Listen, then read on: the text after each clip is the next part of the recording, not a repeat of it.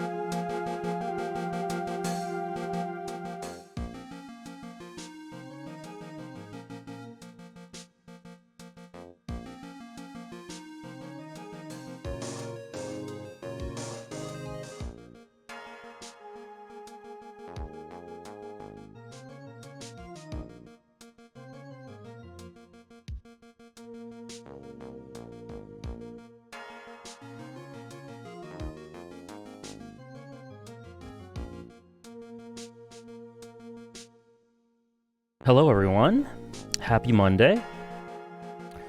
Sarah, Kasid, RA9, yes, I hope everyone's doing well today. Mystic, Isaiah, I hope your Xenoblade adventure is continuing swimmingly. Jamun, Patchface, Slack Prince, Elijah, Shamil, Ming Ming, Soul Samurai, Wolfman, Great God, and Kita. How's it going, everyone? I saw you got the Xenoblade game. Any plans on the stream? Yeah, sometime in the next couple of weeks, I'm gonna start it. I don't know exactly when, but you'll know when I do, for sure.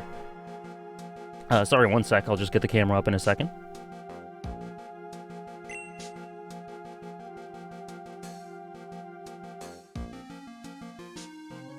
And thank you, Sarah, for taking off the followers-only mode. Thank you for the follow. Segaline Cast. There we go.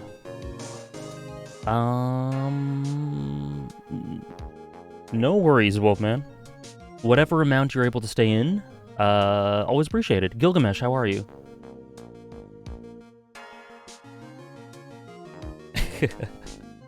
Man, I really hope I fall as in love with it as you seem to have, Isaiah. Do you think your Nier video still holds up well? I'm about to finish Automata. Yeah, I think so. I think it's pretty good. Not to say there aren't things I would change, but yeah. I think it's, from what I remember, it's still... I think it's still good. I hope you enjoy the end of Automata. Oh yes, the return of French Alex. Oh no. Yeah, crap. Oh no. Ooh.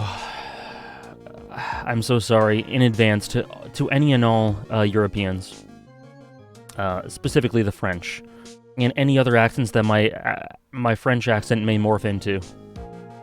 Tompiet, excuse me. Excuse me. Tompiet, I hope you had an amazing trip. Welcome back in again. Thank you so much. Holy crap. Patchface, I'm glad you were able to catch the Ace Attorney streams, and thank you so much. Holy crap, 15 community gift subs. Thank you so much, guest. I really appreciate it, and hope you continue to enjoy this stuff. Thank you so much. Hope you have a lovely rest of the day. Hope you had a lovely morning/day so far. And you know the drill, as usual. Thank you so much. It's always appreciated. Stardust, how are you? No need to stay up till 5 a.m. today. I always appreciate you coming in.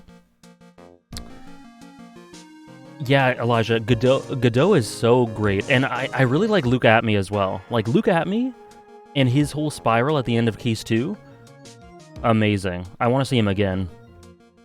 Pandawama, how are you? I think you meant to say you're welcome. We'll see.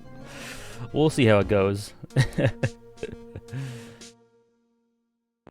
I'm German. Any opportunity to offend the French is welcome. Like my French devolved into quasi-German yesterday, so you guys are not safe either. Welcome in, Ramuki. Malekith and the rest towards Greed Island. You got it. Thank you so much. That sounds extremely beautiful, Tompiet. I hope you feel better, Stardust. And no, I haven't, Elijah. My favorite culprit, I guess Luke at me, right? Him or Gant, but I think I like Luke at me better. Welcome in, Rydox. Want to see if AJ gets a case for this? That case gives me life. We'll see. We'll see how much progress we can make today. It seems like I assume I still have the trial, then investigation, then trial again. So we'll see. Yeah, Luke at me is super AJ core. Okay. And yes, Maggie Bird's implicated. Okay. Big brain mode. I was slightly smaller brained last week, but we'll see how it goes this week. Oh yeah. Elijah, Godot's theme, holy crap. That is the smoothest thing I've ever heard in my life. Yeah, Luke at me is so good, Stardust. You were absolutely right. Okay. Let's get started. Yeah, 3-2 is amazing, Tompiet. Like I said, I think I said it in the VOD. Top 3 case. I am the tragic clown, amazing. The fragrance of dark coffee. Yeah, such a great theme. Nobody saw the other guy, right? Uh-huh. Oh, right. Okay.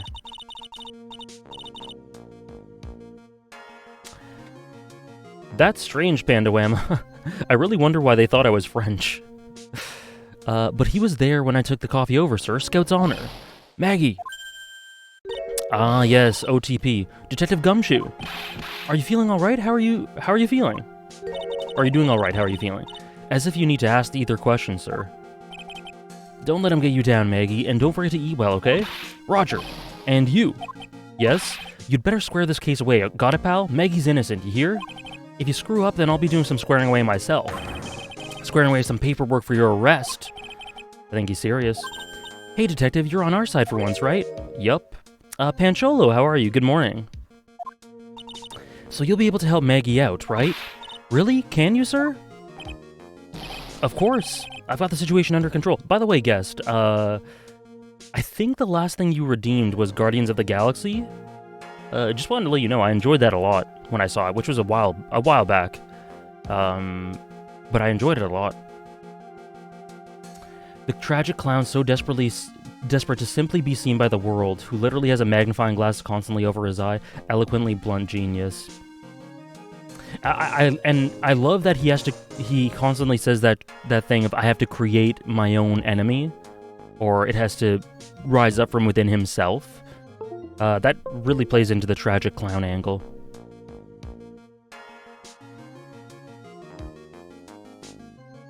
Yeah, it's good. Thank you, Sarah. Opalanone, how are you? Would you say that's your favorite Marvel movie so far? From these rewatches, I think so, guest, because, like, I'm not considering, the stuff past this that I haven't rewatched yet, but I imagine by the end it'll be Infinity War. But as of right now, Guardians of the Galaxy, yeah.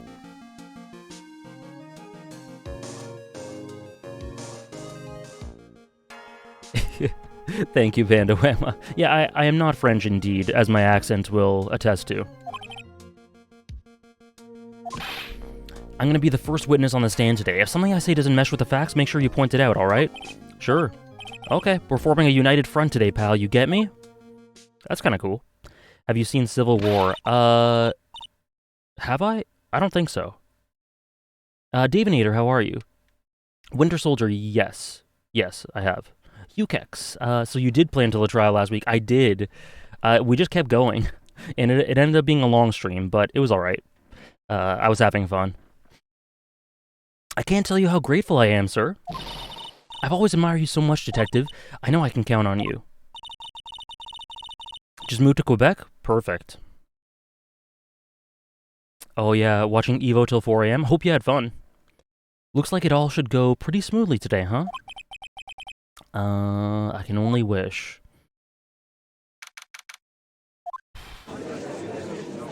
The king is back. Favorite MCU character? Steve? Probably? Yeah, probably.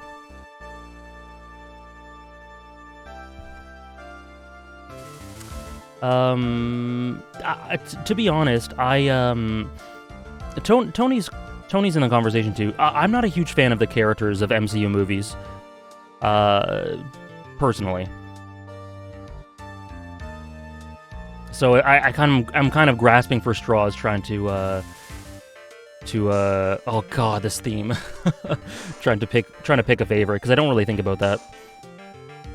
What are you thinking about the countdown on the Haikyuu Twitter or the Haikyuu website? I'm thinking it's gonna be a hell of a Hello Kitty collaboration.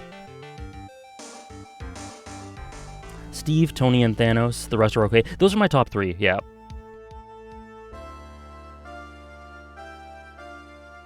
This is such a jam. Court is now in session for the trial of Maggie Bird. The defense is ready, Your Honor. Tell me, King.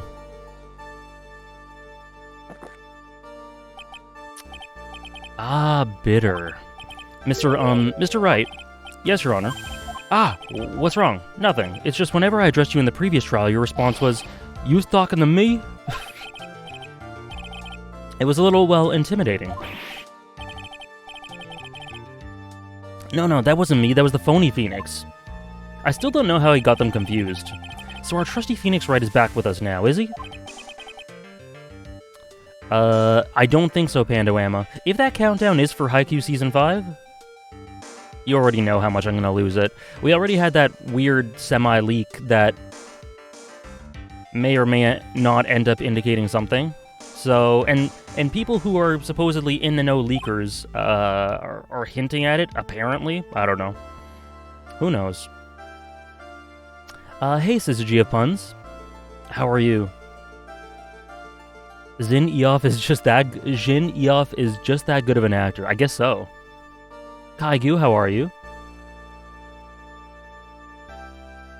The judge is the judge, and he probably went through with it just so he could win. True. Judge is the judge. That can explain away a lot of stuff in this series. God, sorry about the controller. Your friendly Buddha. Thank you so much for the 4 month, a third of a year. Thank you so much. For the resub. Hope you're doing well. Its first day is as bad as 2-3, but unlike that case, it doesn't redeem itself on the second day for me. Hopefully you can still enjoy it overall. We'll see. Hopefully we can have fun with it. I've already been told that it's easily the worst in this game. But as always, we shall see, and we'll have fun with it regardless. General thoughts on the case so far. It's... You know, people were telling me that it has homophobic notes. I'm definitely seeing where that's coming from. So that's obviously not good.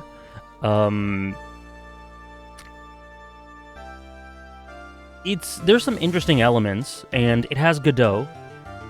But it's hard to make a judgment first investigation day for me. We'll see how it goes. But yeah, it's definitely had the weakest start of the 3 so far. But as always, I'm open to it.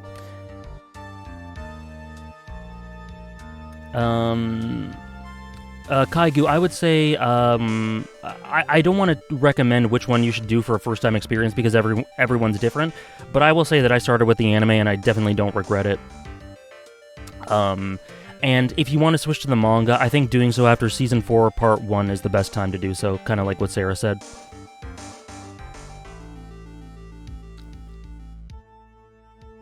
Yeah, I agree, Stardust. Mr. Shrite, whether you're a fake or the real deal, we will find out soon enough through this trial today. But I can already tell you I'm the real Phoenix Wright. I wasn't questioning whether you're Phoenix Wright or not.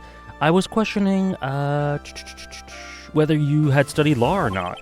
That's what I intend to find out. There's no denying it.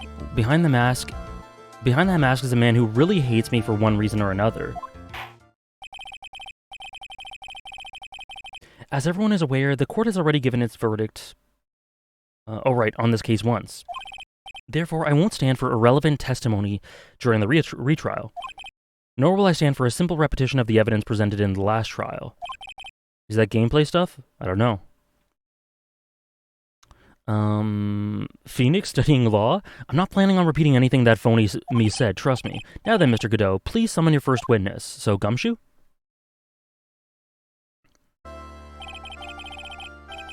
Edar, how are you? Let's start with the formalities, shall we? Name and occupation? Witness, state your name for the court. Sorry, sir. The name's Police Department Detective, occupation... Dig Gumshoe. Other way around, detective. Sorry. Anyway, I'm the officer in charge of this case since yesterday, sir. Since yesterday? Yeah, the guy who was on the initial investigation's tied up with another case now. I hope Gumshoe's really got everything under control for everyone's sake. I see. So, Detective Gumshoe, would you outline for the court the basic facts of the case? Yes, sir. The victim's name was Glenn Elg. He's a professional programmer. We got the palindrome. One piece of evidence in this case is comedy gold. I can't wait. Ooh, I hope you enjoy it, Edar. His business consultant was Don Draper. Honestly, depending on the time in those people's lives, that could be a recipe for disaster, Pandawama. He was on the payroll of Blue Screens Inc., a local company. This is the victim's autopsy report. The court accepts this into evidence. Yes, Tom, yeah, we've got a Discord, and we've got spoiler talk for streams and Ace Attorney and stuff, for anyone who's interested in that.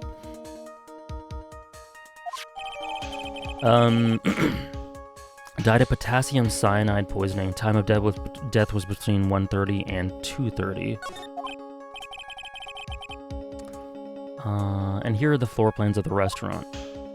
Yeah, I know, Edar, but sorry, if I didn't say it properly, I meant to say I hope you do enjoy it when you do see it. I didn't really look too much. I don't remember who Fido is, Stardust. I skimmed the trailer just because these days I don't really enjoy looking too much into games before getting them, unless I'm very conflicted as to whether they're worth a purchase. And I'm gonna buy Pokemon either way, so I didn't really look too deeply into it. The poison coffee was brought over to him by the waitress being the accused. Yeah. The victim died from poisoning almost immediately after he took a sip of the coffee. At the time of the incident, there were 2 other people in the restaurant. Mr. John Armstrong, the owner and chef, and a regular by the name of Mr. Victor Kudo. Right, I'm just remembering the characters in this case. We've got some personalities. Thank you, Soul Samurai, for gifting a sub to Hukex. Thank you so much. You can put that towards something if you'd like. It still seems to be a very straightforward case to me. Okay. I better take a sip as well. Come, detective, take up this hammer and nail the defendant's coffin shut with your own 2 hands. No, I didn't, Stardust. I have not played any Xenoblade 3 Pandawama. When I started it, I'm going to be streaming my first session with it. And Made in Abyss, I haven't watched in like almost 2 weeks. But so far, yeah, it's been good. Thank you. Lost Vanessa, I'm good. How are you? Welcome in. Let us have your testimony. Yes, sir. All right. Big Brain Time officially engaged.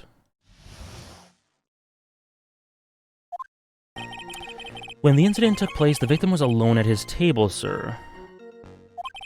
We understand that the guy, Glenn Elg, was listening to the radio at the time. Traces of poison were found in his coffee cup. And what we found was potassium cyanide. That stuff really packs a punch. Isn't that Vegeta? Yeah, I guess so. Thank you for the follow.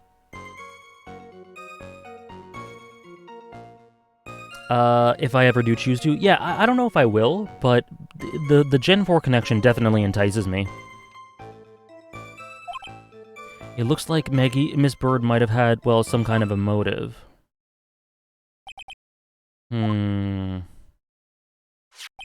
Using the dark aromatic depths of coffee to conceal the poison. Classy lady. The facts of this case seem to be ironclad. Mr. Wright, I would ask you to begin your cross-examination, but yes, please, no intimidation tricks this time around. Is that understood? I already told you that wasn't me. Okay. The victim was alone at his table. He was listening to the radio.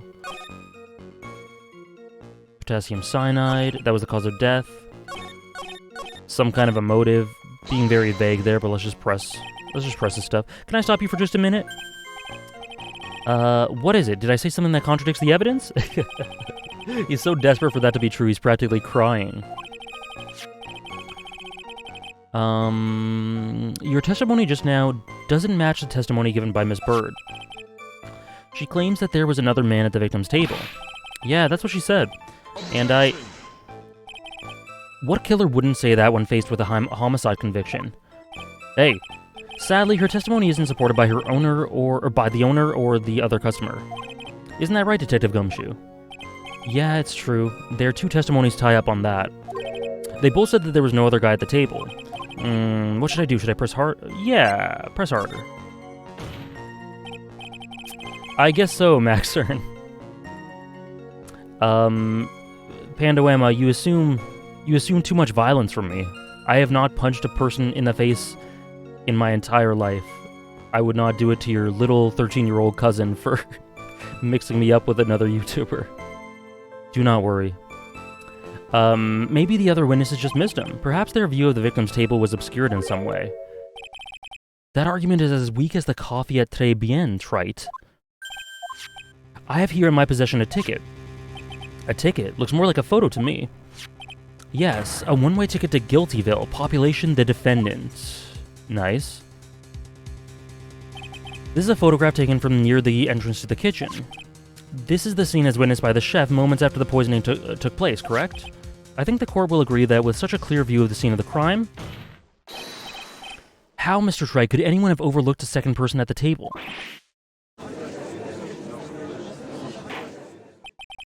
It certainly seems to show the victim's table extremely clearly. Okay. He was listening to the radio. There was something here that I was questioning. Well, this is vague. Let's just keep pressing.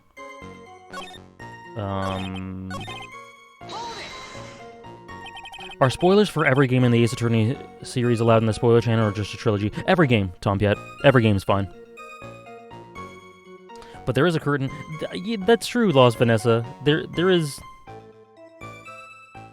There's some wiggle room.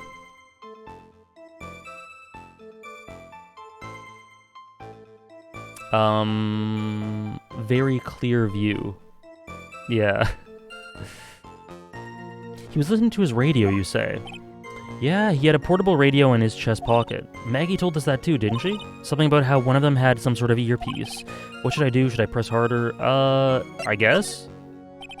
And what was it the victim was listening to on the radio? Huh? How should I know? That's what I was thinking. Thanks a lot. Now we're one step closer to nowhere. This isn't going very well, is it? Detective, could you perhaps tell us... Okay, yeah. Okay... Traces of the poison were found in the coffee cup and nowhere else? Not sure I get you, pal. Was the poison a liquid or was it a powder? If I had to put it in layman's terms, I'd say it was a powdery substance. So the poison could have been in anything that was on the table. Sugar, salt, pepper. Do you put salt and pepper in your coffee, Trite? The victim took his coffee black with no sugar. It seems like the poison could only have been in the coffee. Just keep pressing. Are you absolutely certain that the victim even drank any of his coffee? Huh? What do you mean? According to this file, the poison was found in the victim's coffee cup. But what proof is there that the victim ever drank any of it? It being in his system? Hey, you're right. Just keep pressing, yeah. In case you were wondering, that last objection was for the detective there. Huh? For me? I love seeing the tar. Oh, hey, you're right. You may be fooling the court, but I'm not falling for it. If you have the time to waste, you have the time to present that piece of evidence. That piece, sir? Yes, that piece. Oh, shit. What piece was it again? Oh, he's super simping. This. Should I be grateful this coffee's only hot enough to give me first-degree burns? Oh, now I remember. This is the, he was being literal. The victim's coffee cup. With a lipstick stain? Yes, the victim's cup. Take a good look at the rim. Yeah, the stain. It's unmistakable. There's a coffee stain on it? Okay, I thought that was a lipstick stain. Godot stop wasting coffee? Criminal. Conclusive proof that the victim did drink the poisoned coffee that was in his cup. Oh, I thought that was, like, evidence of someone else, like, someone who had lipstick on. Also, that animation. For the record, the only prints on the cup were the victims and the defendants. Okay. I thought there was some sort of third party here. Upon further investigation of this cup, we found a certain chemical substance. Okay. And then it was this. This is the one, some kind of a motive. I mean, we gotta dig into it. Some kind of a motive? Yeah, but if you ask me, it's been blown way out of proportion. You know what my golden rule is, detective? Chuck out a bad cup of coffee. You can always get another. How many does he usually have? 17? Huh? I don't get it. I'm saying we can always get another witness on the stand if we have to chuck you out. So stick to the facts, detective. Now then, what was Miss Bird's motive? Come on, Gumshoe. She said she wanted to steal a lottery ticket. I knew it. That's what we heard yesterday, too. It disappeared from the scene of the crime. And it wasn't just any lottery ticket. It was a winning ticket for $500,000. Mr. Armstrong knew about the ticket too, didn't he? But he stole the wrong one. Then, is it possible Maggie stole the winning one? What should I do? Should I press on this? Yeah. Thank you for the follow, Taquitos. Wait a minute. The mere fact that the lottery ticket disappeared in no way implicates my client. Ha. And lost Vanessa, thank you. I have here in my hand the very ticket in question. That's the $500,000 lottery ticket? One of the female police officers found it when she was conducting a search. One of the defendant. What? This ain't good. This ain't good. At least, lost Vanessa. Order! She's quite a lucky bird, our little waitress. You will submit that ticket as evidence to the court immediately. I better keep an eye on that ticket, the way the judge's voice is quivering. Okay. Okay, this ticket was presented to the court in the previous trial too. But it feels heavier now somehow. $500,000, you say? It's just a scrap of paper. What matters is where it was found, Your Honor. And that's on Maggie's person, unfortunately. Yeah, it's a common theme with Godot, surprising us with the evidence. That's enough. The facts of this case seem overwhelmingly clear to me. The defendant had ample opportunity to commit the crime of which she's charged. Furthermore, it seems beyond reasonable doubt that she did indeed commit this crime. I like an old man who knows the score. There is also the matter of the $500,000 lottery ticket. That alone provides a very credible motive. I mean, for that sum of money, even I might be tempted to bend the rules, not surprising.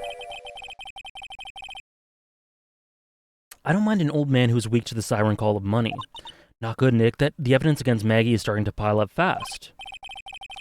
Yeah, that's because the court has ruled guilty once already. I'd say it's about time to wrap up this repeat performance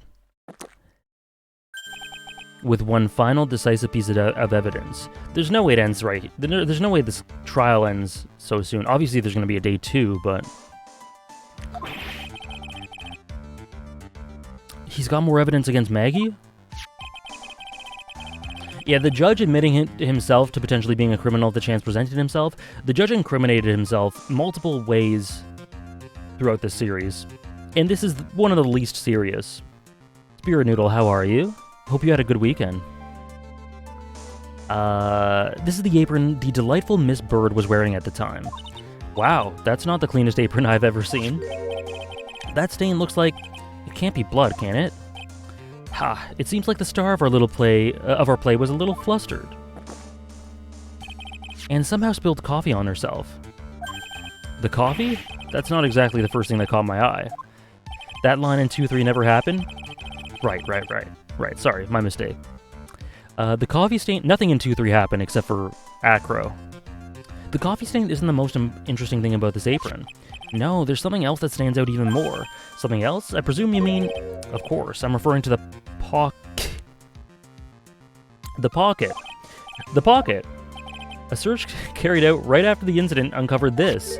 Potassium cyanide. The very poison used by the killer was in her apron pocket. This is extremely bad. A bottle of poison in Maggie's pocket. I was just thinking that as well, Sarah. Why would there be blood on the apron when the victim was poisoned? Which may be why Godot is not focusing on it at all, and instead focusing on this poison.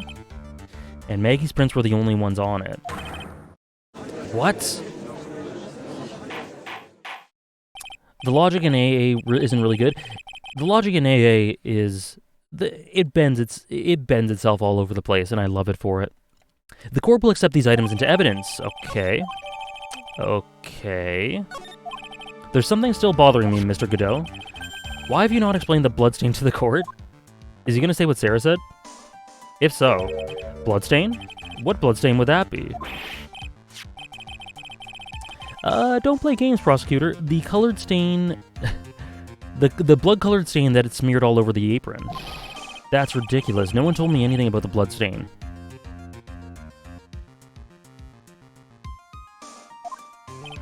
My dude, you don't need to be told, just look at it. Well, detective, could this stain really be blood? I'm sorry, I peeked the mic because of that. No way, sir. That's just ketchup, sir. Ketchup? Thank you for the follow. She must have gotten some on her apron while taking someone their breakfast that day. You could have spoken up a little sooner, Detective Gumshoe. Pull a stunt like that again and I'll have you drink 17 cups of ketchup, witness. That sounds disgusting. I thought everyone knew what it was already. Okay. I haven't seen anything yet to make me doubt that the last ruling that I made on this case. Is this guy colorblind? Honestly? The motive, the opportunity, and the supporting evidence? They've all been clearly established. Thank you for the hydrate, Daisaken. Welsh right. It seems you really are a phony after all. You really know how to drive a man nuts. Witness, please continue with your testimony. Describe for the court the crime scene and the findings of your investigation.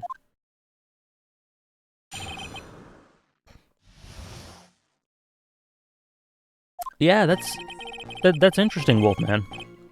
The crime was reported at 2:25 p.m. by a scary old man, sir. Poor Maggie had passed out from the shock and must have been real tough for her. Was the scary old man Kudo? I think it was. The victim didn't have any identification on him. But we figured out who he was pretty quick, and then the investigation went smoothly. Was his wallet stolen? Is that why he didn't have ID? When Maggie was searched, we found the lottery ticket and the bottle of poison. And that was it. There was nothing else missing from the crime scene. Hey, Shadow Roamers. Not too much. Just the first testimony thing, which went okay. Hope you're doing well.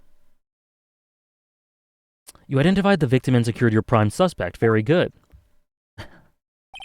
Last chance to convince the court you're a real lawyer, trite. Don't count on any more cross-examinations after this one, so let the fun begin. Is that true? I can't tell when he's playing with me. Okay. Well, I was curious about the no ID part, because that's weird. Was he stolen from? He didn't have any? Are you saying that it was stolen then? No, I don't think so. The victim didn't have a driver's license or even a credit card on him, pal. All he had was 58 cents in his wallet. Oh. I think he might have been... I don't know. I can't believe I found someone with less than in their wallet than me, pal. He looks so proud when he says that. The victim sounds like he was a thoroughly miserable young man. Or some kind of outlaw. Why not give him a bit of an edge? I think I'm onto something here. But we figured out who he was in pretty quickly. How did you figure that out?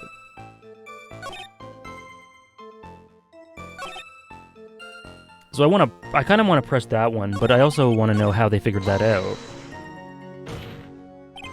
Wait a sec. Huh? Did I say something dumb again? He looks so...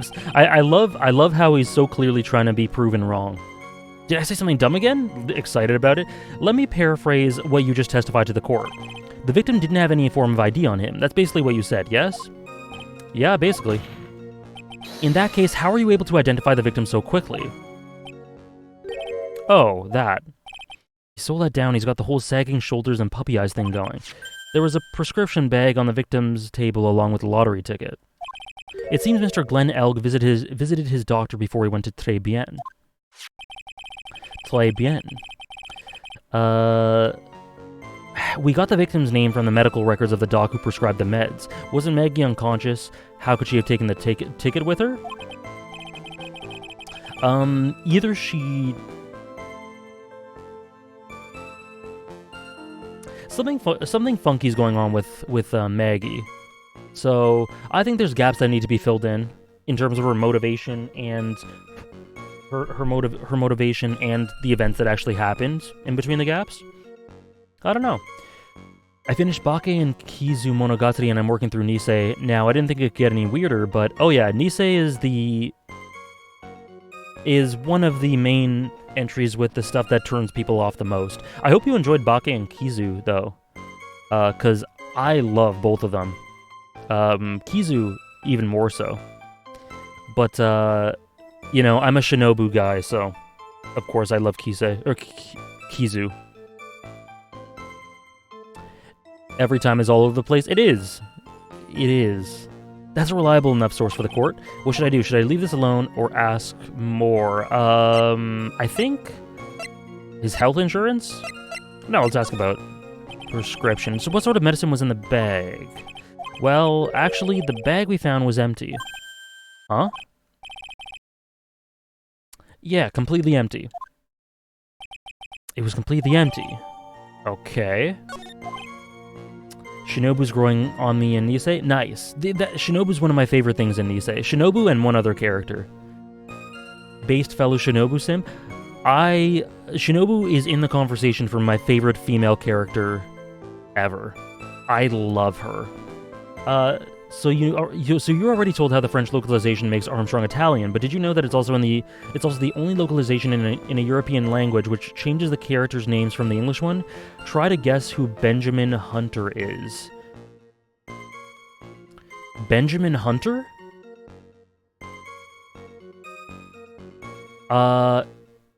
Is the character specific to this case, Tompiet? Or just this game?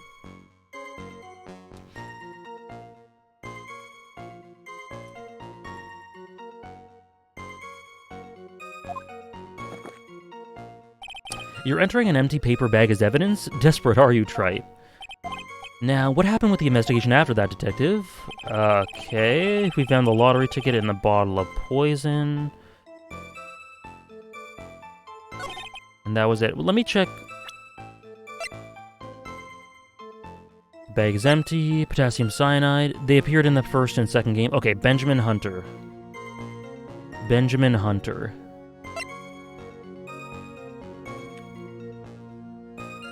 I was gonna say Gumshoe because he does look a little bit like a Benjamin.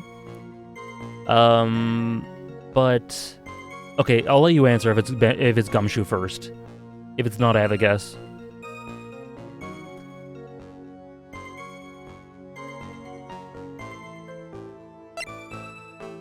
Oh, it's Edgeworth. Oh, what the hell?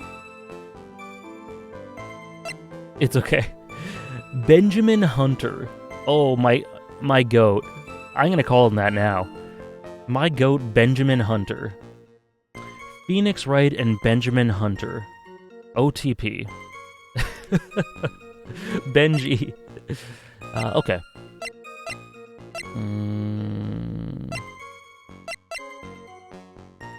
Okay.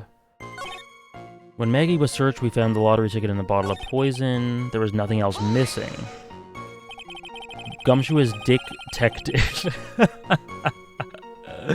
Oh my god. That's great. Dick-tective. So the $500,000 lottery ticket and the bottle of poison were unaccounted for. Yeah, interesting. It's true that those items were unaccounted for, but wasn't there another lottery ticket that was stolen that day? Oh yeah, the one that he took. Armstrong took. He won a whole dollar with it. What a lucky guy, huh? Hey, antagonist. Hope you're doing well. Oh yeah, I'm gonna refer to Edgeworth as Benjamin Hunter. Not all the time, but once in a while. And they're just gonna let him get away with it. It was just $1, detective. I guess no one cares except when it's that little, except for Gumshoe. If I don't find a hole in this testimony, the judge is gonna hand down his verdict. He isn't giving us anything to work with, and we can't find any contradictions if he doesn't give us something. But Maggie and Gumshoe are like Dumb and Dumber. Our only hope is that they were so dumb they missed something obvious. Come on, Gumshoe, be the dumbest you've ever been. Gumshoe is dick to me now? Dick-tective? That is a great... I like that a lot. Wait, hold on. He said there was nothing else missing. But wasn't this...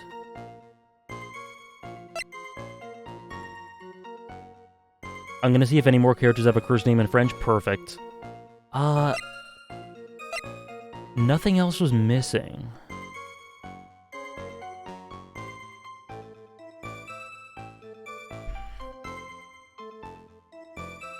Edar, from what I gather from the names in Ace Attorney, they tend to be, at least in the English localization, excuse me, they tend to be either puns or just fun-sounding names, or both.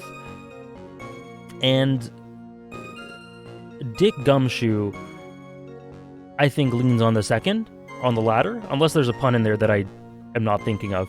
I think it's just a vibrant sounding name.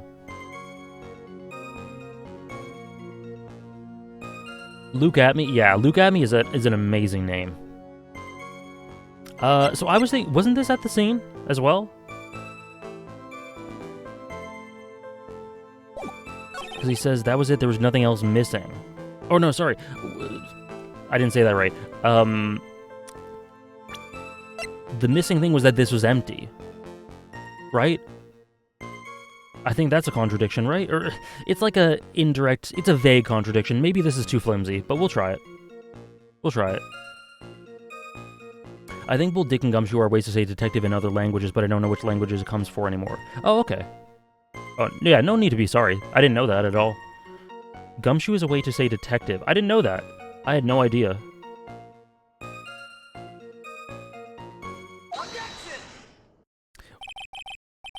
Does that logic track?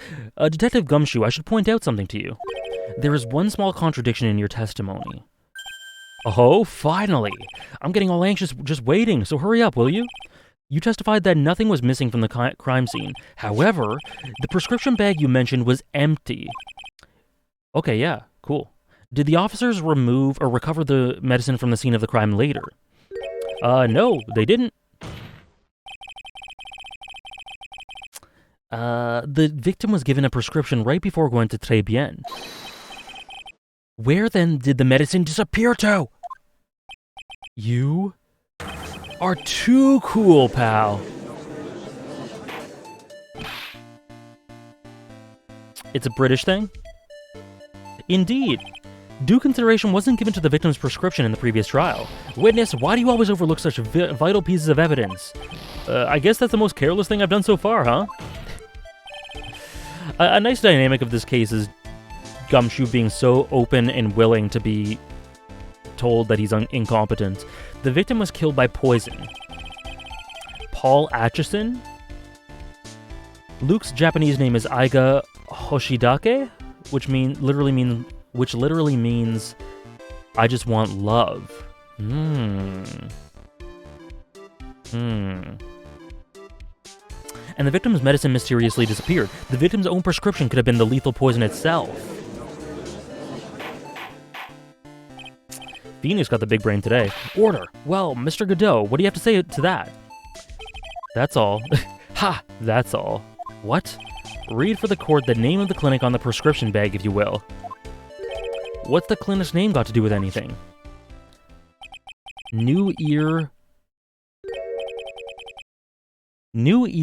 Otolaryngological Clinic. New Ear Otolaryngological Clinic. Otolaryngological? Just what kind of illness was the victim suffering from, Mr. Godot? Hardly an illness, Your Honor. More like a bitter war wound, you could say. A war wound. The day before the incident, Mr. Elg found himself in a fight. He took a blow to the side of the head and ruptured his eardrum. He ruptured his eardrum. And then what on earth was the prescription he was given? It was a cream that was used to be applied topically inside his ear canal, not to be ingested.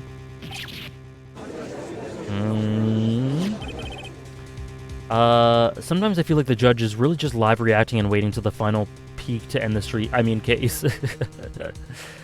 Judge is the audience insert in many ways, despite being, like, outside of him being a little off sometimes. Larry Butts' French name is Paul Defay, which literally means buttock hair. Oh, man. Really? Oh, top 5 swords in Xenoblade Chronicles 2? I don't remember the names of the swords, Jamin. I'm really sorry, I don't remember them. I don't remember them at all. I don't remember much. Like, I have problems recalling details outside of characters and big moments and setting details. I'm really sorry. If you have an alternate, you could do that, or that could be refunded. I don't know exactly how to do that, but I think points can be refunded if you want. I think it comes from the fact that Gumshoe used to refer to newer detectives that have to do the bulk of the investigation, which is why they had to do a lot of walking around, making their souls soft. Ah, okay. It's mentioned in the autopsy report if you read the fine print. They found traces of the medication in the victim's left ear. Top 5 Pokemon starters. Okay, this is not definitive, because this is just me naming off whatever. Piplup?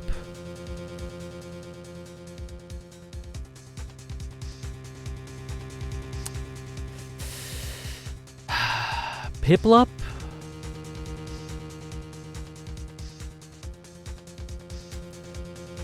Let's go Torchic?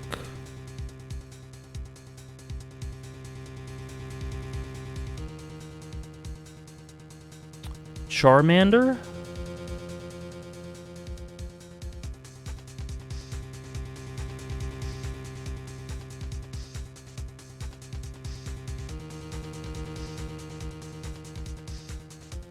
I'm thinking deep about this one.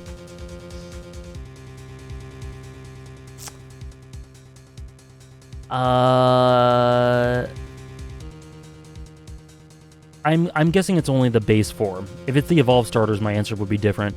Let's go. You know, let's be a bit wild. Let's say Chikorita. And unless I'm forgetting someone.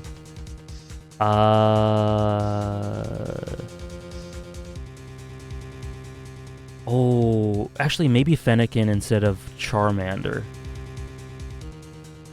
I like Rowlet a lot, but probably not top 5.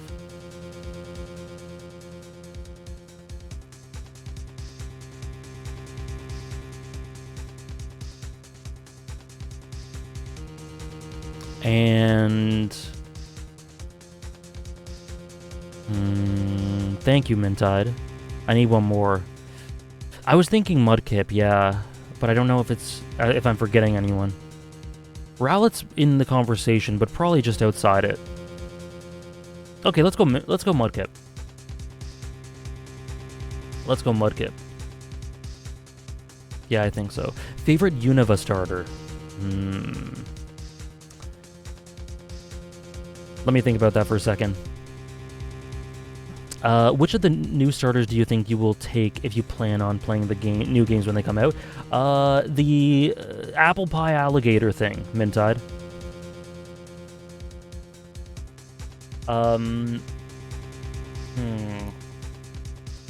Because I don't like Tepig much, Stardust, and I don't like, but I think Oshawott. I think Oshawott is what I picked the first time as well. The line is really cool, but Snivy is pretty close. But I don't like Tepig at all. Tepig's line is one of the worst starter lines IMO. A Fuecoco, that's it. Yeah, Fuecoco.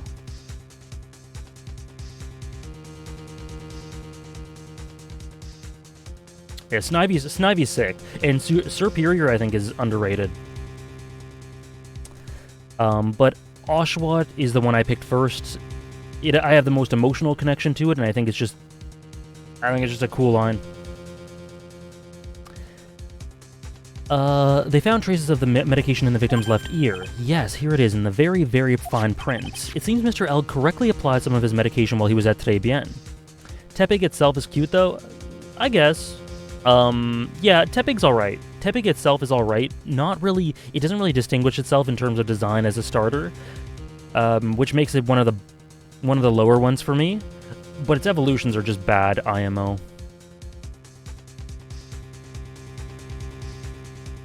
Sprigatito. Let me look up the, thank you so much for the 7th month resub, Elijah. I think you like Dune and Blade Runner. One day, maybe I'll read Dune. I'm not sure. But thank you so much, Elijah. If you want that to go towards something, please let us know. Let me just look up the starters again. Gen 9 starters. Oh god. The fan art. Okay, Quaxley, Fuecoco, and Sprigatito. Yeah, I generally think they're all okay, at the very least. But yeah, alligator apple pie, I can't turn that down.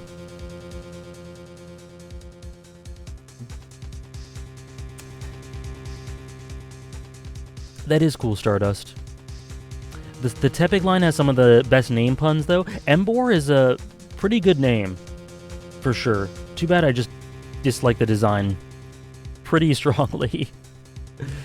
Do I even want to know what kind of fan art you saw? Oh no, there's nothing wrong with it in that way. It was they were just wild. It's supposed to be a pepper, not an apple? Oh no. Oh no, did I look at it wrong this whole time?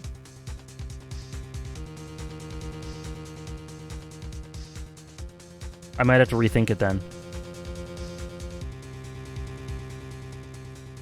Okay.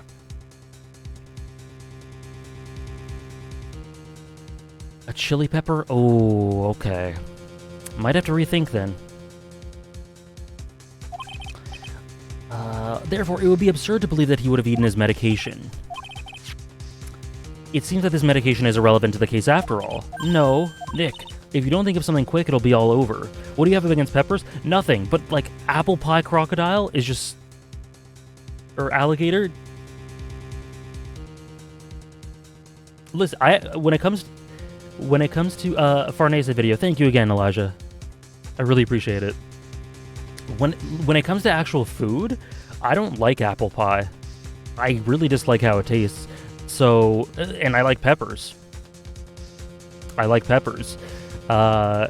So I prefer peppers in that way, but like an apple pie alligator is such a cool concept.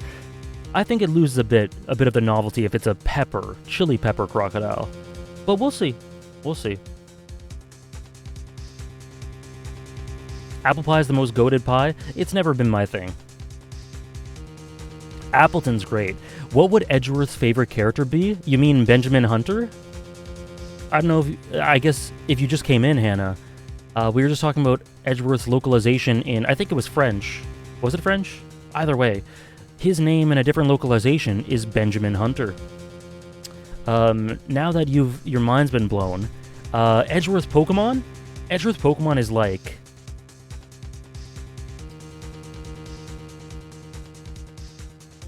Edgeworth Pokemon would be either like something like an Absol or a Corviknight or something. Oh, I heard, but it hurts me? Oh, no. Like an Absol or a Corviknight or something like that, aesthetically. Bisharp, maybe. A Reshiram? But I also see him with a Mimikyu. I also see Edgeworth with a Mimikyu. That kind of gives you the hint of his soon nature, you know? I see it. I see it.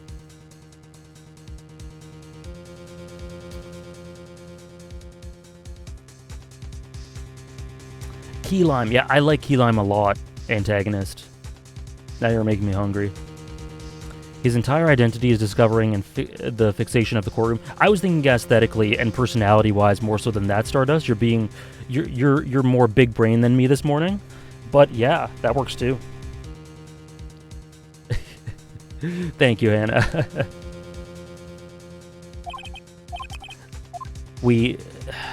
Classic AJ stream things. Pokemon debates, right in the middle of the most desperate situation in the middle of the courtroom. I can't get away with any old weak objection. What should I do? Push the medication issue. You know what? Benjamin Hunter would push the medication issue, so I'm going to as well. Yeah, you mentioned that before, right, Stardust? And in Edgeworth gets us in Manfred comparison. I hate being French when people discuss Pokemon and I have to Google most of them because names are almost all localized. Sorry, K-Sid. What's your favorite pie? I'm not a huge pie person, but I like key lime a lot. I like, I have pumpkin pie when it's in season, just to get part of the holiday atmosphere. I don't like it a ton, but I'll have it. I was gonna say like cheesecake, but that's not a pie. It might be key lime. Might be key lime. Yeah, that sucks, K-Sid. That sucks. Only moments ago, if I knew the French localization, I would 100% accommodate that, I promise. Nodding along like I know any of these pies. Key lime's good. Key lime's good. Maybe one day. It's okay, Jaman. It's totally okay. We always get derailed here. Strongest Link, how are you? Only moments ago, Mr. Godot made the following statement. It seems Mr. L correctly applied some of his medication while he was at Très Bien. If that's the case, then why was the medication not found at the scene of the crime? But the medication in question was made for topical use inside the ear canal. That doesn't change the fact that it could not be found at the crime scene. However insignificant it may seem, it's a lawyer's duty to pursue the truth. Cooked apple really grosses me out. Oh, me and Hannah, kindred spirits. I love apples when they're not cooked. MK is tired. How are you? I hope you had a good sleep. I'm doing very well. I hope you are too.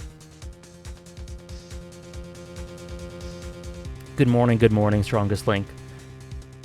However insignificant it may seem, it's a lawyer's duty to pursue the truth. You know as well as I that the medication is irrelevant. It hardly seems likely that a prescription drug would contain potassium cyanide. It hardly seems likely that the coffee the waitress served would contain it either. But it did. This possibility is undeniable. Always smoking. That's enough. Mr. Godot, is the detective the only witness the prosecution wishes to call? Mr. Godot? I got my own witness I'd like to call, sir. It's the old man who was there in the restaurant on the day of the murder. Strongest Link, we just essentially started the case and we've done, I think, 2 testimonies, and then we talked about Pokemon. So I don't think we're close to being done the trial, but we're pretty deep into it. Favorite type of apple? Lately, I've been doing lots of Granny Smith, but that's for recording. But I do like them.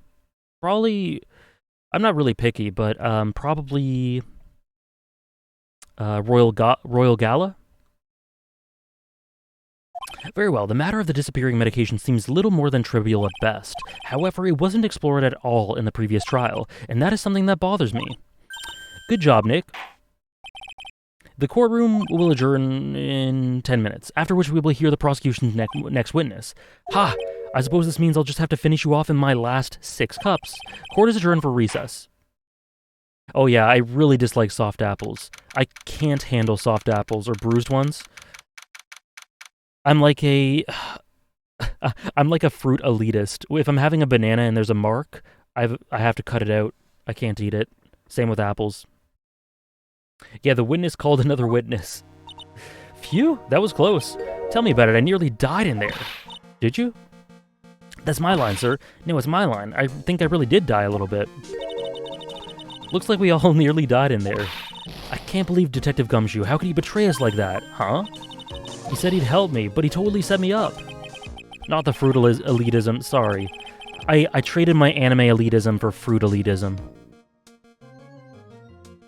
I don't think he meant to do that, Maggie. He was backed into a corner. I mean, the guy's got to do his job, right? It's okay. I know all about lies and betrayal. I've had them my whole life. God damn.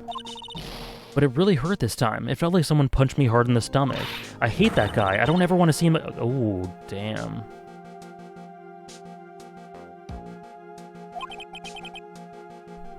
Oshawott, Fuecoco, Chespin, Cyndaquil, Turtwig. Oh, I forgot Turtwig. Oh, Turtwig might be there instead of, like, Charmander / Fennekin, to be honest.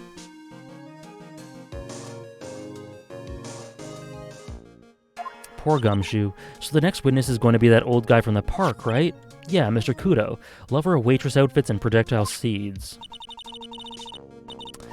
I bet he's going to be really stubborn. I mean, he's pretty, set in his ways, you know? He's a big old grouch. Are you going to be able to handle him, Nick?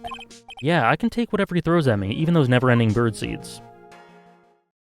AJ starter tier list soon? I think I did it. I think I did it on stream earlier in the year. I'm pretty sure.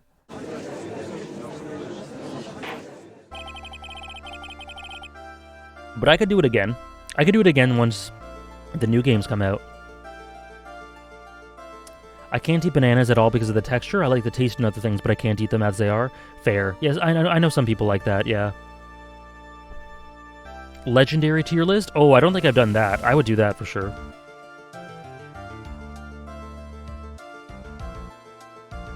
Does anybody have the highlight of that, or is it on your second channel? I don't think it's anywhere, to be honest. I'm not sure. I don't think it's... I think I just did it for fun at the end of some stream. We'll do it again later in the year, though, once the new game comes out. Once the new game comes out, excuse me. The prosecution calls the lucky old-timer who caught the show over a cup of coffee. Oh yeah, the song? It's lost forever, I guess so. Just like everything further than 60 days ago. Alright, Victor. Oh, he brought his bird seeds? Oh, the song! The song. The song, yes. That's what Remoki was referring to. It's the origin of the emote. Name and occupation, if you don't mind. The name is Victor Kudo, born and bred in the land of the rising sun. Honor and duty are what make me. Mind you, I can be quite emotional at times. We don't need to hear about that, Mr. Kudo. Just tell the court your occupation. Isn't he unemployed? Listen, young'un, how much do you think there is for kimono embroidery here? Kimono embroidery? That's what I do, or did back in Japan. I embroidered family crests on kimonos.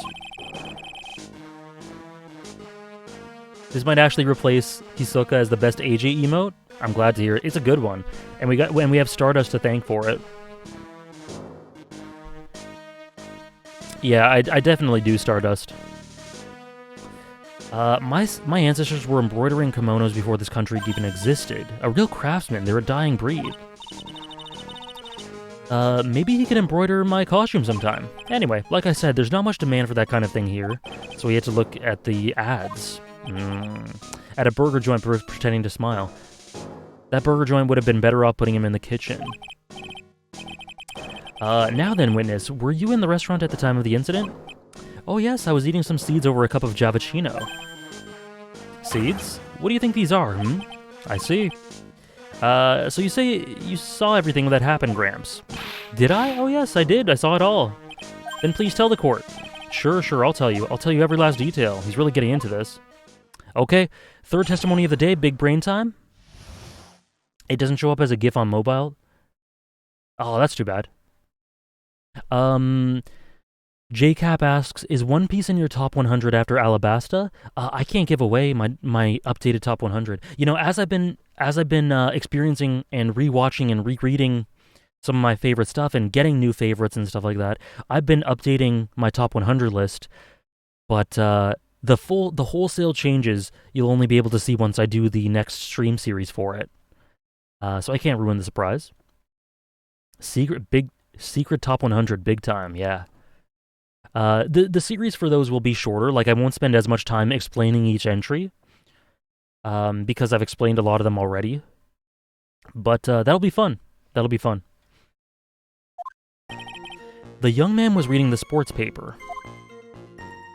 The serving girl brought him a Javicino, but she put something in it. The man took one sip of it, looked like he was in terrible pain, and then collapsed. Changes after rewatches? Perhaps. Someone is the cause of some of those changes, I think. The list streams were so much fun, I can't wait for the next ones, and I can't wait to lose all my channel points on bets. Me too. The bets were great. The bets were really great. I'm ready for Victor Kudo top 20 Antag. You might be selling him a bit short there. That's the serving girl right there in the defendant's chair. I remember her well. Okay. Someone encouraged changes? Perhaps. Perhaps there was a minor run with the wind change. Perhaps there was a minor Ava change. Perhaps there could be a minor Berserk change and some character changes in Hunter x Hunter.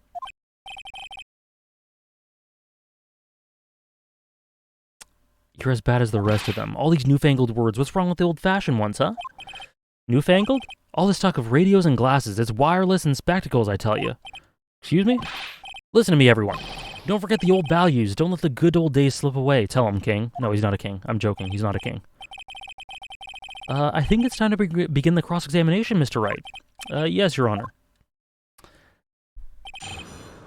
Weird, I watched all of them recently. Whoa, that is weird. Huh.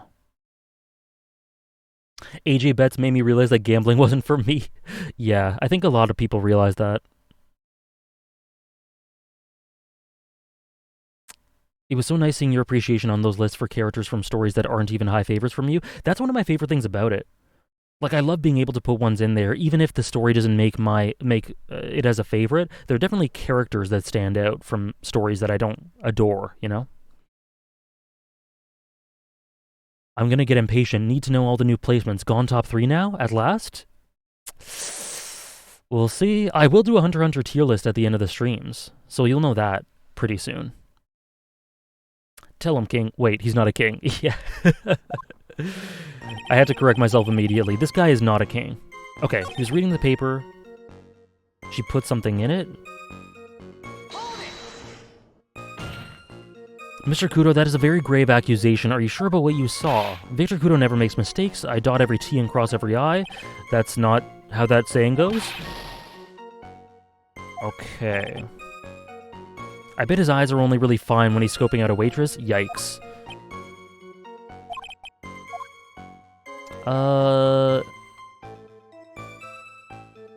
Press harder, I guess? Hey, Mr. Glyra, how are you? Your Honor, we need more clarification on what was put into the victim's coffee. I'd like to ask the witness add what he knows about this to his testimony. Oh, shit. Okay. Witness, will you please enlighten us? Sure. White powder. Okay.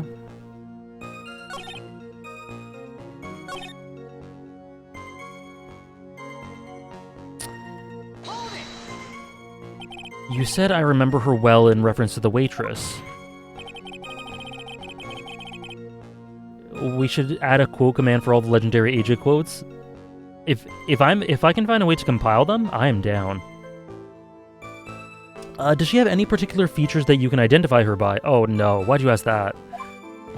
Particular features? It's a disgrace, that's what it is. Sorry, you can see all the way up to her, you know, shins. She's practically naked in that uniform. I do really want AG to follow me on Twitter. Do you? Well, you're almost there. Thank you for that, Stardust. So the particular feature you recognize about the waitress is her outfit.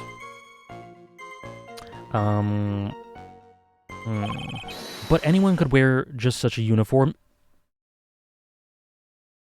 Even me? Please wear it, Phoenix. Please do it. Please. Mr. Wright, please spare the court of any further mental anguish from that image. God damn it, Judge. God damn it. Don't get all excited, Nick. You've got to keep yourself together. I guess I got a bit carried away. Damn it, why would they dangle that in front of us like that? Someone draw that art? Yes!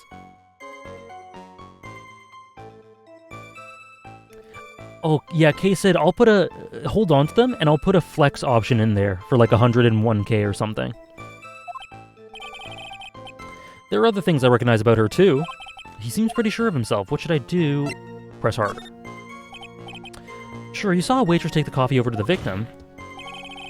But what matters if Judge F-tier character? Yes, he's dropped like 5 tiers because of that. What matters is whether the waitress was Maggie Bird or not. Quite right. Mr. Kudo, these other features that you recognize about the defendant, I would like you to add them to your testimony. Sure. There was a ribbon in her hair and her apron straps were loose.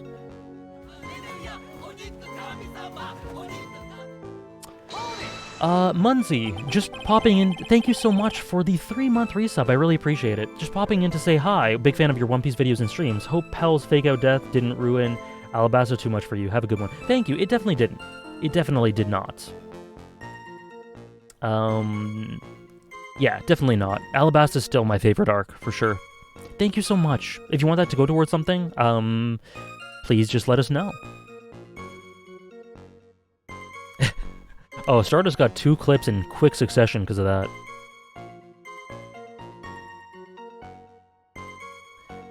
You do seem to remember several details about her appearance, but what about the most crucial detail of all, her face?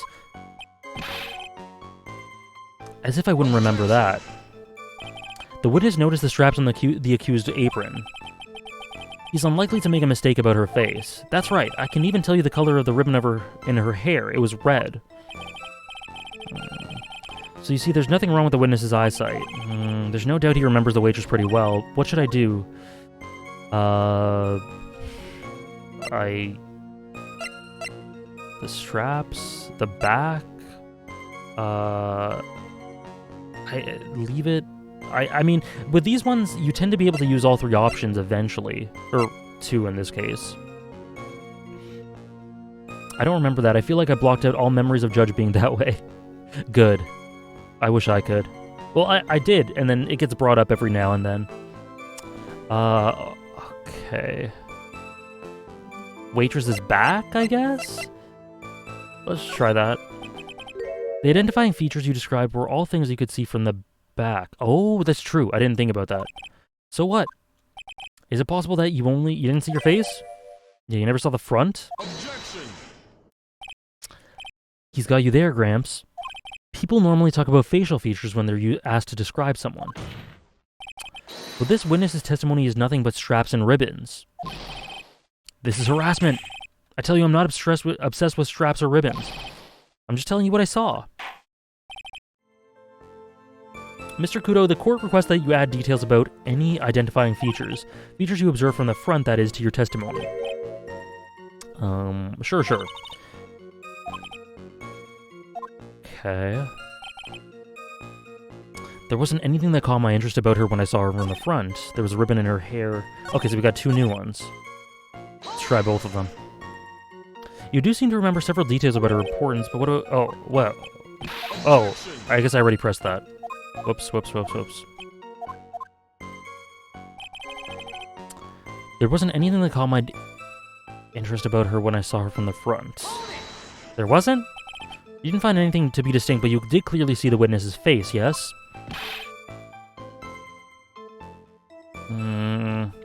Because if he saw her... No question about it. I didn't come this far to back down now. Victor Kudo never backs down.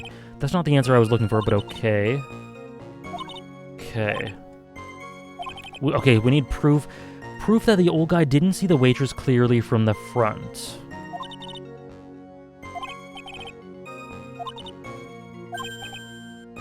He was only there for the cute. He was only there for the cute outfits, not the waitresses.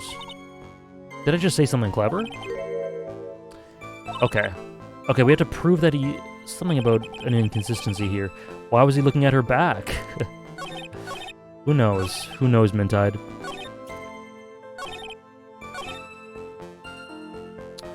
So we have to disprove against this, like it just said. There wasn't anything caught my interest about her when I saw her from the front.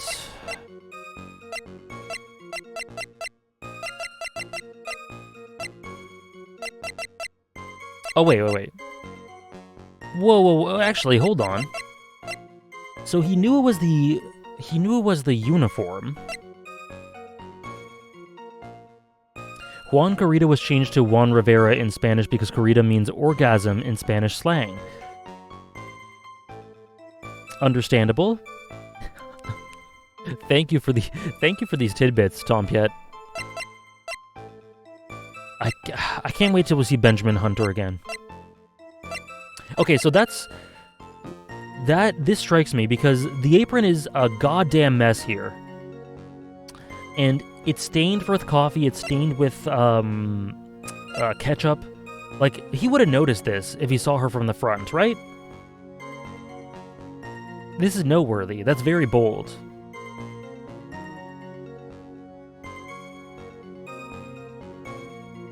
Okay, let's try it.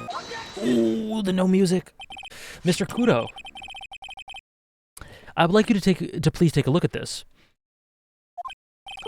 That filthy thing would suit filth like you just perfectly. Actually, it reminds me of what my grandson looks like just after he's done eating. Have you ever seen this before?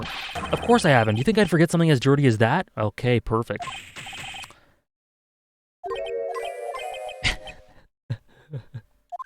What? What is it?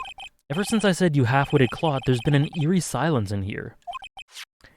Mr. Kudo, this apron is the very apron worn by the defendant on the day of the poisoning. And as you just said yourself, you wouldn't forget something like this. Which means if you had really seen this apron before... Yes, you know what I'm getting at. You couldn't have possibly seen the waitress from the front! Oops.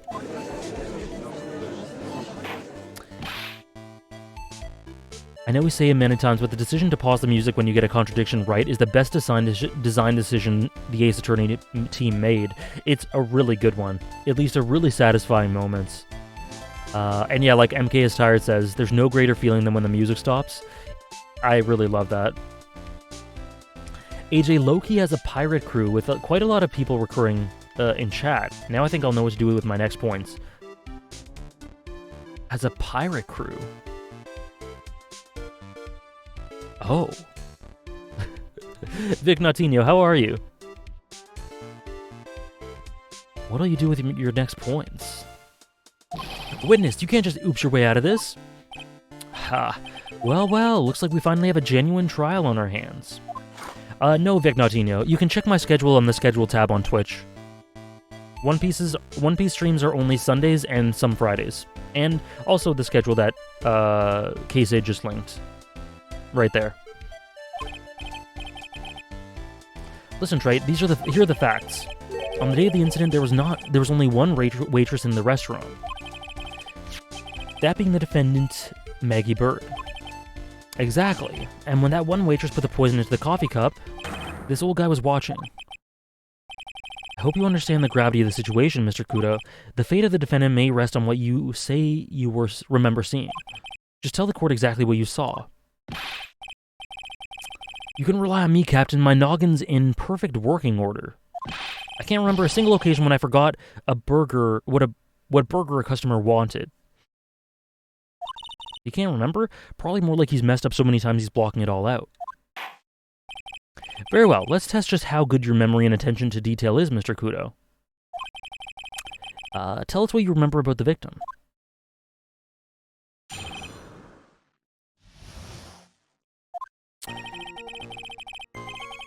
What is the name of your crew with chat? I want to rep my crew and captain. What would your bounty title be?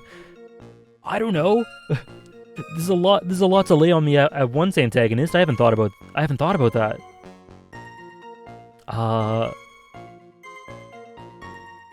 What is the name of your crew with chat? That's that's TBD. I gotta think about it more. Yeah, I gotta think about it.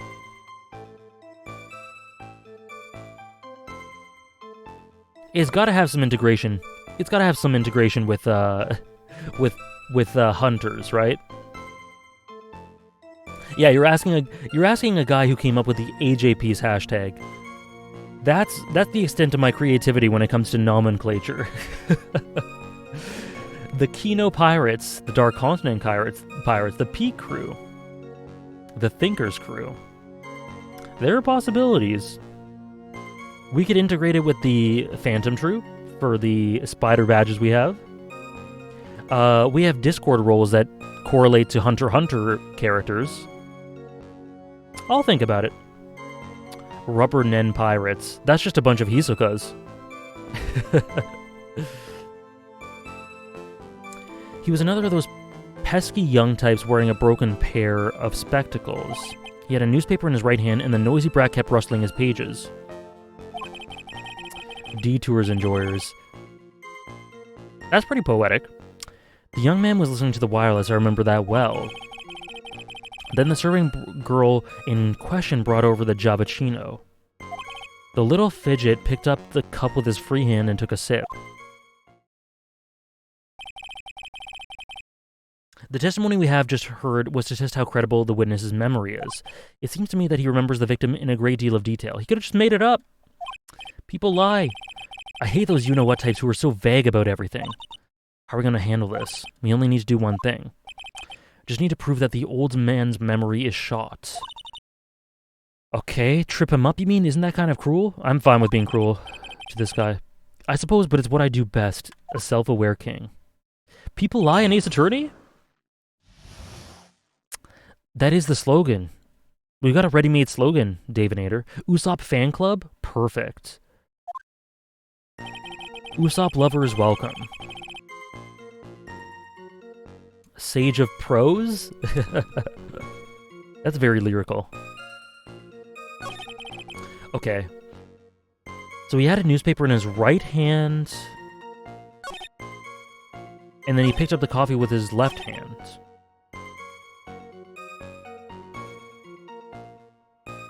Does that correlate properly?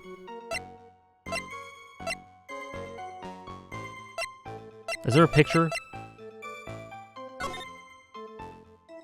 So he was rustling the newspaper with his right hand closer to the window. Left hand was the coffee side.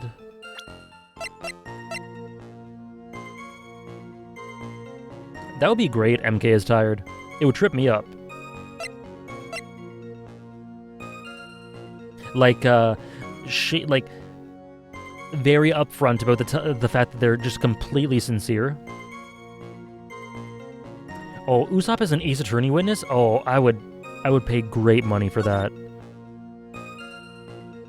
Okay, firstly, where's the newspaper? Is that the newspaper that was hidden?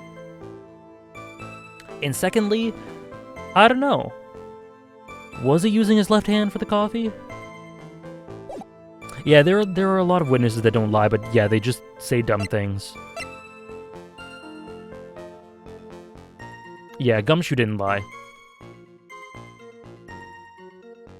Well, he may have lied once or twice in situations that escape my mind at the moment, but yeah.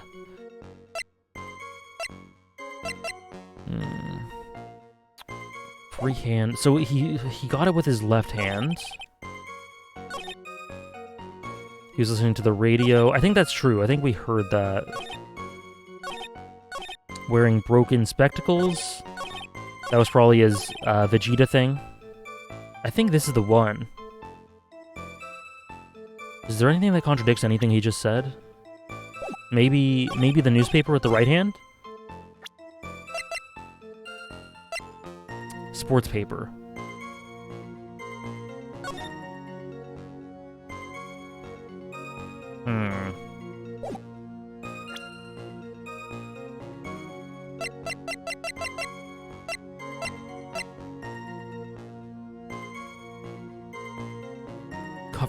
So this is the coffee, covered in the victim and Maggie's fingerprints. So that's a lip stain.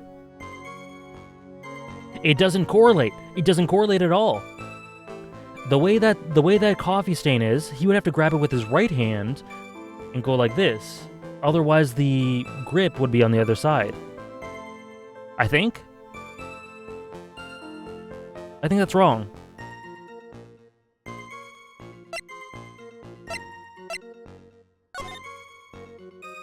Yeah, I think that's wrong. I think it's all pointing to that.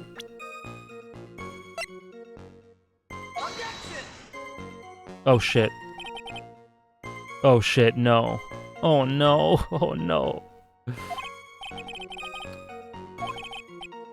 Shit. Damn it.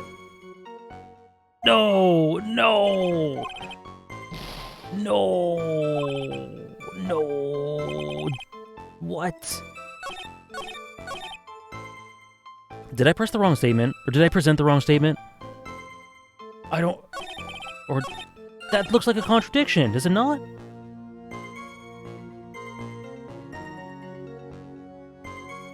You think I did? No! That's so annoying. Oh, the wrong... No! I don't remember which one I pressed. Did I do it this one? Okay, hold on. Let me just save really quick. I think you presented it the wrong statement. You pressed the one with the newspaper. Okay. I thought it could be that one though. But it connects with this one. So let's try this one. Because I'm proud of my logic. I'd be upset if that didn't... Okay, I think that's it. Okay, man, that has happened a bunch of times. Okay, I gotcha. I thought the newspaper one would have worked as well, but I guess not. Do you remember what you were told at the start of this testimony? That there was a way of testing the credibility of your memory. I know. There's nothing wrong with my memory. I tell you, nothing. If it got anything wrong, I'll eat these seeds and sing the pigeon song. Am I gonna have to voice act that? Thank you, Hukex. Care to tell us where this is going, Trite? According to Mr. Kudo, the victim was holding the paper in his right hand, while drinking coffee with his free hand, which should make that his left. Yes? If he sings the pigeon song, you definitely have to? Alright, I will.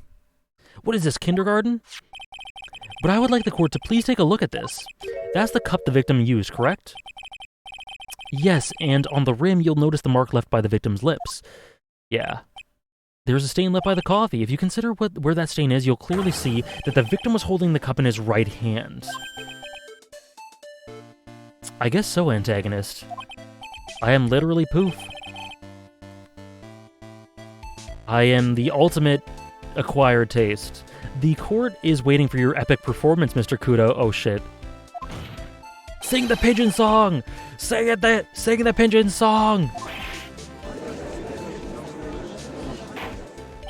Mr. Kudo, I'm afraid this is simply not acceptable. You have to now sing the pigeon song. I think the witness... Wait! Oh no.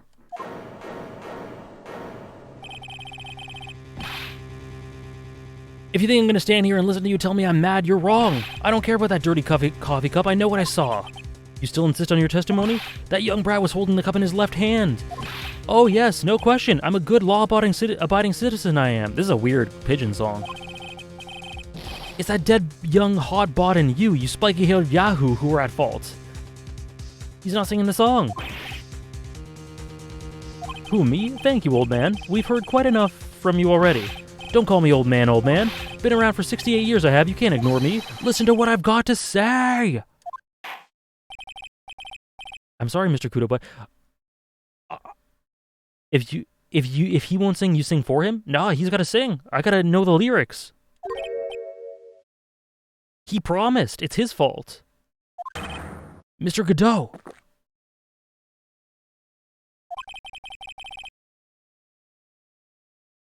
But this is my 16th cup of coffee. So this is your final stand. Thank you, Captain. You can rely on Victor. Ace Attorney has been slander against senior citizens so far. Judge is definitely the forefront of that. The boy was wearing the earpiece on the same side as the green lens of his specs. Nothing too cursed besides the one I shared already? Okay. You hit the jackpot with the Benjamin Hunter and the Juan Corrida. He hasn't sung. The boy was wearing the earpiece on the same side as the green lens of his specs.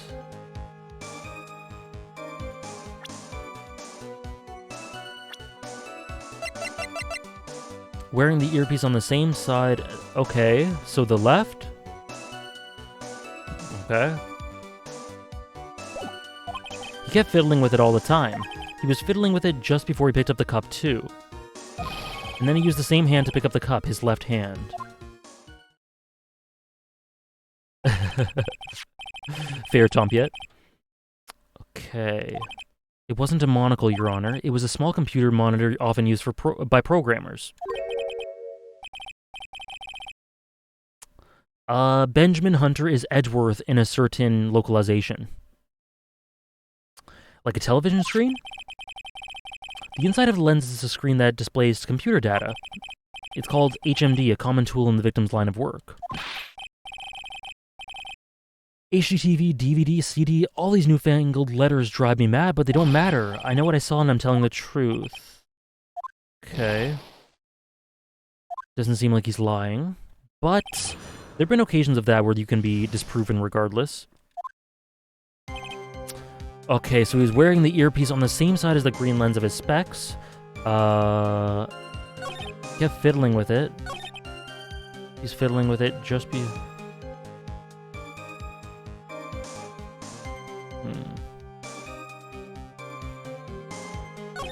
Earpiece. Wearing the earpiece, but is there an earpiece?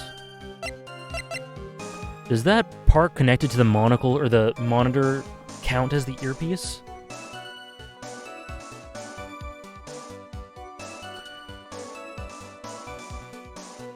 Hold on.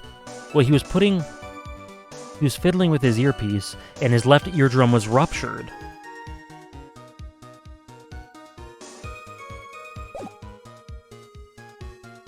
That's definitely not a coincidence.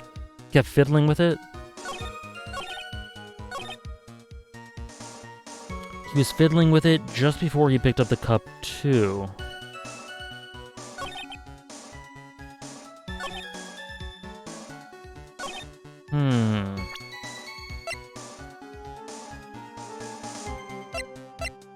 Oh! I think...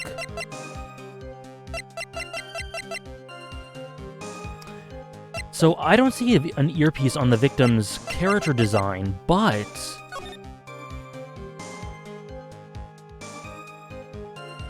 Thank you, Tompiet. That's Stardust. That's all Stardust. I just turned it into the emote size.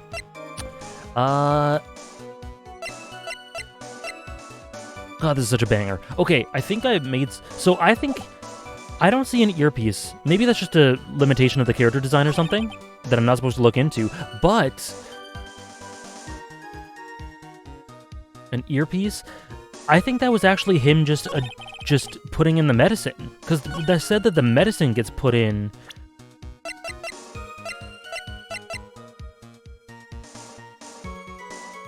in the ear, right?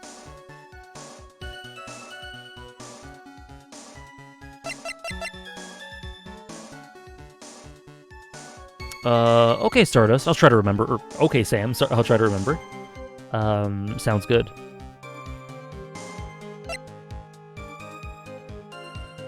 I'm pretty okay at remembering names. So I think I'll be alright. But feel free to correct me if I forget in the future.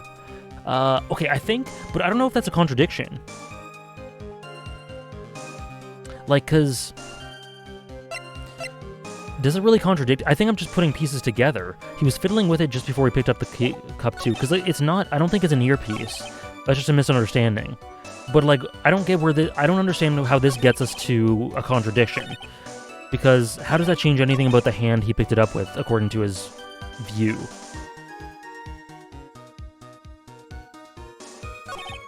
And his left ear was ruptured.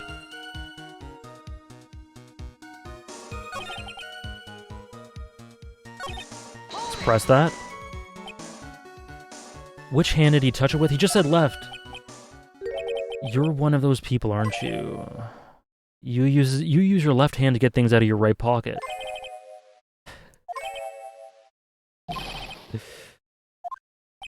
No, I didn't mean... Obviously, he used the hand on the same side of the body that the earpiece was in. Okay. His left hand. That's what he says he saw. What's the contradiction, though? Earpiece?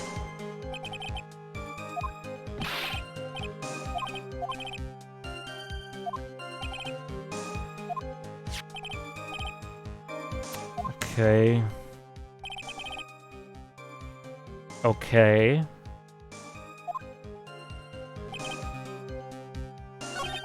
So he was administering medicine, but like what's the contradiction here? I think the guy's telling the truth, but even so, something's not quite right. Then chuck evidence out at him until he breaks. But if he's not lying, there wouldn't be any contradictions. Exactly. That's what I don't get.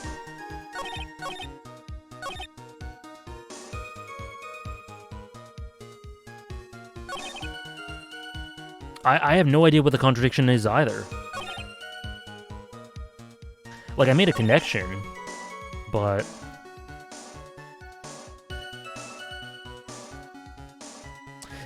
Poor Phoenix does get a lot of stuff thrown at him, doesn't he?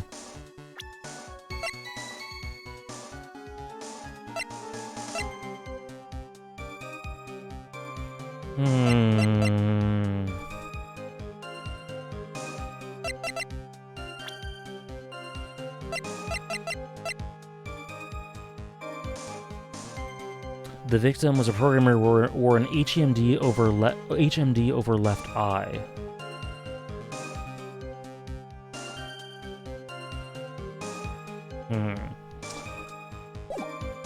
That's a pretty good contradiction, Sam. I agree. This one's very clever? Damn. That means I gotta think.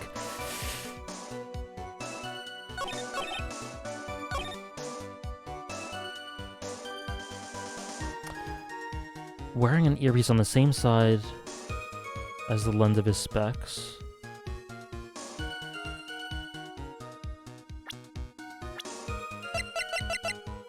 Left.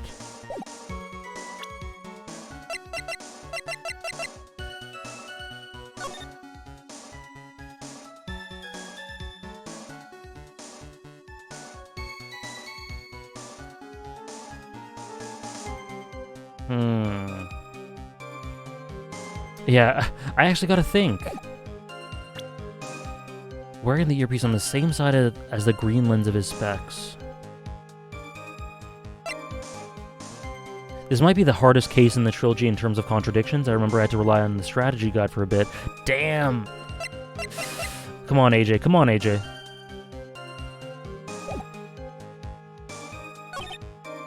This one's kind of hard. Okay. Earpiece on the same side of the green lens. That's his left side. Okay. Thank you, Sarah. Present, let me just double check. That looks a little blue, but we'll let it pass.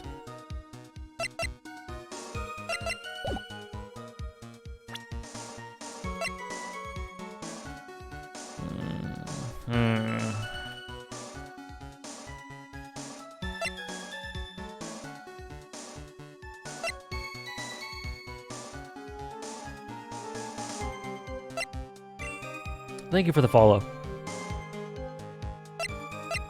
Let me check this one more time.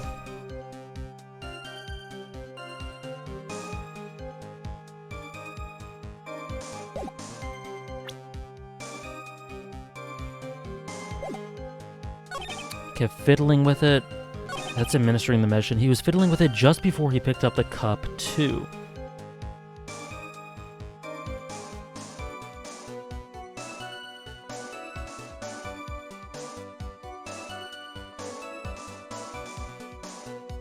He was fiddling with it just before he picked up the cup, too.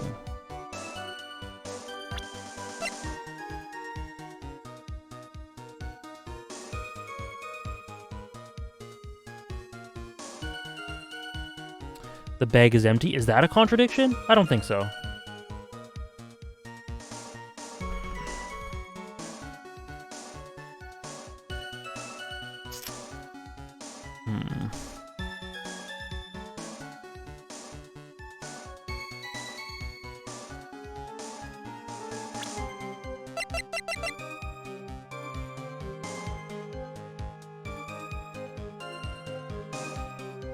Was it because...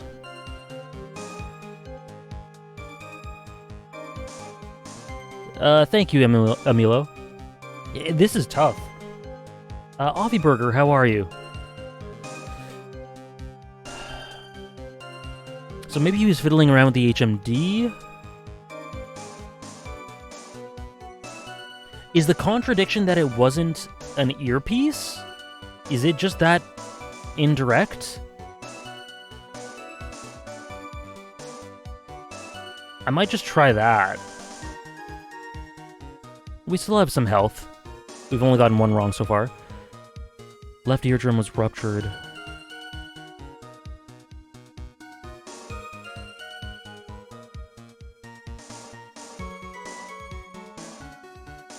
Or an HMD over left eye. Okay, I might just try that.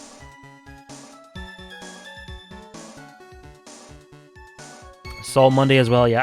I watch them on Tuesdays, so I watch them a day later than everyone else, but I'm very excited. The last episode was masterful. Okay, I think I might just try that. Wore an HMD over left eye, left eardrum was ruptured. So I don't... Okay, we're gonna get this wrong. We're gonna get this wrong, I think. But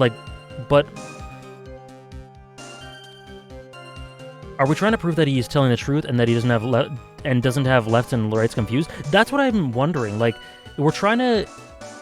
The goal is to make sure that he's remembering things wrong, but, like... Where is that? Where is that? How do we do that? He was fiddling with an earpiece. So maybe we're just trying to say that he was fiddling around with injecting that thing into his ear. Hey, Pedrolito, how are you? Okay, let's just try that for now, for starters. In which case, I think that would be the prescription thing. Or maybe this is what... could it be... No, I think it's a prescription. That would probably be it. Okay, this is going to be wrong, for sure.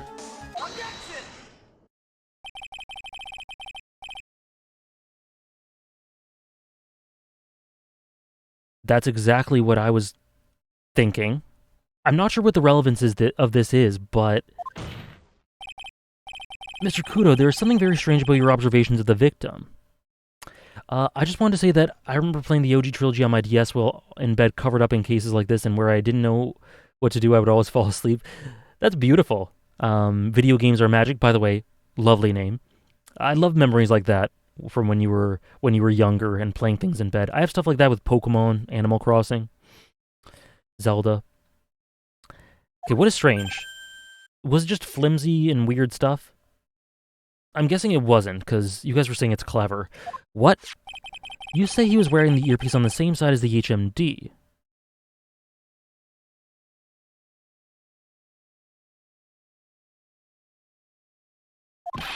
No question, you can lock me up if I'm wrong. If it was his left ear, without a doubt. I can only see that side of his head from where I was sitting. I don't think so. What did you say? Or what did you say? You're no doubt unaware of this fact, Mr. Kudo. But the... Oh... His ear... Okay, wait. Oh, no, wait. The victim couldn't hear from his left ear. His eardrum was ruptured. So there couldn't have been... Okay, yeah, there couldn't have been an earpiece, so he was putting the thing in, right? Eh? Traces of medication for his condition were found in his ear canal. That's right. It's impossible to say that the victim was wearing his earpiece in the left ear. Oh, okay. Okay, I gotcha. Okay, I'm a bit unsatisfied because I didn't really solve that one. But we'll get there in the future. Because he couldn't even hear in that ear. Is that true, Captain? It is.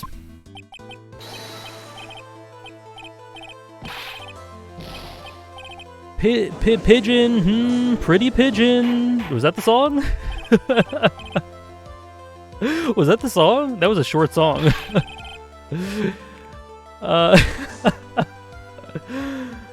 This witness's testimony is completely unreliable. He only saw the waitress from behind. Pigeon. And he claims the victim was wearing an earpiece when we know his eardrum was ruptured. Well, Mr. Godot, I think he just had a misunderstanding and he might have been applying the medicine. Thank you, guys. A single drop of milk is all it takes to destroy the pure black magic in the cup. Thanks, Tompiet. This old man is my drop of milk. Yikes. Careful.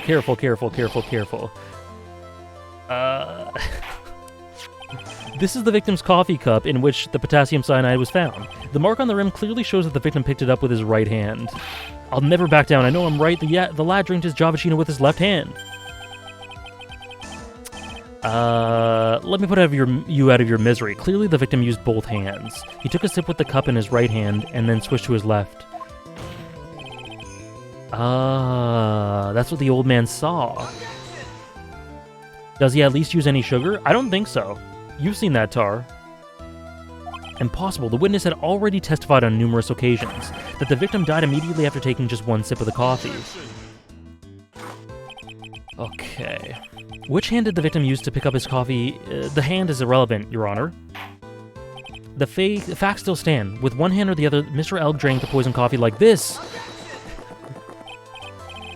Sadly, Mr. Godot, that doesn't wash. The point of this testimony is to establish whether the witness's memory is credible, and the results are clear. Second grade Ace Attorney is greater than the first grade Ace Attorney, though both are absolutely amazing. I can't wait till I start them. The testimony given by this witness is useless. Alright. Can we just get him out then? I believe it's time to conclude today's proceedings. I'm satisfied that the witness is not deceiving the court, but to be frank, his testimony is a farce. Did you have to be so frank? You can't reach me from here, Mr. Kudo. I'm ordering the defense and the prosecution to investigate this case further. That is all for now. Court is adjourned.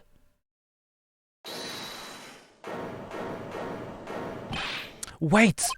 If we stop now, where does that leave me? Leave you, Mr. Kudo? Thanks to that blue-suited young upstart over there, I'm just a bumbling old man who can't even dot his T's or cross his I's now. That's not thanks to Phoenix. Sorry, Mr. Kudo, but there's nothing I can do. Okay. There's something else the court should know. What? There's more? To be perfectly honest, it might not be anything, but I want another chance. I want another crack at you, too. At you, you young shark. Me? What do you say to one final showdown? The final chapter in this eccentric old man's scrapbook. Sorry, Gramps.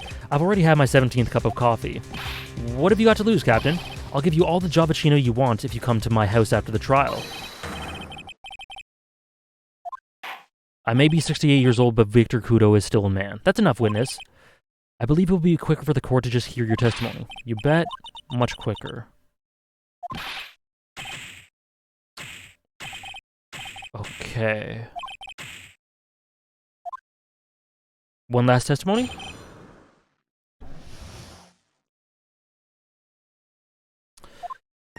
First of all, I want to stress that this might be nothing. I'm not too sure of myself. That's contrast to what all that you just said. The young boy slumped over the table as soon as he took one sip. Well, the clumsy idiot upset the vase. He knocked it right over. It broke, and the strip of cloth covering the table got completely soaked. Well, how about that? Turn things upside down, huh? Did it? Is that all? Yes, that's all. I remember it perfectly. You're doubting me again? You're doubting a poor, defenseless old man? No, we're not doubting you, Mr. Kudo. Don't you get the feeling there's a question hanging on everyone's lips, Nick? Yeah. So what? Yes. That's all I can think of, and I have to cross-examine this guy. You're a bird brain. That's why that's all you can think of. Okay. So I have to contradict something here. This might be nothing? I mean, he himself says it.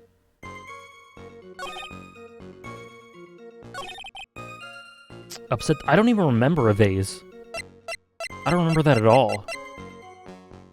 Oh, this isn't it.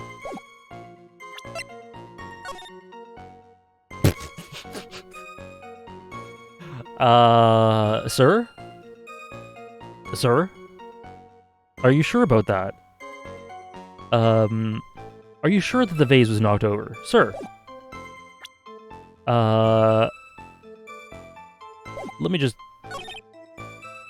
It got completely soaked? Oh, dear. Huh. Well... There's definitely more to this, I think, but this is a contradiction. Mr. Kudo, this is a photograph of the crime scene. So what? Look carefully at the table. The vase is there intact. Lost your tongue, Granddad?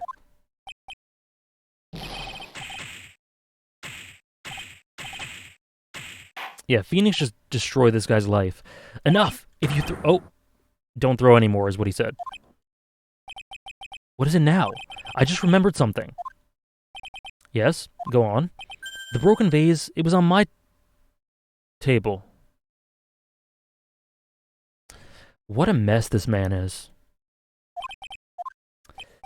Ah, well, you see, it startled me when that young lad collapsed. So I stood up. That must have been when it fell over. The vase on my table. The vase on your table. Aha! Yes, it was on my table. And that's how my groin came to be completely... Dude! Dude! No one asked about your groin! Good God! Why is he smiling? Godot, why are you smiling?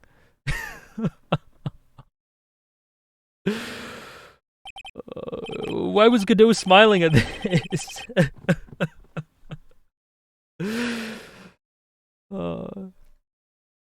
I think that audio clip of me just saying, dude, nobody asked about your groin needs to be a new audio alert for something.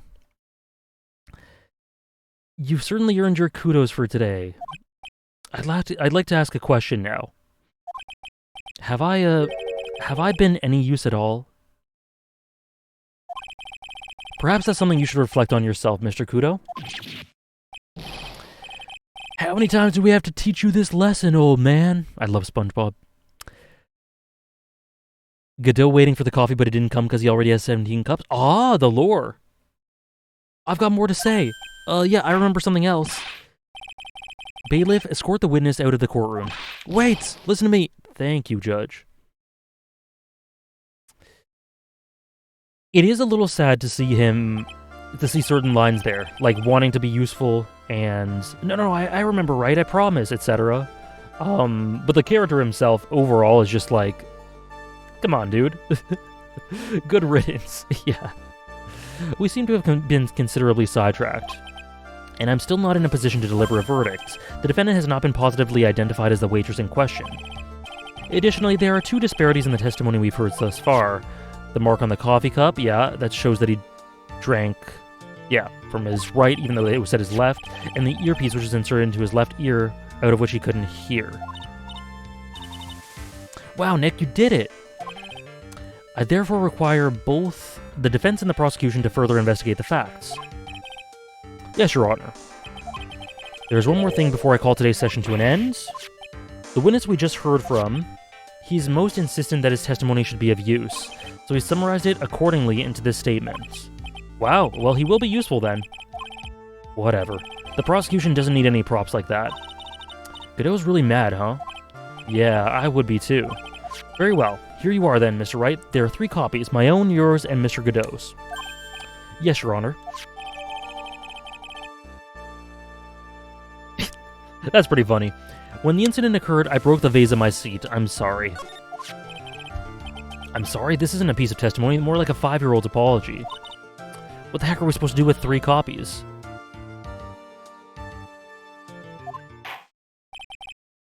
That is all. The court is adjourned. Thank you so much for gifting... I'm sorry, ooh. Thank you so much, Davinator, for gifting out 5 subs. To anyone who just got one, I hope you enjoy. Thank you so much, Dave. I think you've got like 70 plus in the bank.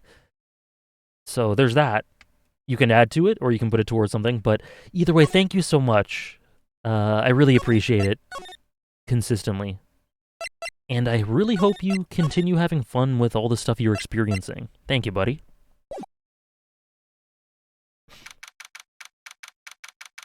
How are you feeling about this case so far? Definitely the weakest out of the 3 in this game so far. But we still have fun with the cases that aren't the tippy top, right? So it's alright. Also, I've been assured that 4 and 5 are great. And, like, there's still... Like, I think the case itself is very... you know, it's hard to feel disengaged with Ace Attorney because you're solving things and stuff. And I think the case itself... It doesn't feel like it's of lesser quality in terms of the writing and how you figure things out. So that definitely keeps me very engaged, even if the characters and the stuff isn't as good as the other stuff. Would you say this is weaker than 2-3's first day or not? More or less on par, probably. The last case is insanely good. I can't wait. I can't wait. I just wonder that it killed our chances. Yeah, I guess it did get out of hand. Mr. Kudo's testimony did nothing to help us. It probably did something.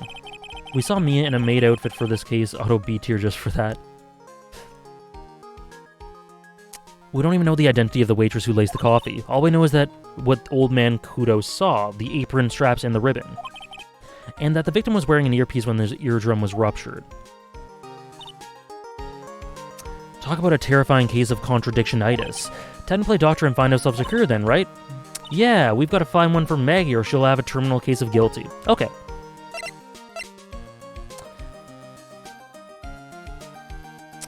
Case 4 and 5 are both exceptionally good. I'm not the biggest fan of 3-4, but yeah, 3-5 might be my favorite. Either that or 2-4.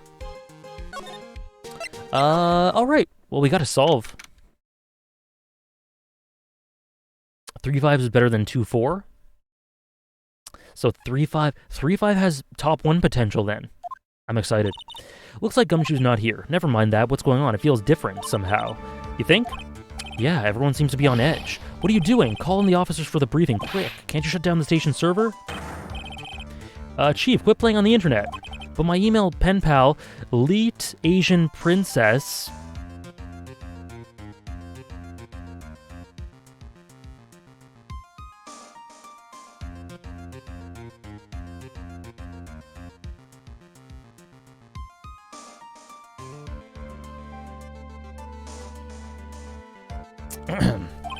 Save it for later, I'm turning it off now. No, lead Asian princess! Everyone's keeping busy in here, huh? Keeping busy, more like panicking if you ask me. Something's going on, something big. Okay.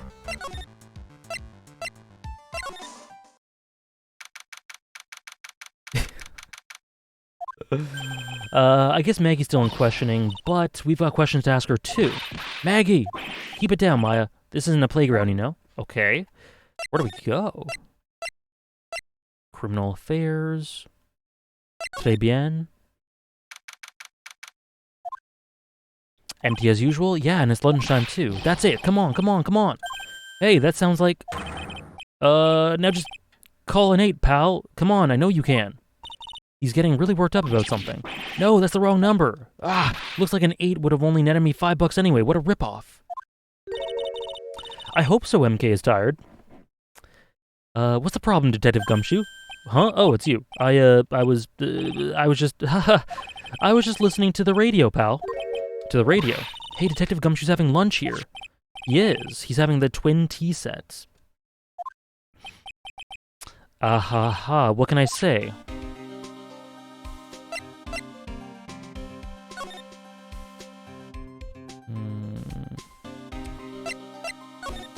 This is a nightmare. How am I supposed to look Maggie in the eye now, pal? You really drove her into a corner, you know.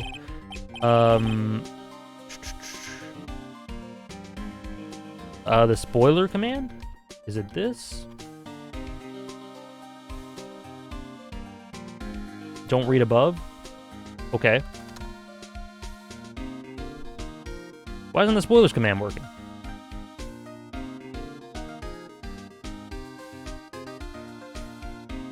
That's weird. Let me try something else.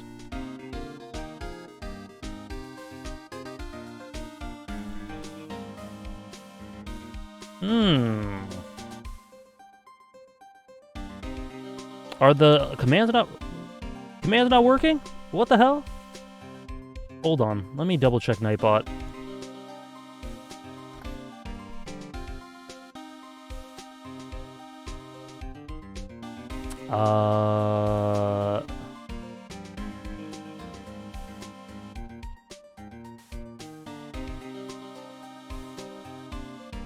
Uno momento. Nightbot down? Yeah, it looks like nothing's working. Hey, Gansey.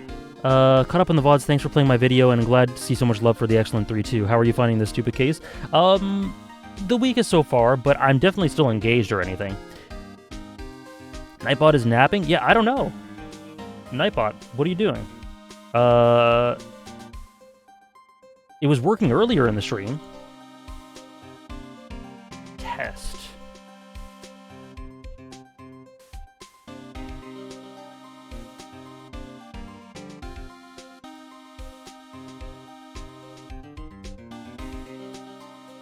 Yeah, that's weird. I don't know. I guess Nightbot just stopped working. I'll screw around with things after the stream, I guess. I don't know.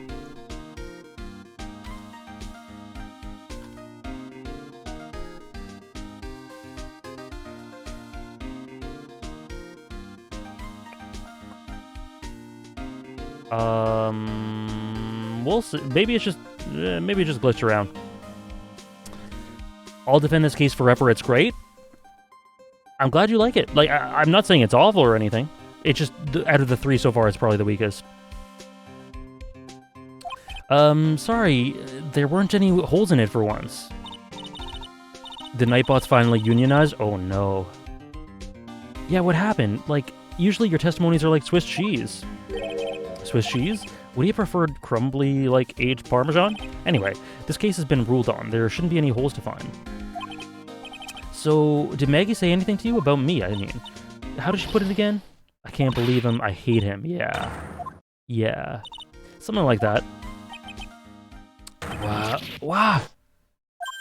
Please, Detective Gumshoe, I didn't mean... Why? Why is this happening? Oh. He's banging his head against the wall, Nick. Poor Gumshoe. Sounds good, strongest link. Did you like the twin tea set? I've never paid that much money for lunch before. I was so nervous and my hands were shaking. So how did it taste? Well, for 20 bucks, I guess, I don't know how to describe it really. It was delicate. Delicate? You mean you liked it? It didn't taste bad to you?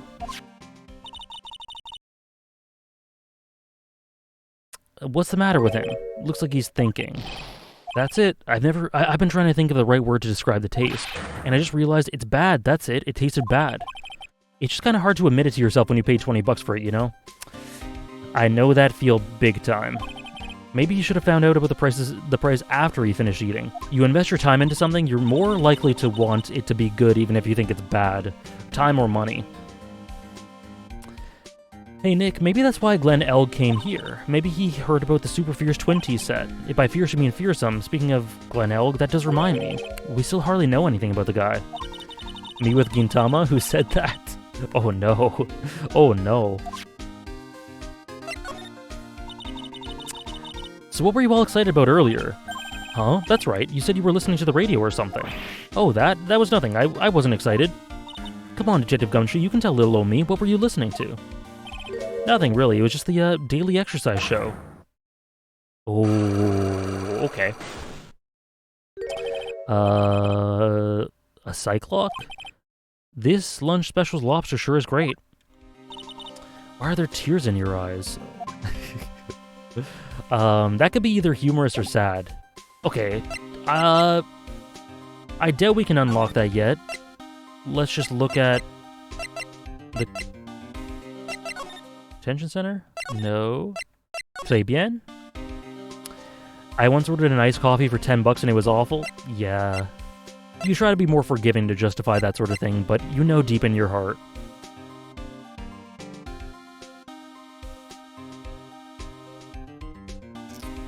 Gumshoe would never lie to me? I guess he is this time, or he's concealing something.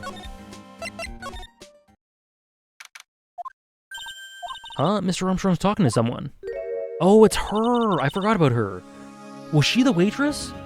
She must have been the waitress that he saw. I totally forgot she existed. I'll be back next month. Oui, naturellement.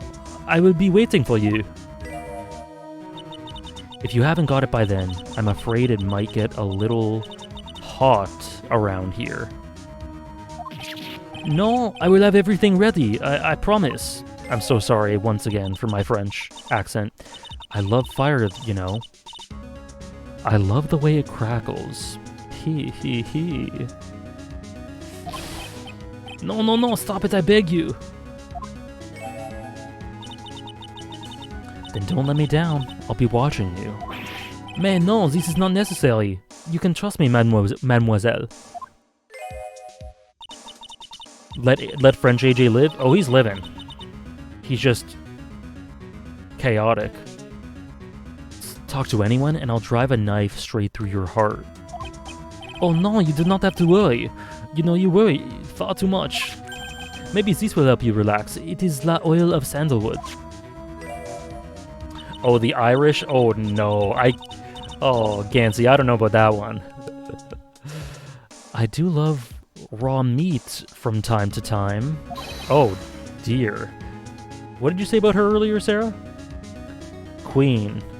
New love of my life. Well, you gotta stock up on some raw meat then.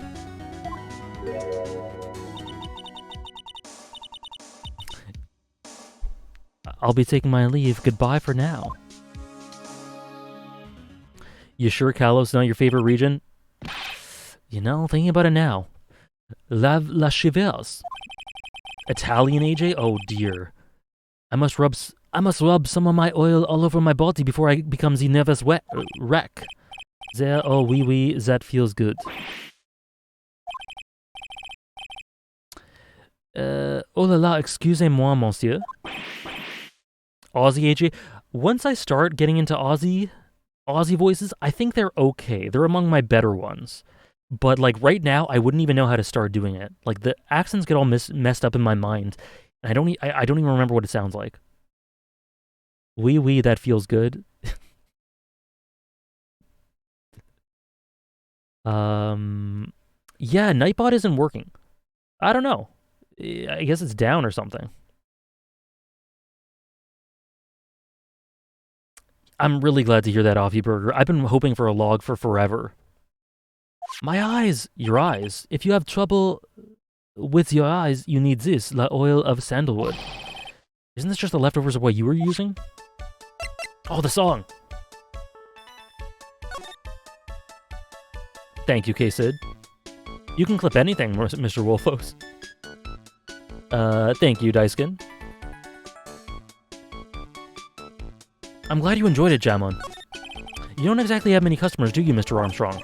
No, you are right, monsieur, but perhaps that is the perfect time for you to visit me, no? That way I can give you my undivided attention, and cook you la dish supreme. putting on a brave face, huh? That's what girls do, Nick. But you're right. Business is very difficult these days. Perhaps the name is the problem. People do not understand it. They think it is Trey. Oh, Trey. I just want people to think that my restaurant was exclusive.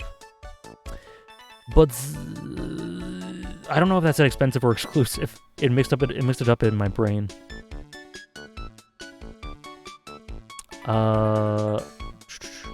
I'll do it myself if you understand this reference.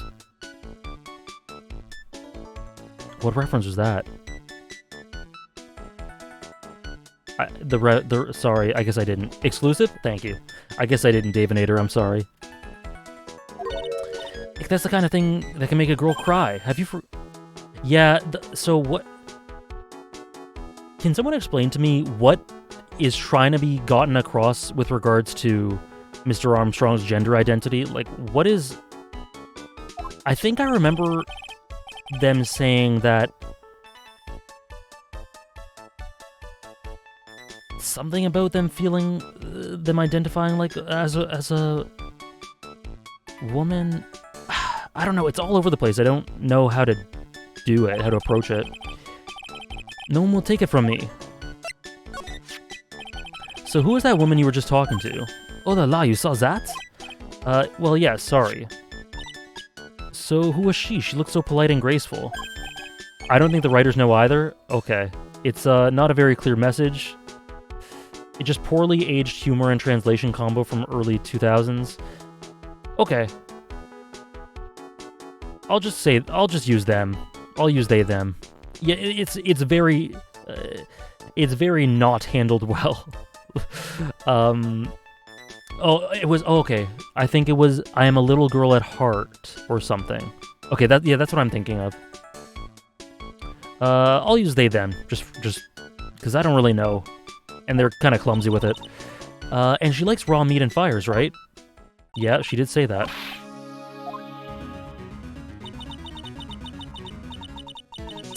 It's supposed to be a gay stereotype from early 2000s. Yeah, it could be that too.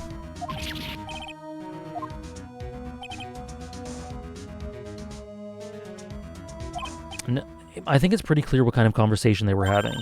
You think so? Well, let's show him that piece of evidence and see what happens. Piece of evidence. Piece of evidence. I don't know what I'm supposed to show him. Or show them. Yeah, the flashback from 10 seconds ago. Right into the Persona 5 style of presentation.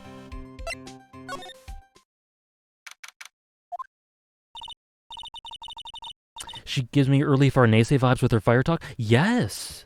True. Ah, Farnese is so good. She's so good. I love her so much. Don't you see any sign of Mr. Kudo? I don't see any sign of Mr. Kudo, do you? Maybe he went to buy another ton of bird seeds. I look forward to that, MK. Okay, the bike's back.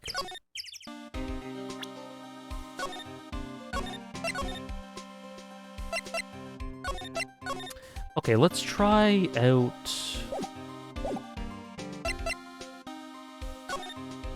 You know what?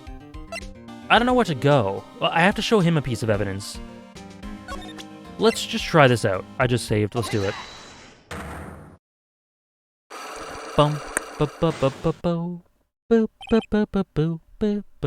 The radio. Alright, Detective Gumshoe, tell me the truth. What were you listening to?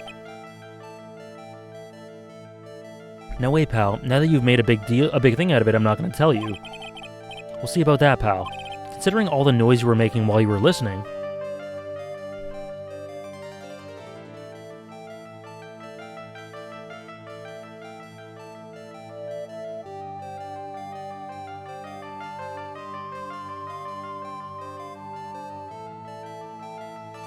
Sorry about that. It's pretty clear what kind of radio program it was. I'd say it was related to... Oh, he was talking about, like, 8. It's 8, right?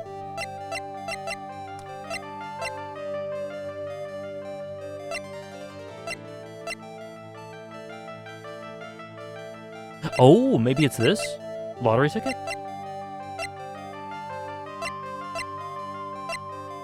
I don't think it's these. It could potentially be the prescription bag if there's some sort of number attached to it. Oh my gosh, she's so good, Sam. She's my third favorite character in the series, and while I love other characters below the top 3, there's definitely a little bit of a gap. A small but definitely defined gap.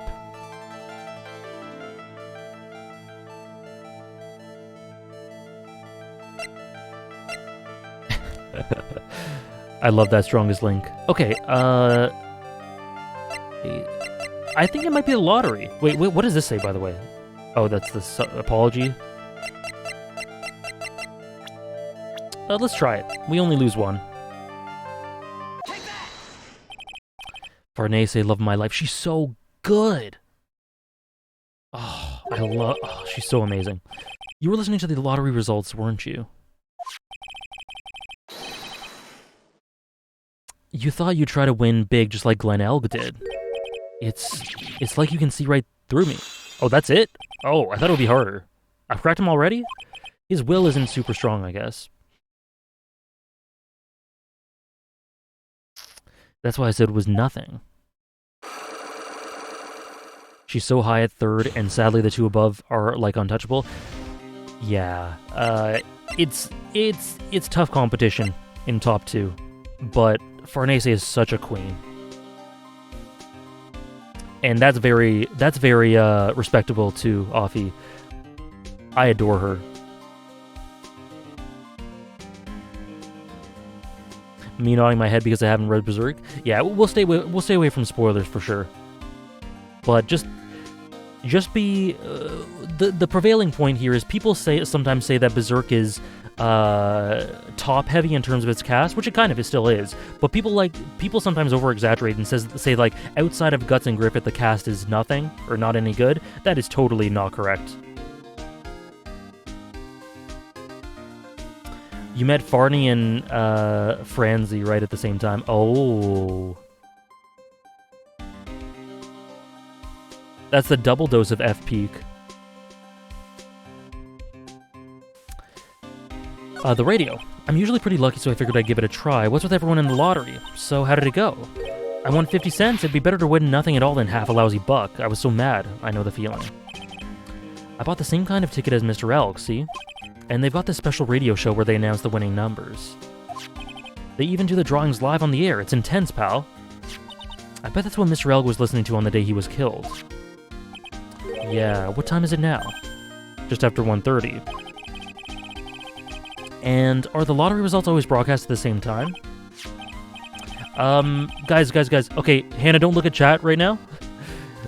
Please, like I said, do not talk about future Berserk stuff, because there are people in chat. Also, I think it was Ukex? Yeah, don't look at chat. Guys, don't talk about future Berserk stuff, please.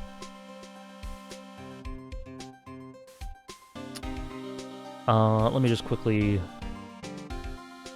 Yeah, there we go.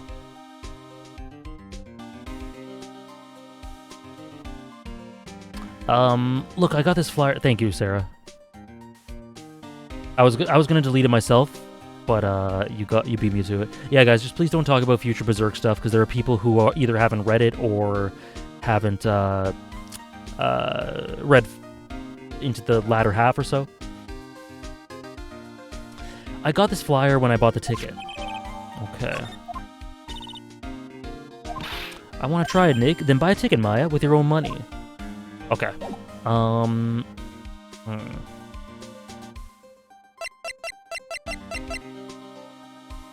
Okay.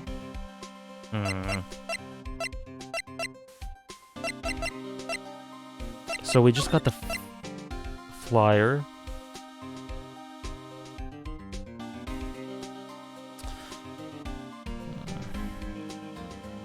Yeah, that's very understandable, Sam.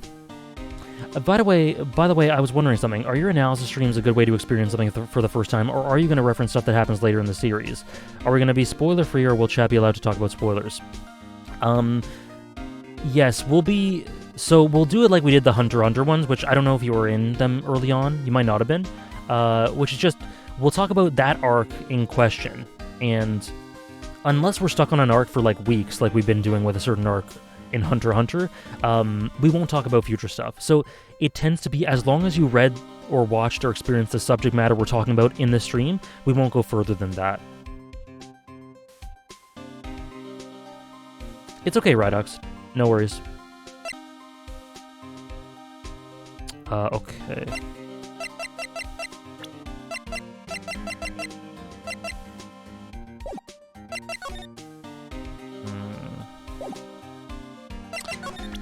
There's 3, so there's probably one more. Maggie, I think... Oh, we presented this. We presented this already. I don't know, Hukex. Either Arcane or Haikyuu, I'm thinking.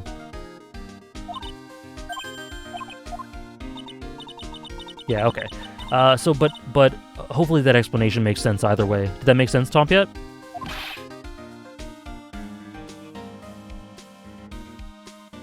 Essentially what I tweeted about them, Offie Burger. I think they're great. I think they're great.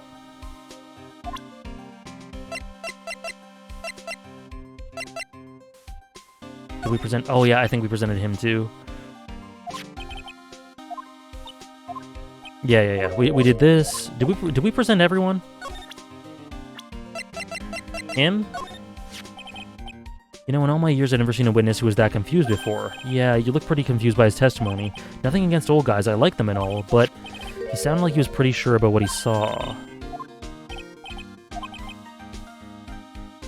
Yeah, it's interesting. I wonder what his testimony is going to be relevant with regards. This guy was a real programming genius. Arcane might be next, because it'll be a shorter stream series. It won't be nearly as long as Hunter x Hunter. I can't imagine it going far longer than 3. So that may be next, yeah. Yeah, don't worry about it, Sarah. Thank you very much, though. I'll see what the problem is later.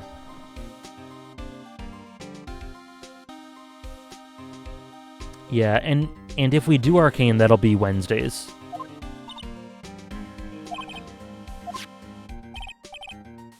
There's nothing between Maggie and the victim. Yeah, that's what we found out yesterday, too. Hey, Detective Gumshoe, don't you have any more information that's a bit more fun?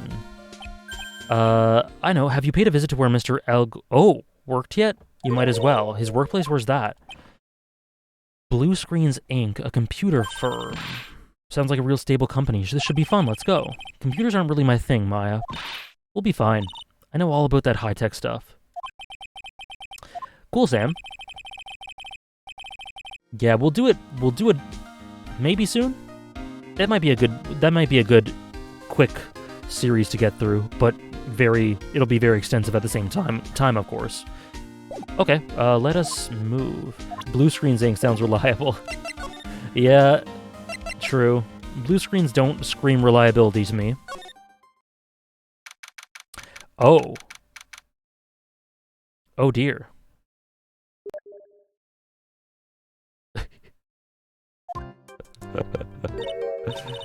Thank you, boss. This place is so high-tech, you can almost smell the electricity in the air. It is a computer firm, Maya. You can't work without electricity, you know. Who are you? Oh? What? Do we have a cyborg woman? Hello. I'm sorry, access is restricted to authorized personnel only. This is a computer programming laboratory. There are far too many trade secrets that could be leaked. Wow, what secrets? Everything you see here is classified. No information can leave this building. Understood. This is the best design in this case? It's a pretty great design. Who is this woman? She's like a robot from some kind of whacked educational show. My name is Lisa Basil. I'm the company director. Director? She's human? She seems more like a ghost in a shell. And that thing over there, over her eye, isn't that the same device as Glenelg's? Oh, another palindrome. Oh, yeah, true. Right, yeah, we got another palindrome. That's cool. It's the other way around, Maya. It's an HMD. All of my programmers here at Blue Screens Inc. are supplied with HMDs. Then do you write programs too? No, I just enjoy wearing this. They are pretty cool. I wouldn't mind one.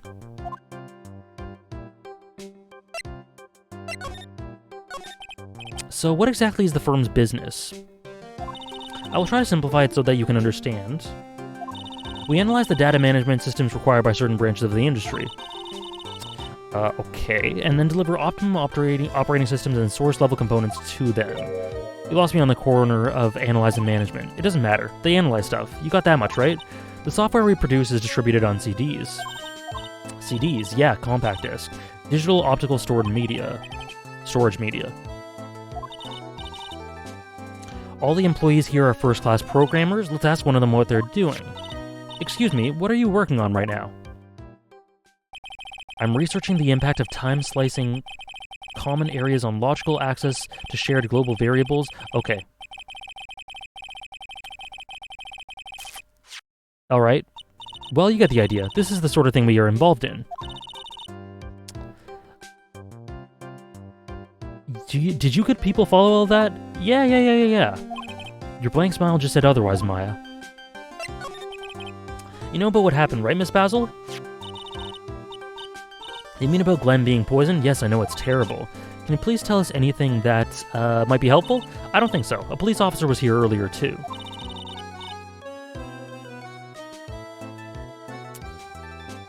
I feel like Shu Takumi didn't know shit about programming when he wrote this. It works for me. I'm no programmer. But I couldn't tell him anything either, because... Yeah, I have not watched the Ghost in the Shell movie, but I've seen the anime series. Standalone Complex. Me pretending to understand what Basil just said. The waitress who committed the crime has nothing to do with Blue Screen's Inc. Oh. How about Mr. Elg's desk? Have you cleared it out already? No, not yet. It's this one right in front of you. If there's anything that might be useful to you, you're welcome to take it. Okay. Horse?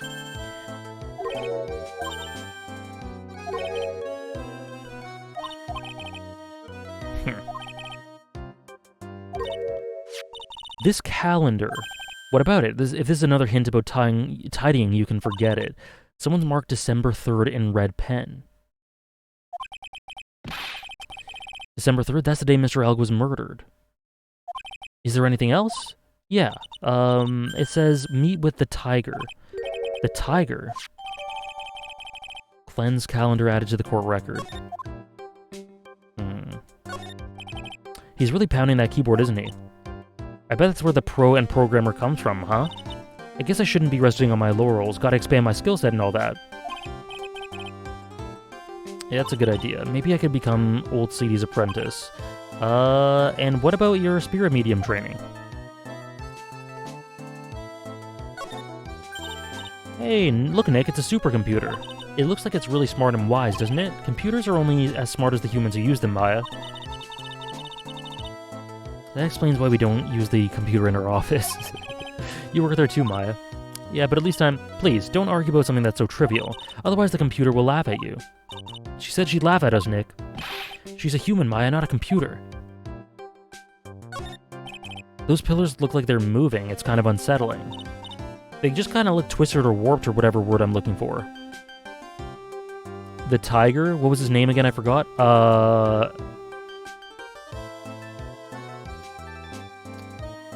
Yeah, Jin Eop? This office was designed with a futuristic feel in mind. Futuristic? Yes, we tried to imagine what things might look like in the future when we designed it. It helps to soothe and calm the soul. On second thought, I agree with you, Nick. This place is really unsettling.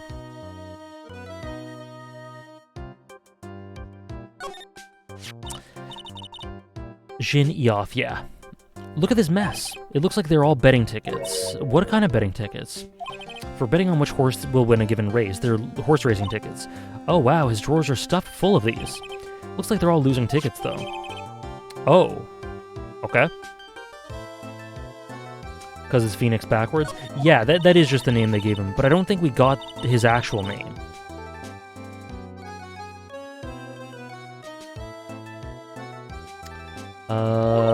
But I didn't know you were so hard up that you'd try to profit from the dead, Nick. God damn.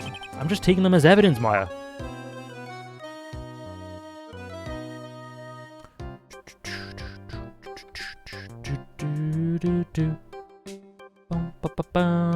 Okay, I think that's everything. What do we add? Tickets, calendar, just those two, I guess. God damn. The controller.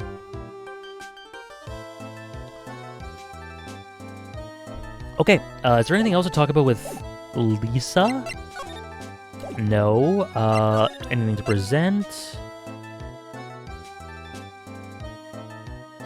Show something irrelevant to Lisa? I'm a lawyer. Would you mind taking a look at this? I'm sorry, that data is super admin restricted desktop access password protected. Super admin restricted desktop access password protected. What? This is madness. No, Maya, that is Sparta. She won't tell us unless we say the right code word. A code word? Huh. Sesame.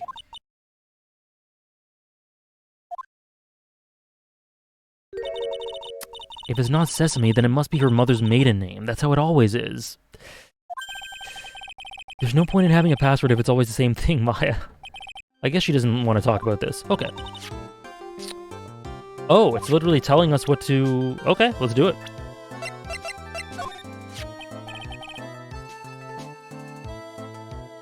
About Mr. Elg. He was a top programmer. I would even say he was a genius. But he did suffer from one or two bugs in his personality. Oh, like what? He was a bit of a loser.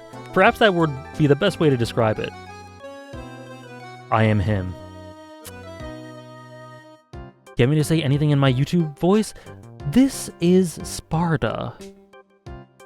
This is Sparta. Those are two different ways I could use the tone. That's what got him into trouble. What's the matter? He was a top programmer, I would even say he was a genius. So he really was no trouble at all, a model employee. Wait a minute, just now you said something about him being in trouble. We've got to find out what this trouble was exactly.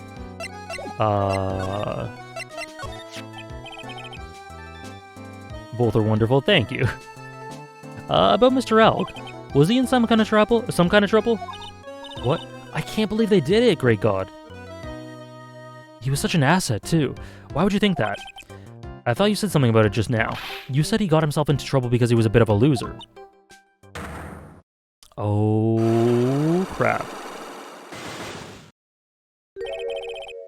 3 Cyclops. I guess Mr. Elg is like every other man with his own pile of secrets. I have a feeling I can't do this yet. Okay, let's see if anything else is opened up. No.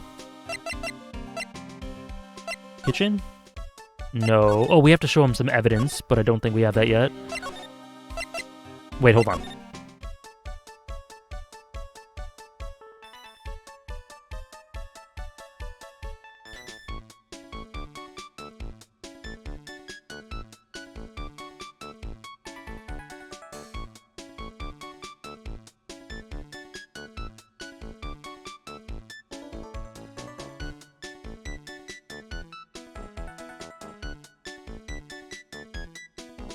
God damn it, Nightbot. I can never depend on you. I don't know. I guess they are antagonists.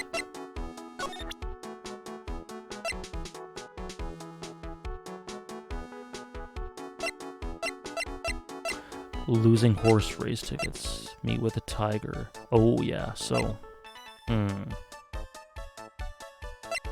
Amori? Huh. I honestly, I hear that. Now that you say it, I hear that. I didn't think that initially, but yeah, I get that for sure.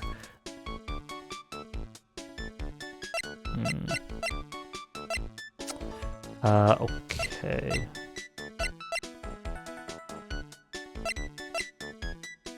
So wait, let me talk to him one more time. The woman... We have to prove something.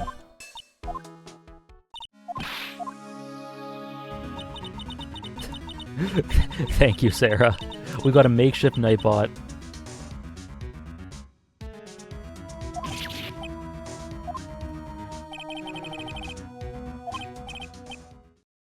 They were having a conversation. Blackmail?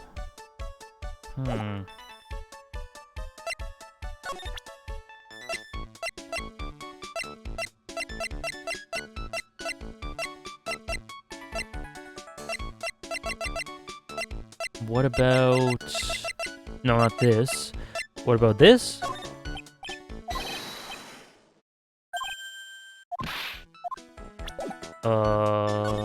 What about... Spam? This? Oh, so long as that PayPal... Perfect. Perfect. Thank you so much, Sarah. I'll fix it after stream. I'll look into what the hell would be going on. Maybe it's just down, I don't know.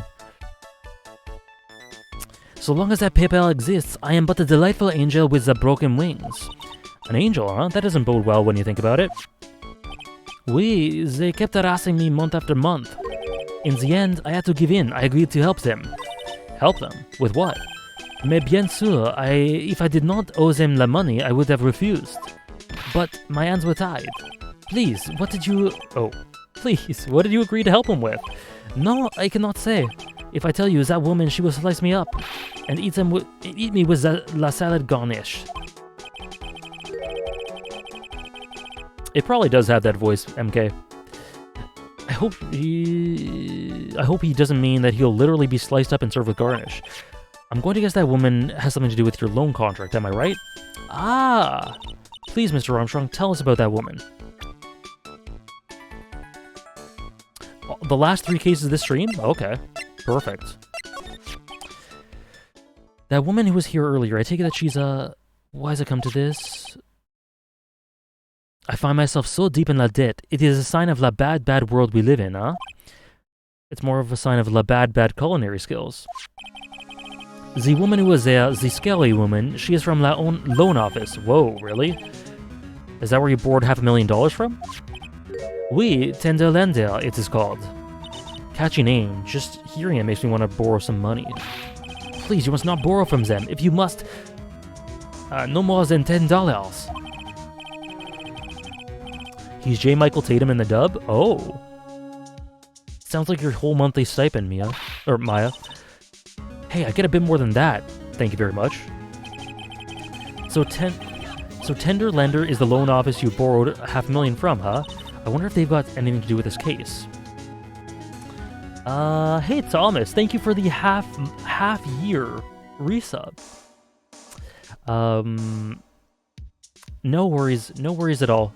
Welcome in. Glad you can come in whenever you can, and best of luck with all the busy stuff during the holiday. And yes, thank you. Wow, Sarah's right on top of it. If you want to put that towards something, you can do so. You know the drill. But thank you so much. I love this game best in the trilogy. Yeah, it's a lot of people have been saying that, Zyraza. I love the first 2 cases. I am a weak woman. When I am upset, I have to buy something nice to cheer me up. Thanks to him loaning me back that money, I have to pay back $500,000 now. I am like his slave. I have to do everything that he tells me. Who's this he? La Tiger. Ooh, the tiger. Oi, he's the manager of Tender Lender. City mobster. When he shouts at me, my knees are trembling, and his voice is ringing in my ears for 3 days. As soon as I hear the noise of that battered scooter he rides, I start to cry. Dahlia? Very interesting. Great, she's a great hook for whatever is about to come, I assume in this game, between her and Phoenix. And her and Mia? So yeah, I'm a fan. Does this guy resemble me? Oh, no. This man has a presence, a most formidable personality. He does have spiky hair like you. There is a resemblance there, of course, I suppose. Sounds like he's worth checking out after all. Thank you for the follow, about 12 kittens, thank you. Skylar's awesome. Skylar's an awesome character. If you want to visit the Tenderländer, it is beyond Vitamin Square. Okay. Aw, Maya wants to loan us money. Why would you assume Dahlia was a returning character? Because she said, I'll see you later, like we'll settle this score later. So there's no way that's not going to come to fruition.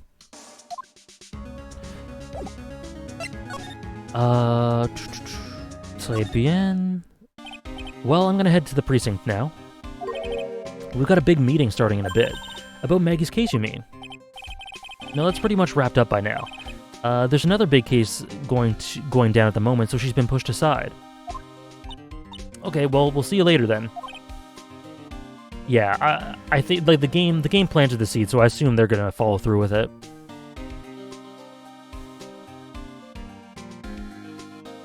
Ah, yes, your himbo is back, Thomas. He is. He's been through a lot. ...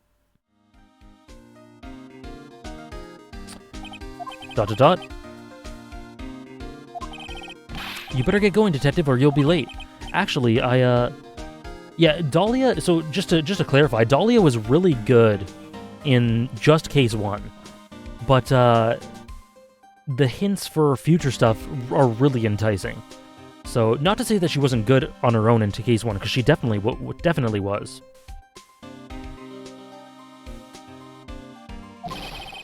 I've got a favor to ask. It's a big one. A favor?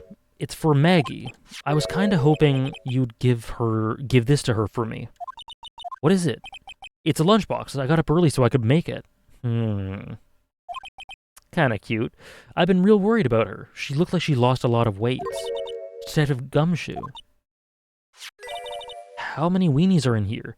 There's not a single person on Earth who could down this much meat. You think? I love weenies. I can't get enough of their tender juiciness. So will you give it to her? It took me ages to make, so please say you will, pal. I can't exactly say no, can I? Lunchbox given to Maya to carry. Maybe I'll eat it myself if I get hungry. Don't forget, okay? I'm counting on you to give that to Maggie. He's finally gone.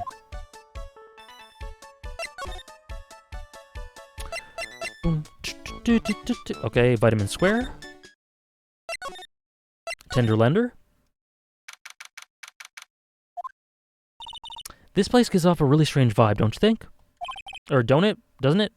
Looks like the tiger isn't in his lair, and that is, as they say, a very good thing. Welcome.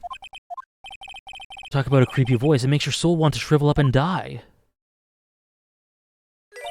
You're here to discuss a loan. No, not exactly. The manager is away at the moment. Wait quietly, please. She's gone just like that. I guess we'll have to come back another time. But this is the perfect opportunity, Nick. This place reeks of suspicion. Come on, Nick. Let's take a look around. You think it'll be okay? Of course. Coffee? Ah! I'm really interested in hearing this person's voice as well, too. Especially given that description.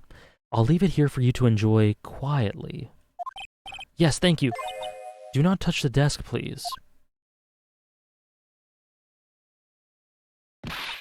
Nick, let's get out of here. Now she wants to get out of here. Win through compromise. I wonder what that's supposed to mean. It must mean something if they took the trouble to frame it like that. Well, it doesn't make any sense to me. That's... Ah! That's Tenderländer's guiding principle. Oh? Compromise the customer to win. Oh, I see. How about you, Nick?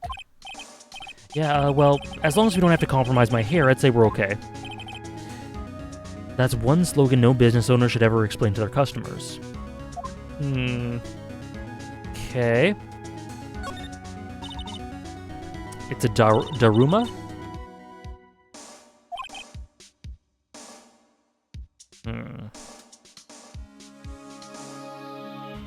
You mean you aren't making stuff up for a change? I bet you also didn't know that no matter what, he'll always right himself. Go on, Nick. Give him a good shove. Only if I feel like dying. Japanese chess piece. I think it's a king. Not that I'm an expert or anything. I'm more of a reversey person, you know? Yeah, these aren't monster wannabe items. They're not trophies, are they? There's a piece of paper sticking out from under here. What is it? A repair bill? Darumaka, yes, yes. I love Darumaka, by the way. Those Pokédex entries? You had $15,000 to replace a bumper and a light. Okay, it's registered to Cadverneris, I think? It's not even the Tiger's car? Why would someone else's repair bill be in the Tiger's office? Cadaverini. Okay.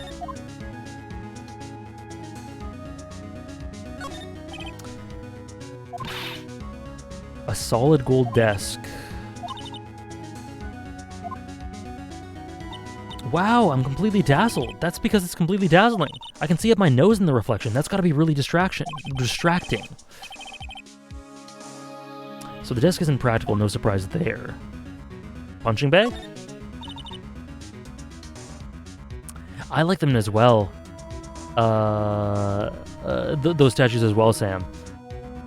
Cadaverinis. Gotcha, yeah.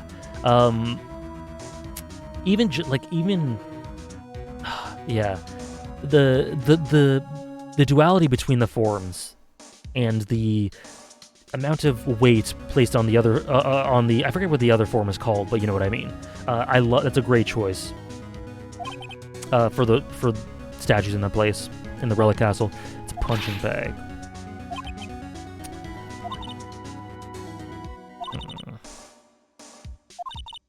Okay.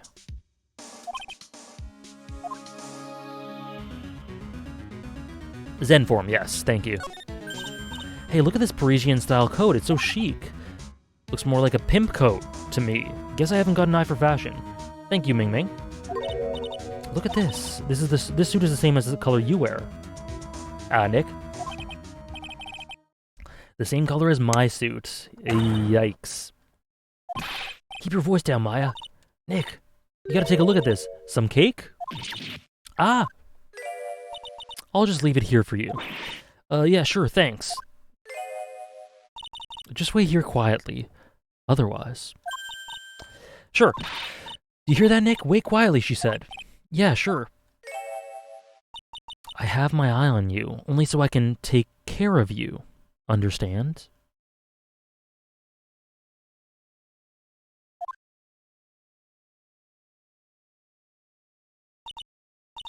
I'm scared, Nick. So, what were you getting so excited about before?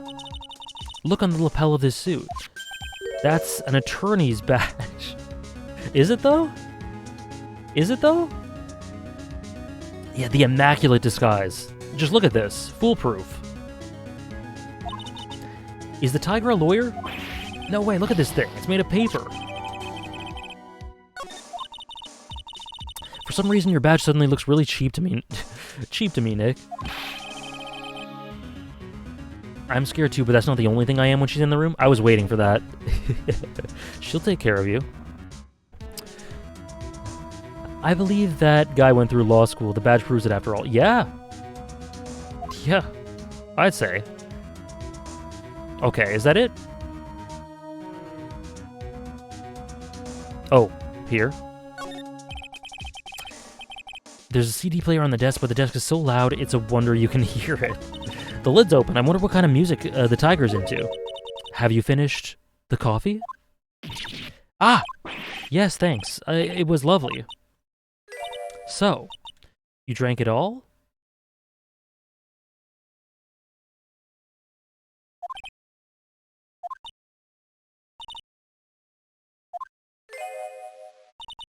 If you touch anything else that doesn't belong to you, there's always another cup.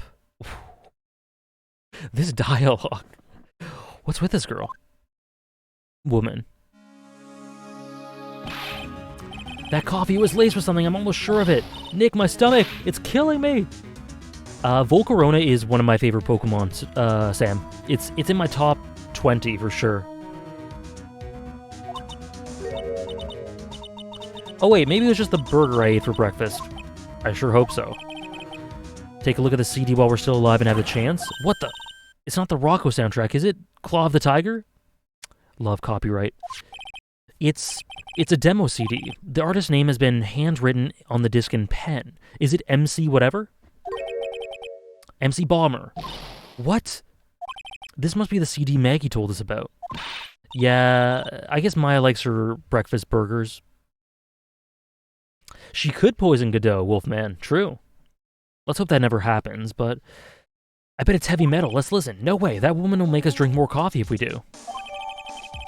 Okay. Okay, is that everything now?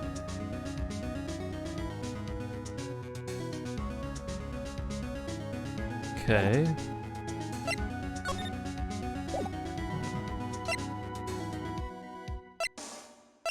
I think that's all. Oh. There he is! Old CD's back, feeding the pigeons again. Oh, God. I thought we were done with Kudo. He's really mad. Come on, Maya, just keep your head down and let's sneak away while we still can. Hello, old man. What are you doing, Maya? Huh? Gah. The pigeon song again? If he says it, I forgot how it went. I also forgot the intonation I put on the tune. He turned his back on us. Pigeon. I'm not surprised. I bet I really hurt his pride in the court this morning. Yeah, that schnoz is something, Thomas. Hey, Mr. Kudo. Pigeon. Ka. We really need to talk to you, alright? Out with the demons. In with the good fortune. I always knew you were a demon, Maya.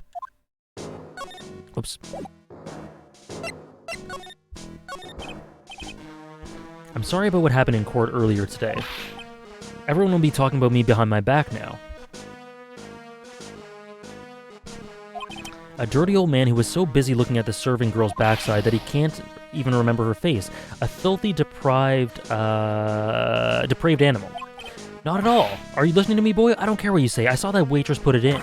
She put some white powder into the young boy's Javachino. It was her. It was, coffee. I mean, she's literally talking about all that stuff. We hear you. And another thing, the young layabo was wearing an earpiece. On the same side as the lens of his broken spectacles. We're really sorry. So I made a little mistake about the vase. So what? I know what I saw. I tell you. Okay, take it easy, please, Mr. Kudo. Don't tell me to take it easy, you spiky-haired brat. Take this. Wait, I need to one more thing from this. Oh, whoops. Yeah. I remember meaning to look at this, but I didn't. Someone dropped the ashtray on the floor. That's gonna be a nightmare to clean up. Yeah, it's all over the rug and everything. I accidentally knocked over a really big space heater once. Cleaning it up was such a pain. It was one of those super antiques where you have to burn a ton of charcoal. How did she manage to knock one of those over? Aren't they supposed to be super heavy? Oh hey, there's a book of matches here too. Matches, huh? Places don't give those out much nowadays. What is it? What's printed on its cover? It says Très bien. I know the waitress put some white powder in that Javachino. As if I could ever make such a mistake. Never. I just couldn't prove it. What a scene. Still might be my favorite. Still might be. These matches could come in handy. We might be able to use them. Yeah. The pilot light for the office boiler keeps going out. Swing and a miss, Maya. Swing and a miss. Hey, Nightbot! Is Nightbot back? Oh, what is happening? What is happening? Ah! What is going on? What is happening? I tried to test out Nightbot and all this... Someone was screaming. What was going on?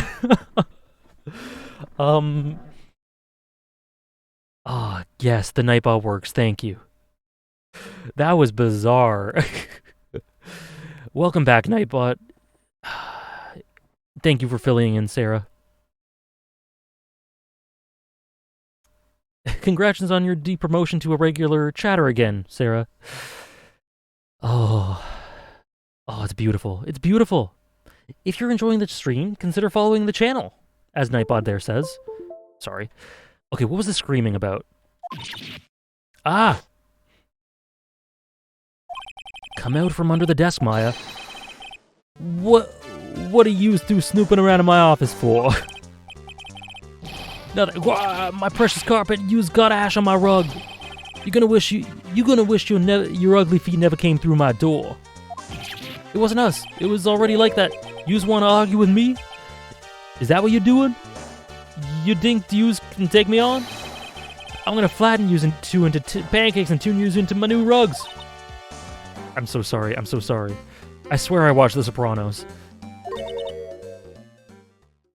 Oh. Don Tigre, you're back. That voice, it's like evil seeping into your head through your ears. I kind of like that.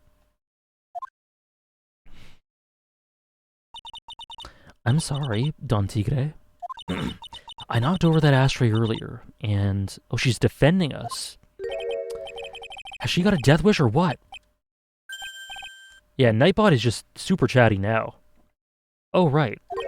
Huh? Forget about it, Violetta. Forget about it, Violetta. It's nothing. What? I ain't gonna get mad at you. You're too cute, you hear? That's so unfair. Yeah, I wonder who voices her. Have some cookies, just bake them. And you'll need some strong espresso while you're discussing your loan.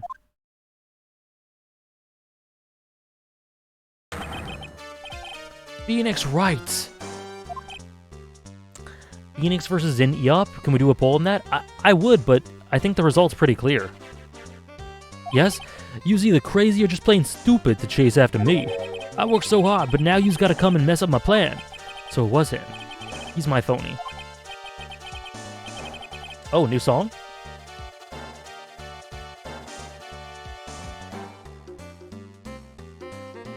Oh. Saudi Hayami. Oh, that's a good one. That's great casting for that. Saudi Hayami. That's a great one.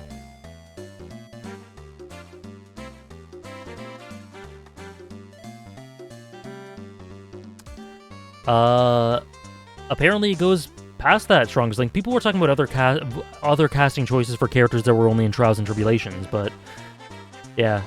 It got a season 2? Yeah, there you go. Saudi is Yukinon, right? Oh god. Yor. It's called The Swinging Tiger. You could say it's reminiscent of Tony, I guess. Also, Ononogi from Monogatari. After this case, you can watch the anime-only case if you want to. Oh, okay. And Shinobu and Demon Slayer, yep. Thank you, Jaman. You should have left the little girl at home, right? I have a few things to ask. No questions. This the last time we meet. Peace, peace. I love Ononogi. Wait, please. That was pretty weak, Nick. You waited until he was out of earshot before you shouted at him. The espresso. Ah! And cookies. This woman is definitely not good for my heart. What was it the tiger called her? Violetta? There's an anime-only episode about when Miles was adopted by Manfred, and it's honestly pretty cool. That does sound cool. I'm kind of curious about your company, Tender Lender. With the warm and friendly atmosphere you'd expect from a family-sized business, a conscientious rate of interest, and an attractive repayment policy, why do I get the feeling this sentence is not going to end well? We will tenderly lend you that little bit extra here at Tender Lender. Hey, Nick, things are a bit tight for Writing Co. at the moment, aren't they? I wouldn't watch the whole anime, Tom, yet. I'd probably just watch the episode. Just out of curiosity. The filler stuff, or the anime exclusive stuff. But I don't know if, even still, I don't know if I will.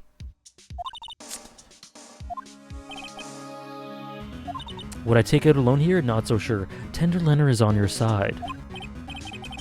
Let's say I'm late with my repayment. What happens then? We'd give you more coffee. Strong coffee. It's kind of bad. I've seen some bad video game adaptations. I'd rather skip town. Just remember I can make strong coffee too, Nick. Strong tea as well. Anime has airbending? Oh. That is something. I hope I never have to find that out, Shadow Roamers. I really hope so. That sounds horrible. Do you, like, I feel like... Oh, sorry, I read your message wrong, Shadow Roamers. I'm not sure. I'm not sure. The anime is overall very lukewarm and the pacing is so off, but the filler eps, I have a soft spot for them. There's a really sweet episode about Mia and Maya as well when they were younger. That sounds good. Well, a man was poisoned in a restaurant just near here, that incident. Let me see. I was here that day with the manager being the tiger. Furio Tigre. Furio. Furio? Sopranos? Where's Carmela? Tigre. That's where the tiger thing comes from. I must not have strongest link. I've gotten a student loan, but not with a loan shark. The anime makes Big Top amazing? Oh. Jin Eof's got a real name. Nick, hurry up and find out more about him. Okay. Does that mean we just do this? He's 42. Age unknown for Violetta.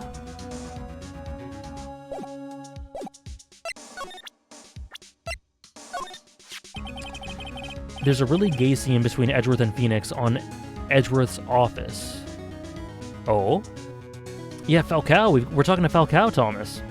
The problem is that Ace Attorney relies on its presentation and the anime actively worsens the story's presentation. Yeah, I imagine it does. This sort of thing is very hard to emulate. Can I ask you about the tiger? I mean, Mr. Tigre? Cookie? Sure. How do you like my cookies? I bake them myself. I mean, I'm interested. Oh no. Oh no. Oh, hold on. Let me just edit the viewer rewards for the channel points for that. I gotta make it so that you can add it into the question. Edit this. Require viewer to enter text. There we go. Edit this. Okay. Okay, what do you got for me? Oh, one sec.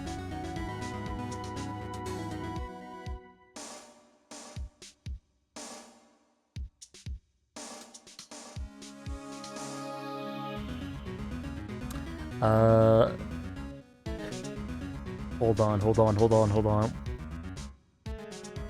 What am I looking for? Okay. And then this. Okay, perfect. Let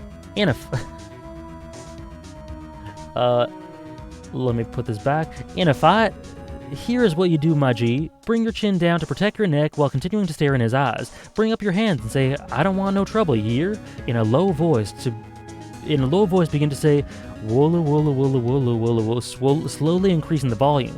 He should be surprised. By now you're chanting woola woola woola woola at the top of your lungs.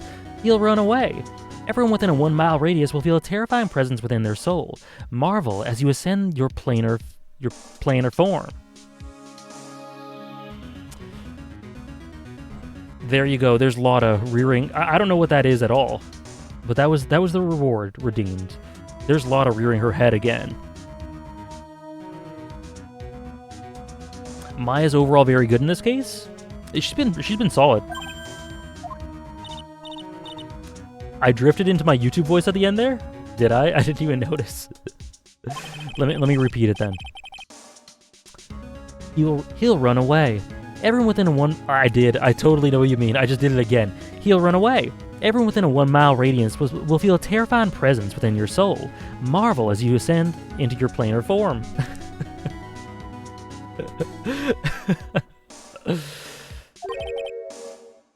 What are they doing working together? We are lovers. That's not exactly coming across in your tone of voice, and I owe Don Tigre my life. He's the one who saved me. The tiger saved you. Please address him properly as Don Tigre, otherwise I'll have to... Okay, Don Tigre, of course, I'm sorry.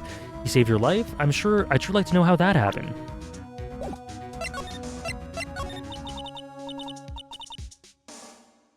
Okay, I'm very frail. Only recently I died once. She is my lover. Yeah, I mean, you gotta get through Don Tigre first. I see, guest. I've never heard it. You died?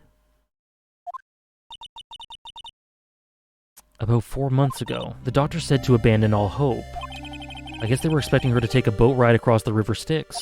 But Don Tigre, he saved me. He gave up on everything. Everything? When I found out about what he had done for me, I was happy. No offense, but I'm finding that a little hard to believe. I decided I'd pay him back with my life by serving him coffee and espresso.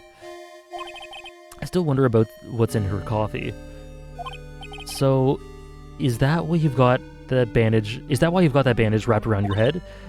This? So what's the story with a bandage? They put it on after the operation. Operation. It's just a little injury, a little fatal injury.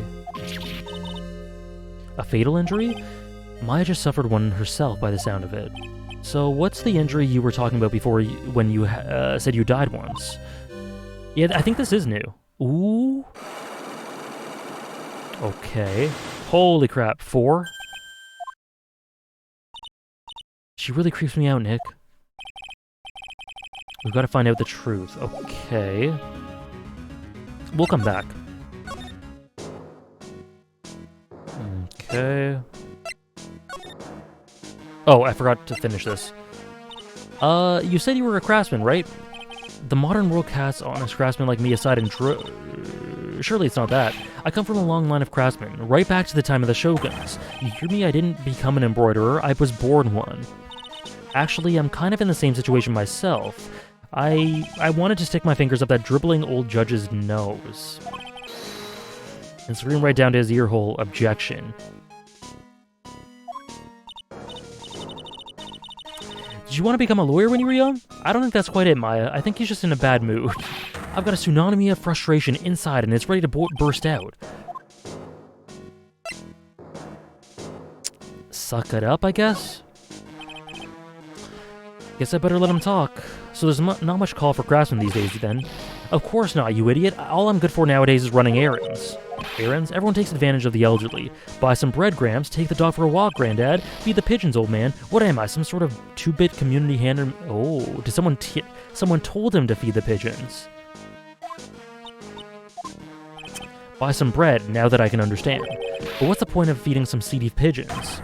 Why don't people say what they mean? Get lost, that's what they're trying to say. It's just I'm just an inconvenience, you see? At home, at that restaurant, I just get in the way, don't I?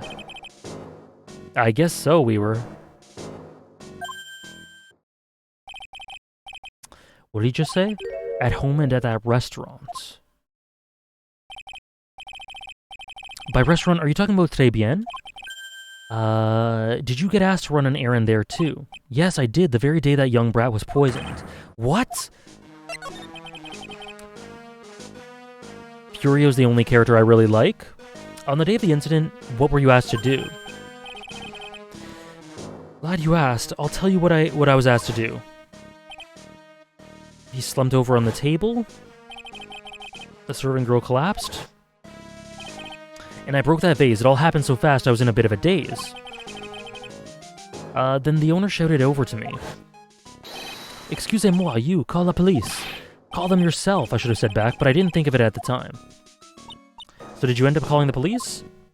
Like I said, I was in a bit of a daze. Did you call them on your cell phone? Do I look like I have one of those newfangled thingamajigs? I went out looking for a payphone. You went out looking for one. I couldn't find one right away, wandered around 5 minutes or so. So for 5 minutes after the incident happened, yes sirree, the owner was at Tribulations on his own. Why didn't you mention this in court this morning? Well, I would have if you'd given me the chance. If you'd given me the chance. But you all bullied me out of the courtroom.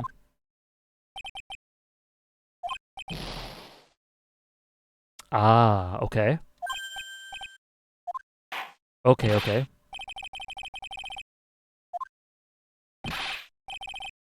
It's not my fault, you're the ones to blame. You could have at least told us before we got to court. Is it really that important that Mr. Kudo was the one who called the police? What's important is the unaccounted time before the police arrived. The victim was dead and Maggie was unconscious, which leaves that man alone in the restaurant. Please. Mr. Kudo might have been chased out of the place on purpose. What do you mean? Maybe a certain someone didn't want him in the restaurant.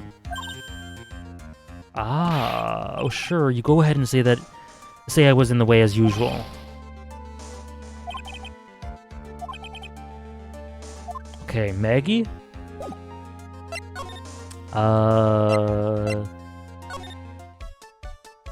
Phoenix is gay and homophobic?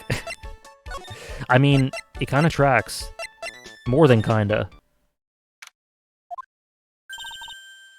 Looks like Mr. Armstrong's out again, but the place is open for business. Can't have an open restaurant without a chef. It's not my fault, Nick. Don't take it out on me. Only a couple of minutes after the incident happened, Mr. Kudo left the scene, leaving Mr. Armstrong here alone. I actually have no idea who did this. I know that Viola, either way, is involved somehow, so maybe her? He's so gay, so unaware he's gay, so bi, so homophobic, so into Edgeworth. He's complicated. He is. But you misspelled Benjamin Hunter there, Hannah. He's trying to avoid us on purpose.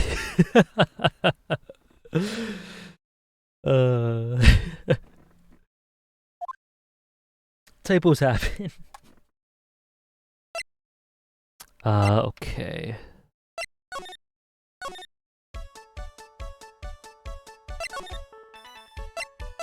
We did this. Cruel. I'm sorry. I'm sorry. Listen. The moment I heard that, I was irrevocably changed. Benjamin Hunter, gayest boy, yeah. Akechi, truly the most homophobic gay man for real. Yeah. Oh, Mr. Wright. Hello, Maggie. So they finished questioning you? Wasn't it just unbelievable in court today, sir? I'm going to stay up all night and blog about everything that happened. How? Weren't you scared? It was pretty touch and go in there. But you totally nailed that old man. Well, he was all over the place with his testimony. He's not the only one. What do you mean? Everyone else's testimonies didn't match up either. Not with what I remember of the incident, anyway. Is it possible she's the one misremembering things?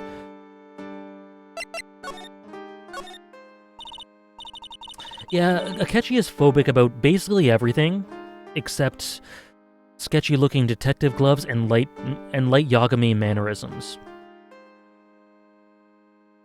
Maggie, you know what you said? You know how you said that everyone else provided testimony that doesn't match up with what you remember? Yep, there are so many things that don't seem to add up. The biggest contradiction I saw was the other guy at the victim's table. He was the one who slipped something into the victim's coffee. I was sure it was him. But didn't Mr. Kudo testify earlier today? That it was the waitress who put some white powder into the coffee cup. So you really think it was this disappearing man that did it? Well, he's not the only thing that disappeared. The CD vanished as well. You know, the CD with the writing. MC Screwdriver. It was Balmer, yeah. That name was scrawled on the sports paper as well. They never did find that CD at the crime scene, sir. Or the victim's medication. That's gone missing too. Ouch, my head. This is getting way too complicated for me. Ah, to be light and Akechi core. Very unhinged. I just always think about that one light panel. Should I kill Misa? As she's hugging him, should I just kill Misa? You said that you passed out when the victim, Glenn Elg, collapsed, right? Yes, it's so embarrassing. I mean, I used to be a cop. When I came to, the restaurant was buzzing with police, and before I knew what was going on, they arrested me, sir. So, between the time the victim collapsed and the time when the police arrived on the scene, you have no idea what went on at Tribulations. No idea at all. Why? Is it important, Mr. Wright? The other witness was pretty much chased out of the picture. Chased out? What do you mean? Old CD wasn't inside the restaurant because he was told to go to the police. To call the police. And you, Maggie, were unconscious. Yeah, I like that too, K-Sid. I like that too. That means Mr. Armstrong was alone in the restaurant for a brief period of time. No, you don't think that Mr. Armstrong set me up, do you? When you consider the facts, it's hard to imagine that Mr. Armstrong isn't involved in this at all. It's like the master biting the paw of the dog that it feeds. Are you interesting analogy. Are you sure about this, Mr. Wright? Well, the old man said as much when we spoke with him earlier. I don't know. The things that man says don't add up for some reason, sir. Maybe we should ask Maggie exactly what she knows about Old CD. Okay. Oh. First. Yeah, we have lunch for you.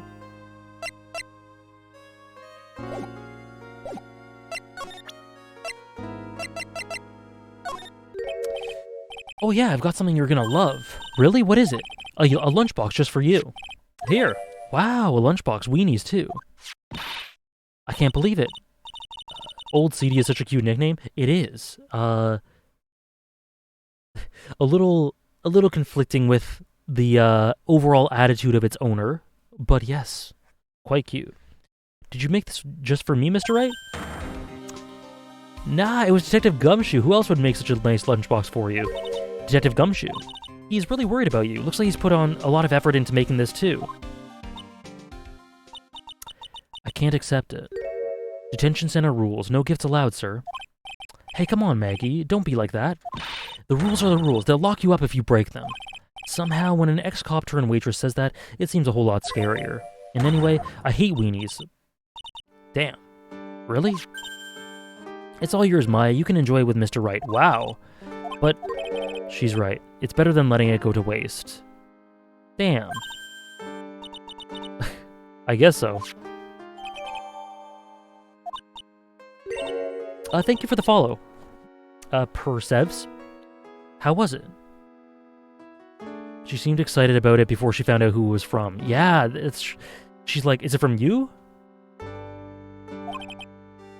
That hit the spot. I love weenies. We know that about you, Phoenix. We know that for sure. Oh, good. I'm glad I gave it to you then, sir.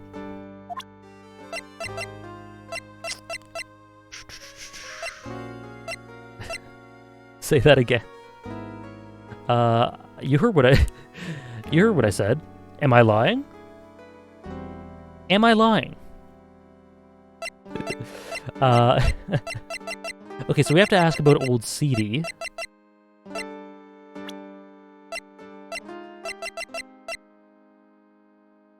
You know, Gumshoe deserves better. Gumshoe deserves way better. Find someone who values you. It feels like forever since I saw a witness as slippery as that old man. He's not really that bad of an old man, though. Still, I feel a bit uneasy. Huh? I thought you just said you felt much better. Maggie, if there's something on your mind, you've got to tell us. Especially if it has anything to do with Mr. Kudo or his testimony. Roger, I'll spill it all and see what you make of it. What about... Yeah, this is his testimony, right?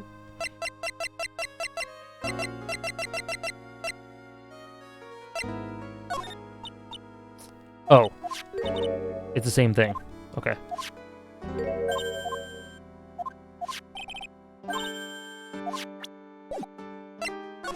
You can always count on A's attorney for that, right? Is there anything about Mr. Kudo's testimony that stood out to you? Perfect. Nightbot's still working.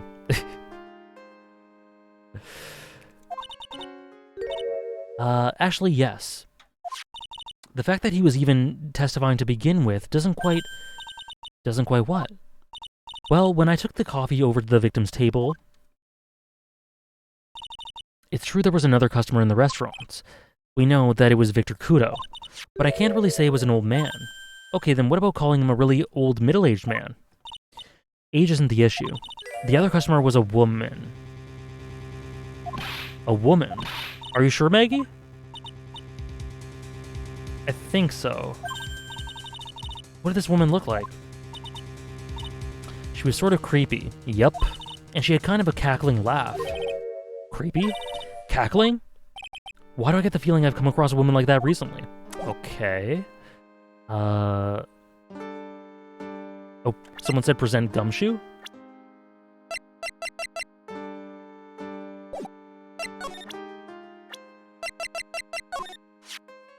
Back when I was an officer, Detective Gumshoe always looked out for me, but today I was the one who had to look out for him, trying to incriminate me the whole time.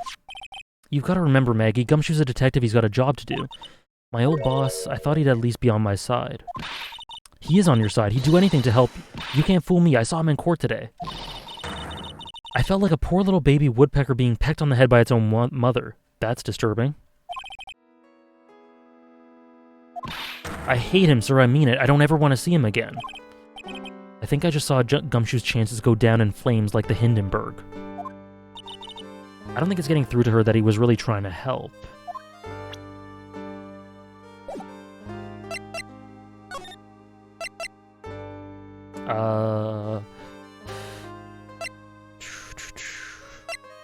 Waving... Très bien?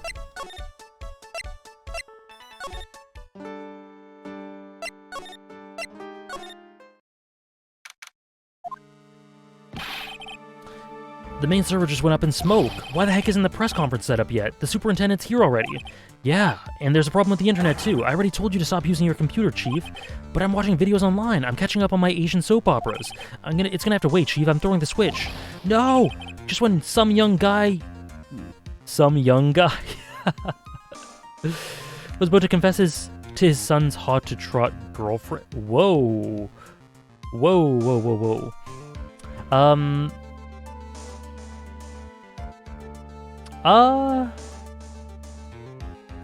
I'd prefer not to know the hour's strongest link, if that's okay. But thank you for asking. Yeah, that is some young guy got a chuckle. Then I had to double take. He's about to confess to his son's girlfriend. Wow, this place is really buzzing. It wasn't out of line, Jamil. It's all right. That sort of thing's totally fair game. Don't worry. As long as it doesn't get into genuine mocking, you know? But yeah, that's all in good fun. Don't worry. Something must be going down, something really big, I'd say. Did you see what some young guy's doing? Huh? What are you doing here, pal? Detective Gumshoe. You can't be here right now. You'll be roped into the briefing if you stay. We've got big problems here today. Why? What's going on? It's a virus. A virus. It's ripping through the precinct's computer system. But I really need to ask you some questions.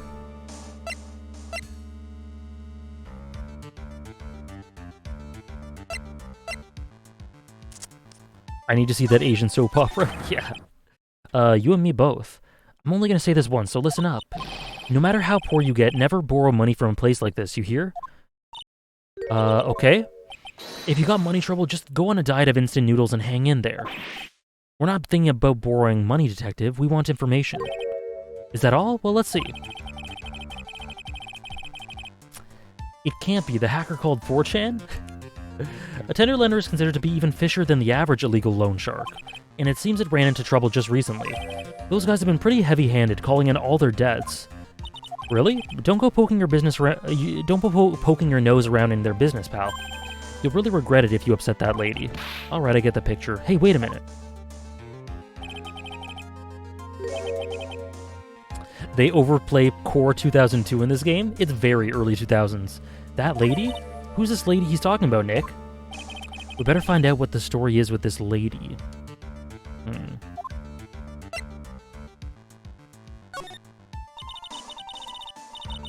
Okay, so what exactly is a computer virus? I don't know. What? Look, I just go with the flow, alright, pal? And here I thought detectives were supposed to be somewhat knowledgeable.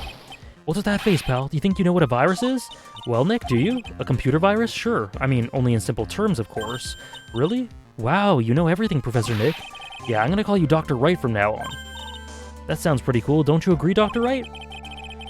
Why do I get the feeling they're making fun of me? Okay, I'm no expert, but I can at least explain the basics of the two to you. A virus is a program that gets inside a computer and causes damage. You mean it makes the machine go boom and explode? No, the damage is, well, it's all internal. It is cute, Weaver. So the inside goes boom, right? The inside goes boom. Imagine all the case data you've stored on your PCs here in the station. A virus could wipe out all of that. That's the kind of damage I'm talking about. Whoa, that's scary. Yeah, and what's even more scary is that the viruses are infectious. Infectious? They're connected together on a network, most computers, so it can move from one machine to another. So the virus just keeps spreading faster and faster. Just like a real virus, huh? But Nick, why would anyone want to make a program like that? Yeah, it takes ages to type in that data. Why would you want to destroy it? No, people don't infect their own machines. They send the virus to someone else's. Yeah, Phoenix is big IT vibes. It's like you sneezing on Mr. Godot so he catches a cold. Right, then he wouldn't be able to turn up in court because he'd be too sick. You really shouldn't do stuff like that, Nick. It's wrong. Who, what, where, when, and why did the conversation jump to talking about me? Anyway, that's what a computer virus is. A bad program that causes damage. And all the different viruses have names. I kind of feel like I've heard the name of the virus we caught somewhere before. Yeah. Yeah, was that Lisa?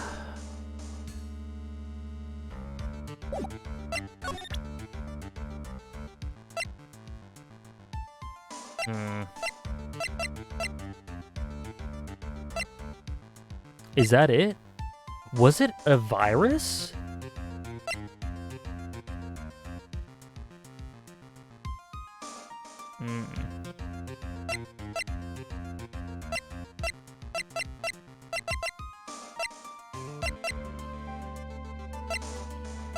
I'm an attorney. What do you think about this, Detective Gumshoe? Aww.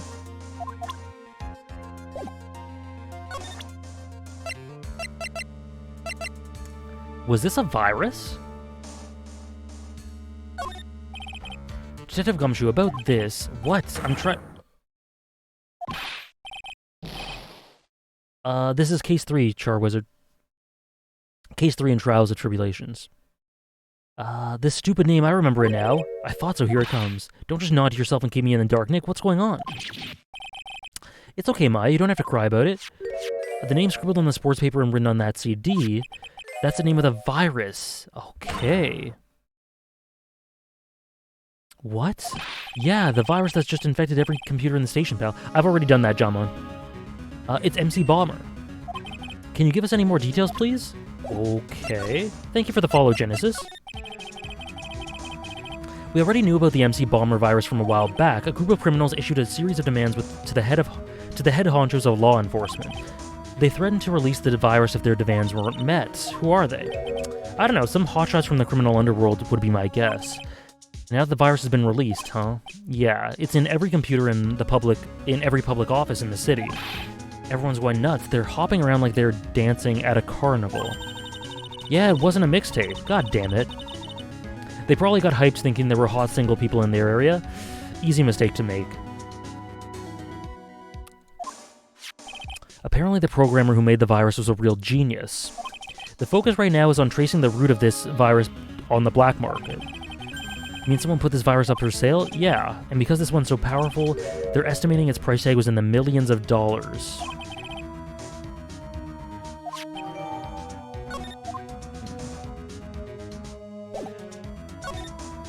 Okay. Oh wait, there was...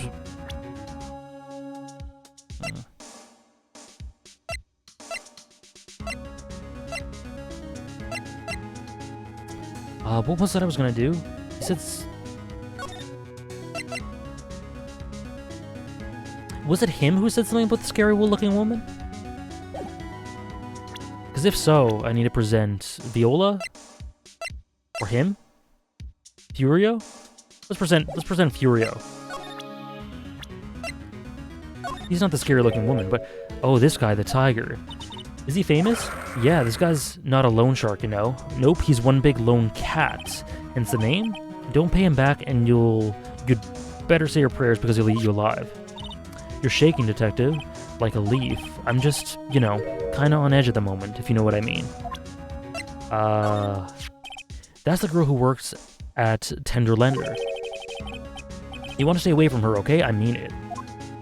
She does look kind of unforgiving, doesn't she? That should be the least of your worries, pal. What's that supposed to mean? What could be worse?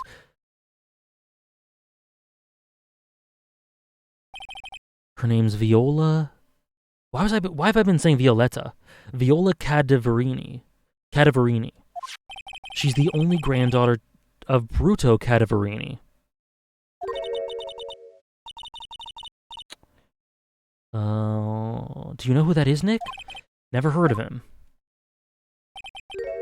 He's the boss of the Cadaverini family. Oh, she lied. Okay, I thought I just misread it. Okay, I thought I misread it. Okay, got it. We can't touch them. They're way too powerful for the police. But you're thinking of taking them on, aren't you? No, I don't remember ever saying that I was going to.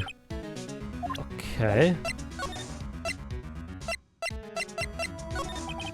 I'm not sure if I really want to get involved in this, but who are the Cadaverinis? Who are they? A scary bunch of people, that's who. Cadaver. Oh, Cadaverine. Oh. You're a cop and you're scared. What's that about? Trust me, it doesn't matter if you're a kid or a cop. These guys are scary. Cadaverini. Mamma mia.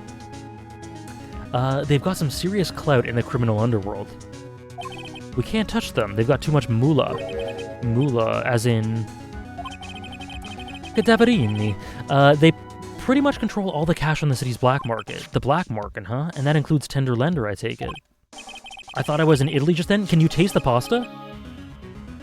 I sure can. No one stands up to Bruto Cadaverini. Interesting.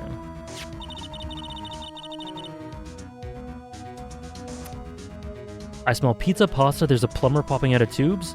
Hell yeah. I read on the internet that's always okay to make... That's from that tweet, right, we were? I'm Italian, can confirm? Perfect. So Viola's the granddaughter of some mafia boss. Yeah, and everyone knows how much Bruto loves his little girl. She means everything to him. How did she end up at Tender Lender? I don't know, pal. But I heard she and the boss of Tender Lender are pretty tight. Tight? That's what it said in a file I read related to Maggie's case. Sounds like a pretty important clue. I can't believe it! I almost forgot the most important thing! And that is, you know, the lunchbox. How did everything go? You remember the weenies? Oh yeah. So, how did my weenies taste when they went down the hatch? It was delicious. Yeah, well, that's what she said, really? Well, not exactly. Don't worry about it, pal. I figured something would happen, so I came prepared.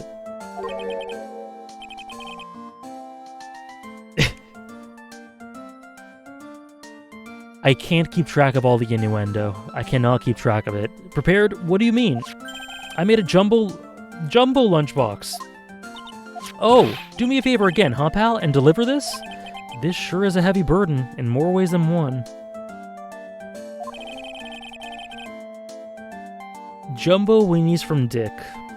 I can just imagine Maggie's little eyes sparkling with joy when you bring her that. Weenies again, Nick? Tell me... Tell me we don't have to eat all these, too.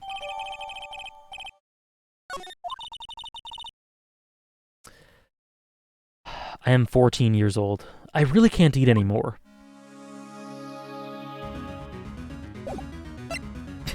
Of course you can't eat anymore, Phoenix. Of course you can't.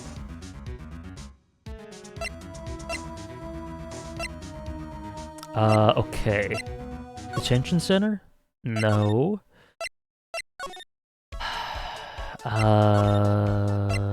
Vitamin Square, blue screens. Oops, I didn't want to go to the kitchen.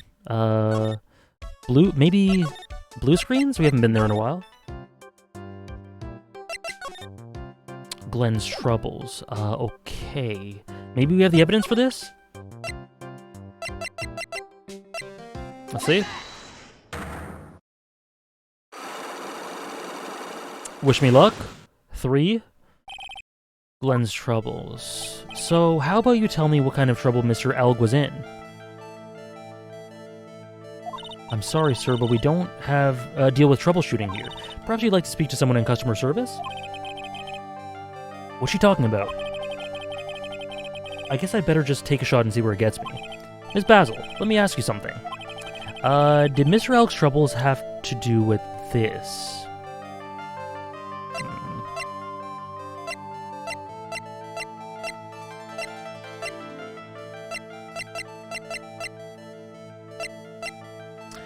So he was...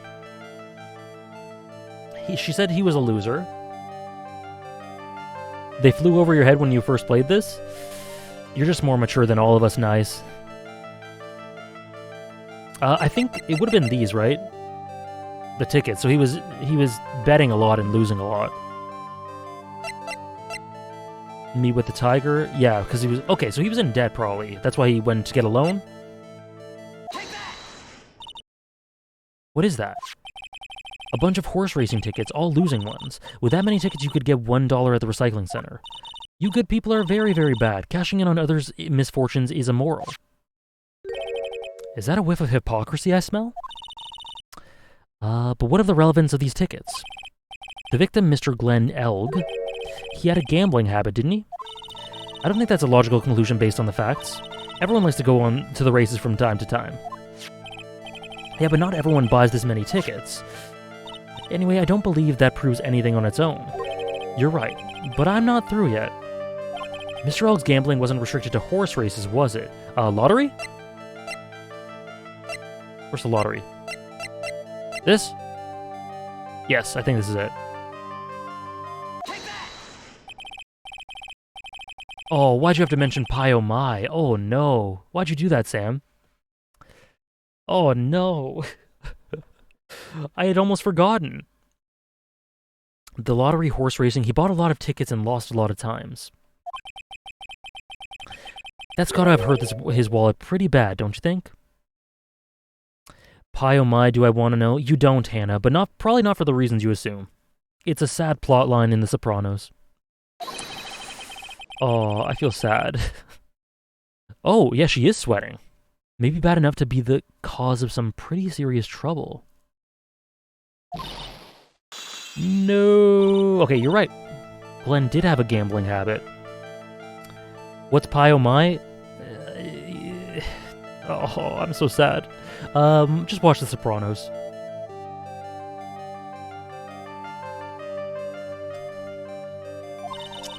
You good people must not follow his example, you understand? Trust me, even if I wanted to, I don't exactly have the money to buy any. But if you win, there's no problem, is there? And Glenn had a winning ticket, didn't he, for $500,000? Yeah, but it's hard to imagine how he could have been in trouble then, isn't it? Because he went to a shady-ass agency. Yes, absolutely, Sam.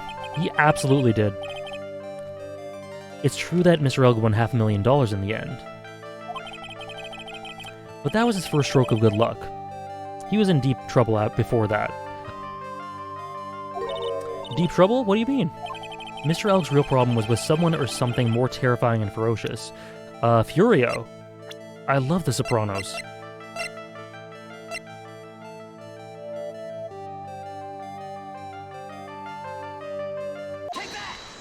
That would put a whole new complexion on Paulie, Jellybean. That's interesting. Furio Tigre, the boss of a loan office called Tender Lender. Tender Lender? Oh, crap, sorry. What do you think? Our firm is doing very well at the moment. I don't think we need to borrow money. No, no, no. I mean about Mr. Elg. You think Glenn had something to do with this Furio Tigre? Yes, I'm sorry. I don't know of any connection between the two of them. Really? Because I've got the proof that Mr. Elg and the Tigre knew each other. That would be here. Calendar, right?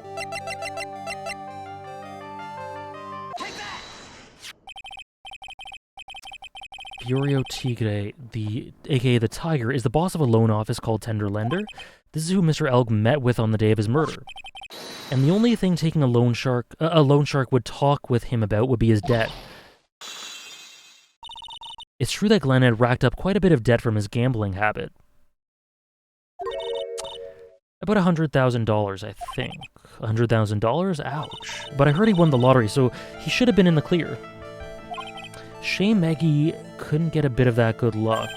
Okay, so the guy got lucky and won the lottery. But what if he hadn't won? What was his plan then? Well, that isn't easy to say, but he said he would use his talents to repay the money. His talents? I expect he was talking about programming. What computer program is worth $100,000? Perhaps you good people should leave so I can get back to my work. Is that the CD? The virus?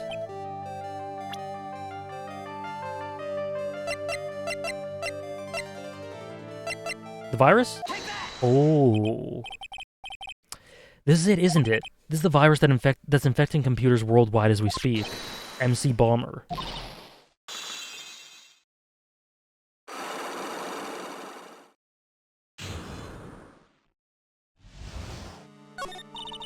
Glenn's head had more processing power than any computer, but it had been infected with a gambling virus. He was in too deep. You mean he was in debt? Yes, $100,000 in debt, not an easy amount to pay. So he said he was taking on some extra work, something a bit risky. Risky? How? Maybe he was going to become a waitress at Tribulations? Where do you come up with these ideas? It kinda does on Laden Swallow. It does sound like an ability. What are my thoughts on him? Ralphie? He's a good character. One of the most effective, I think, up until the end of Season 4, or whenever it was. He's definitely good. I guess AJ core qualities, but maybe the execution didn't connect with me overall, but he's definitely very solid and does his job really well. The MC Bomber virus, yes. It was a work of genius, in a bad sort of way, of course, but still genius. Something like that would probably fetch several $1 million on the black market. Inconceivable. Gumshoe was right for a change. Also, I love the actor. I forget his name, but he does a great job. I loved him in The Matrix, loved him in Sopranos. This date, December 3rd, as marked on the calendar, was his deadline. Okay. Use the trash can, Nick. Okay. There's another Magatama somewhere, right? Oh, with, Viola.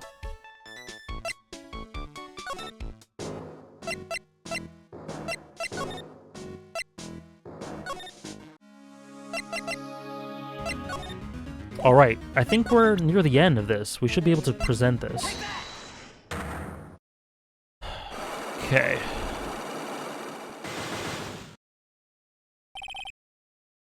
Shit. I almost... My mug just almost fell over. Okay. You said that the bandage around your head was from an operation. Yeah, he probably is, Sam. You also said that you suffered a fatal injury to the head, correct? Yes, the operation was very difficult, apparently. By fatal injury, you mean you were hurt very badly somehow, right? Did the injury in question have something to do with this?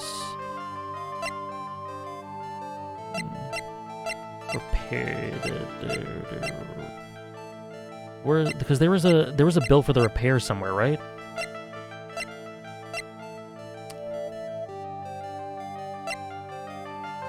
Where did it go?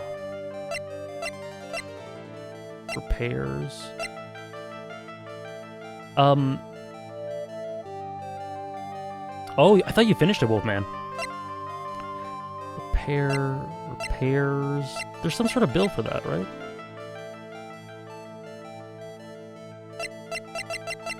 Oh, there it is. I went past it.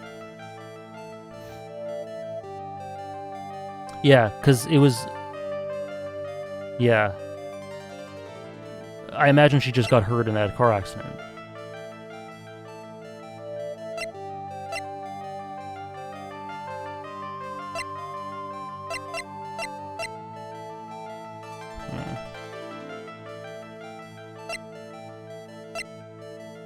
That's fine, it's only one.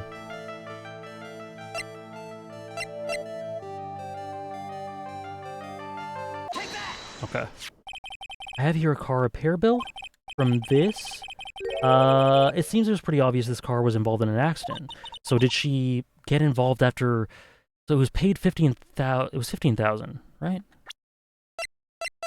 Oh, I can't see it anymore. Oh, okay, 15,000. Let me see that. This bill is made out to the cadaverinis. This bill is... That totally breaks down. I am not going to do that. Oh, dear. Yes, it is. I have ceased. It breaks the tone completely. I don't think I ever introduced myself.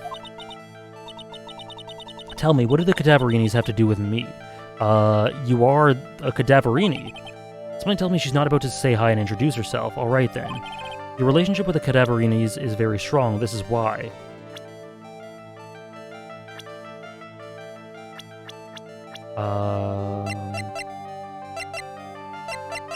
Can I just not present her own profile?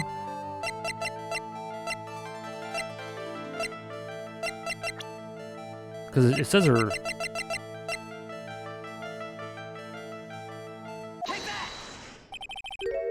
I know exactly who you are, Viola Cadaverini. You sustained that injury in a traffic accident, didn't you? It happened about 4 months ago. I was driving in one of our family's cars when someone pulled out in front of me.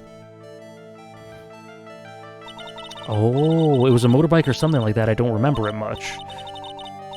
Anyway, I swerved to try to avoid it. So Furio got in her way there.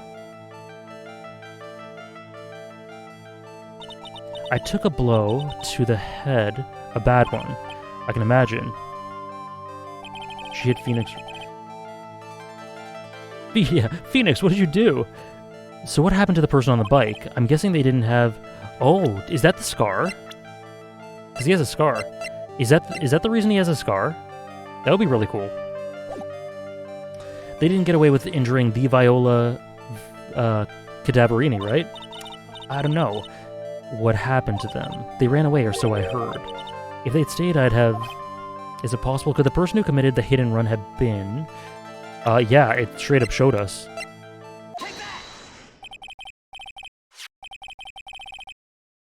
Furia was moving back to Italy after working for Tony? Yeah, and she interrupted all this. It was this man, wasn't it? He was the cause of your accident. It wasn't Don Tigre. I refuse to believe it. What is... We collided, the motorbike and my car, but Don Tigre isn't injured at all, is he? Oh, okay, I thought that might have been why he got the scar. It was the tiger who caused Viola to crash, I feel it. Plus, one of her locks just broke, so she must suspect it was him too. I'm sorry, Miss Cadaverini.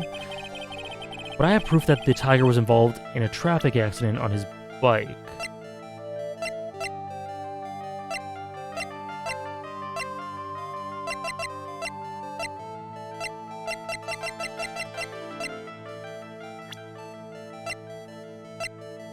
Copium?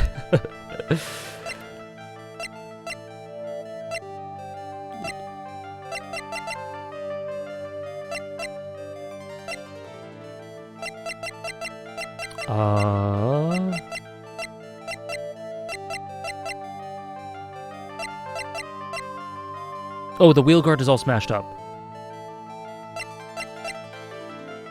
The damage, right? It doesn't directly prove that it was an accident, which she might just say, but... is that it? Okay. It's not exactly a motorbike, but Mr. Tigre rides around on a scooter, doesn't he? And you'll notice that the front wheel guard is badly damaged. Miss Cadaverini, you know the truth, don't you? This repair bill was paid by Furio Tigre. The Cadaverinis have known for ages who caused the accident, haven't they? It's possible, perhaps. Somewhere inside me I know that may be true. I knew it. But Don Tigre still saved my life. The operation was very complicated, it was very expensive. How much are we talking? 15,000? She seems kind of hesitant about giving me an actual figure. I should back off. 15,000? It was the tiger who paid for it, right? After I recovered, Don Tigre told me he said he paid for the operation because he cares about me. I believe him. Yes, this girl. This poor girl. Really, but do you honestly believe that to be true? Do you want to know what I think? I think the reason they paid for the operation wasn't because of you. Oh, that is sad.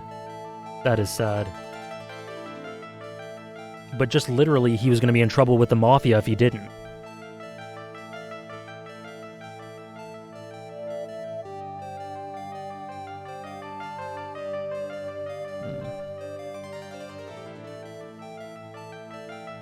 How do I prove that, though? The bill again? No, I don't think I'd present the bill twice.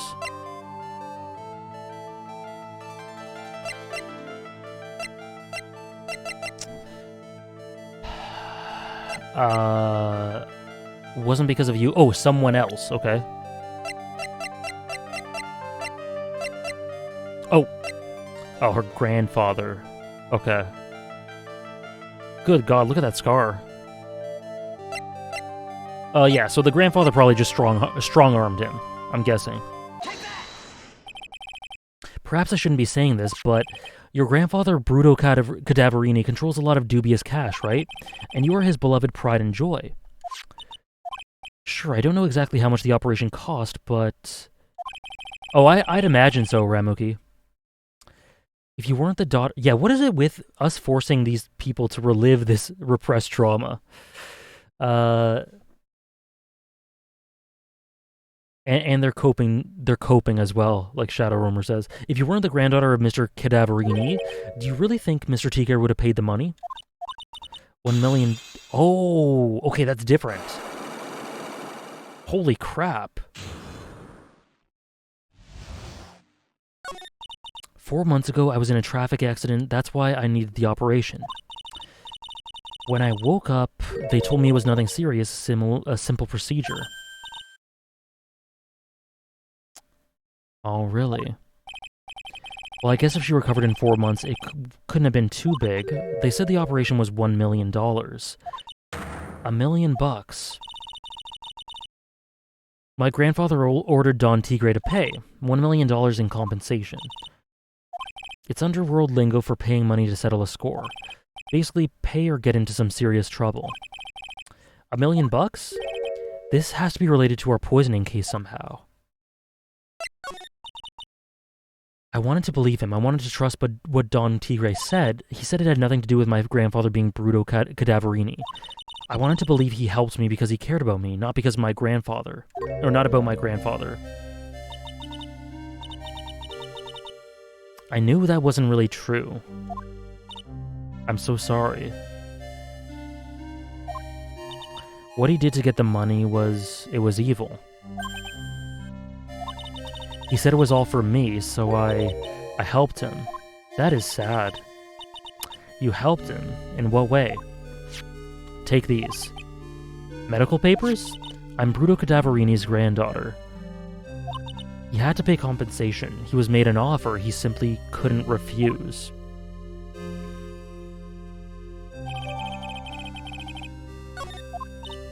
I feel so bad for Viola. It's inexcusable. Huh? There are two things that I consider inexcusable. Poisoning and betrayal. I could think of a few more. I mean, if you're gonna choose those two. But yes, the Godfather... That slipped my mind until you guys said that. I need to rewatch Godfather. Only a coward would hurt people using either of these tactics. So, I guess, yeah, that wouldn't make sense. I was thinking about the Sopranos parallels, but since this was made around the same time as the Sopranos, maybe it was just coincidental. We should get going right after we finish our espresso. I won't need to convince Viola of anything else, so I guess I can get rid of this. It's a 3-1 reference. Okay. Okay. The thing though is, I didn't immediately connect it to that because he seemed to not really buy into that being the case. In case 1. I think we're about to finish the investigation, Hukex. I hope you enjoyed your dinner.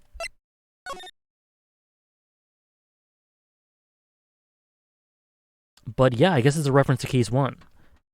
Like, he seemed a bit denial-ish, you know? But wait, who do we talk to? Do we go back to... Oh, here? Bonjour, I've been waiting for you to return. Mr. Armstrong. Good timing. I was hoping to find you here. We'd like to ask you a few questions. Well, he hasn't got anything to say to you, fellas. It's Jin Yop. Who you calling Zinny Oop?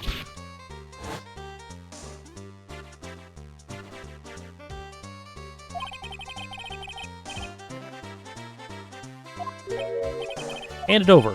What? You want to play games with me? I don't recommend that. The medical papers. Now. Uh-oh. I think he wants Viola Cadaverini's papers back. That was cute, how she hid under the table. The $1 million medical papers?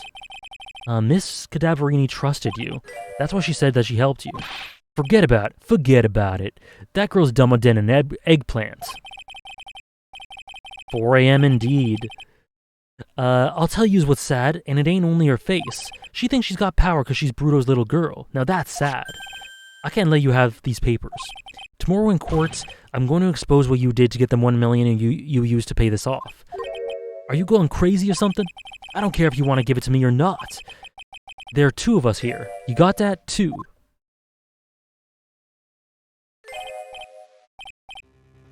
Oh, I've never heard of that word.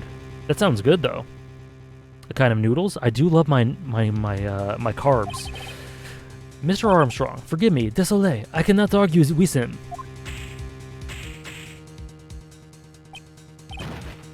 Wow.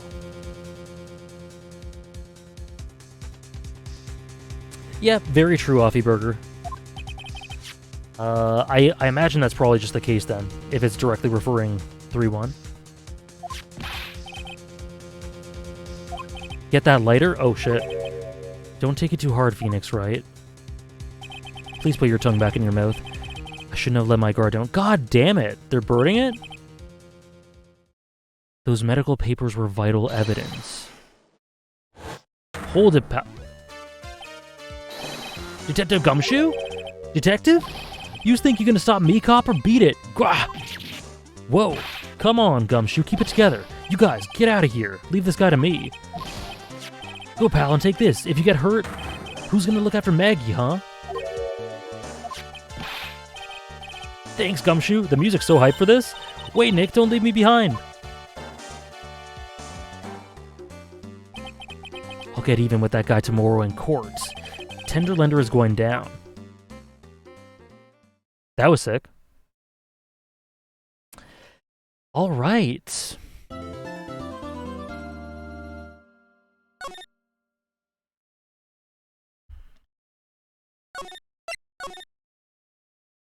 Okay.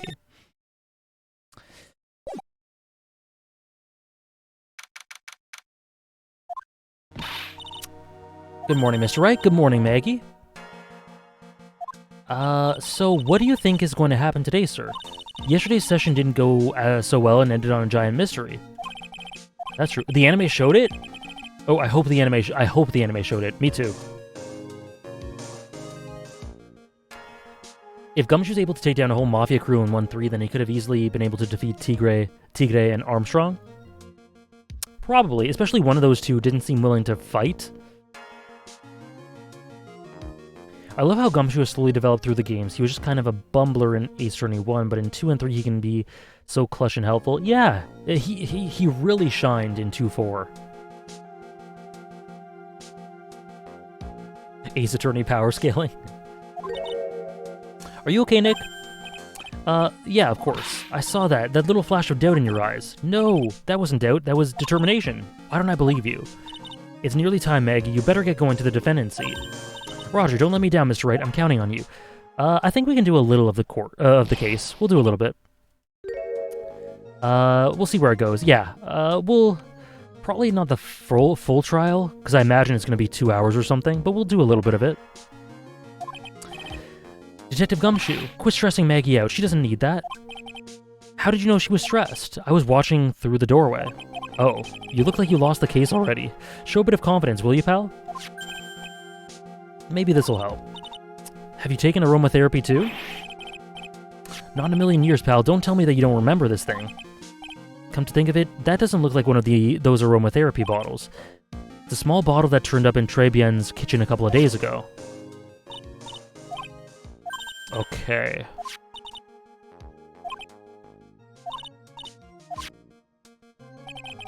Would you like to know how long it is?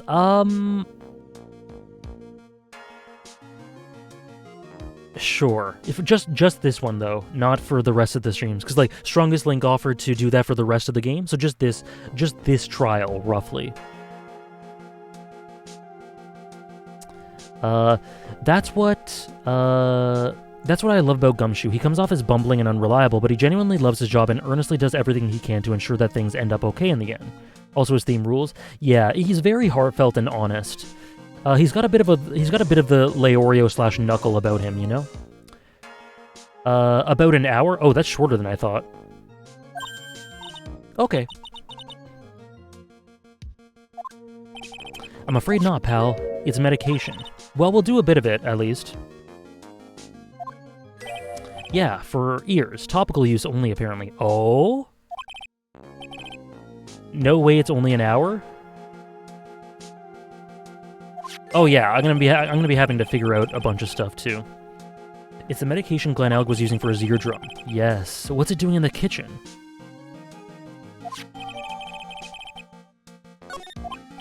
What about the unidentified fingerprints?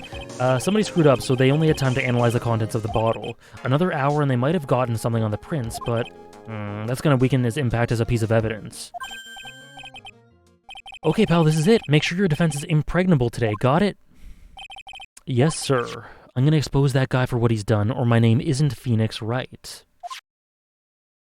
1 hour, 20 minutes, assuming you never make mistakes and never pause. Yeah, okay, so like 2 hours then.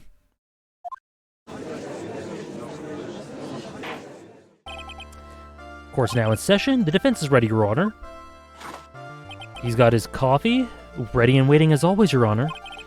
Very good, then we'll get underway at once. Yesterday we heard the testimony of Mr. Victor Kudo. He claims to have witnessed the defendant putting a powder into the victim's coffee. However, the witness's testimony was plagued with a number of problems. The mark on the rim of the cup shows that the victim drank from it with his right hand, but according to the old man's testimony, he picked it up with his left hand. Thank you, Mr. Godot. Furthermore, according to the witness's account, the victim was listening to the radio with an earpiece in his left ear.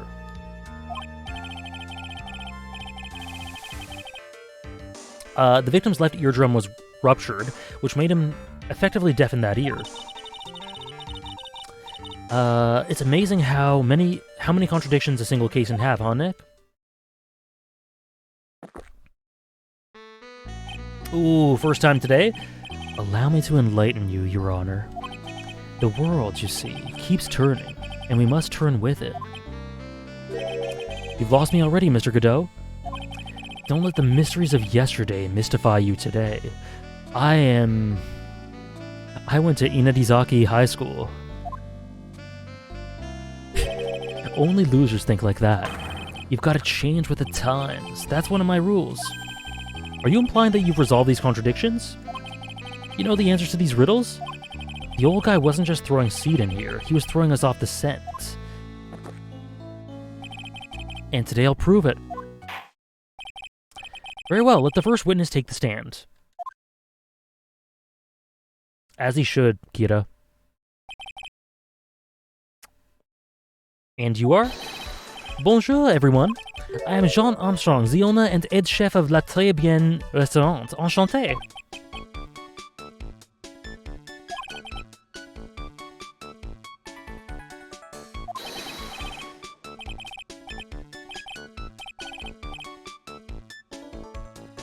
I am the pert and perky gentleman, no?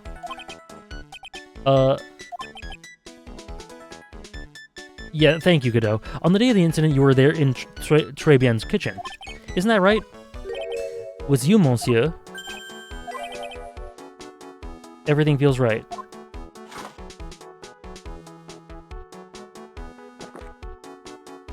Ha! Wow, he's totally unfazed.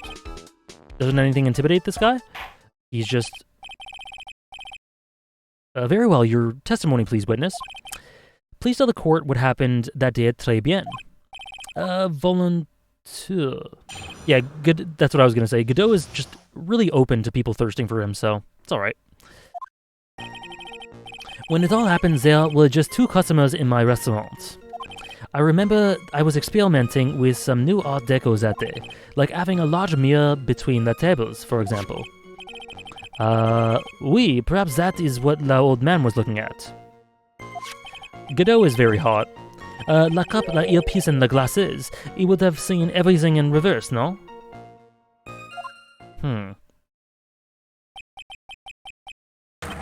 Mirror? Oui, like un grand mirror. La most enormous mirror. And suddenly the mystery disappears. Like I said, the world keeps turning, so roll with it.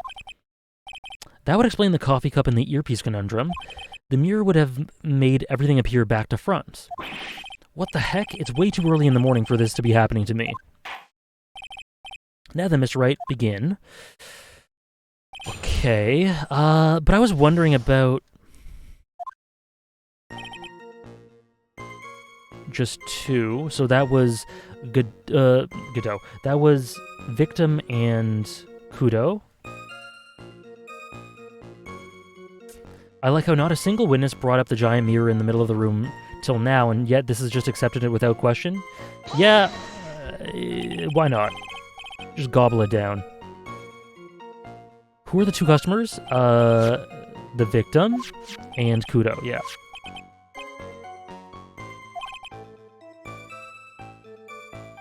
What about the other man Maggie says she saw at the table? Furio? Something tells me Mr. Armstrong isn't planning to disclose his existence. We need some hard evidence before we can bring him up, don't we? I guess I'll just have to try a different approach for the time being. Okay, so avoid that part.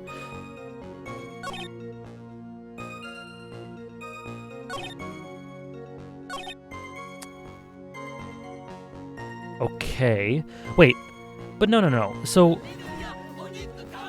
Thank you so much, Sarah, for gifting a sub to Great God. Enjoy the sub, Great God and L. Thank you so much, Sarah. You would have seen everything in reverse, so... But the thing is... I need a visual of how this would look, because it's like... Would it still work that way? Everything? He would have seen everything in reverse? Hey Nick, we should take a second and think about what old CD says in his testimony. How do you phrase it again? Yeah, that's what I was thinking. Same side as the green lens of his specs, but that doesn't fix the problem here.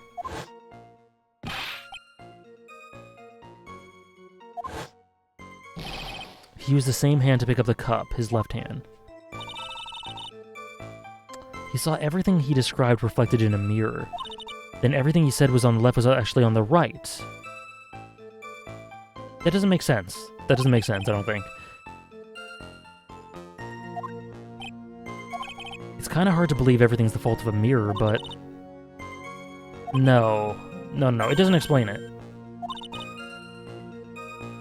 Because there's still a discrepancy between the hand he used and... Yeah, no, that doesn't work. But what's the contradiction?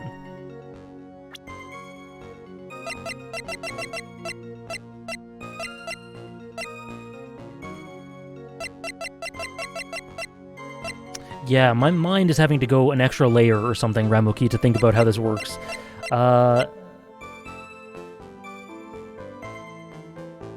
Okay, Stardust, have a good sleep. Have a great sleep, and don't worry, we will not start Case 4 today. We will definitely not start Case 4 today. We're probably not even gonna finish Case 3, so... yeah, have a great sleep. Thanks for hanging out.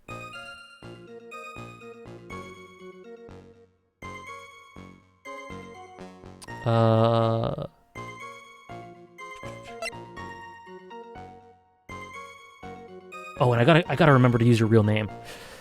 Good night, Sam. Okay, so...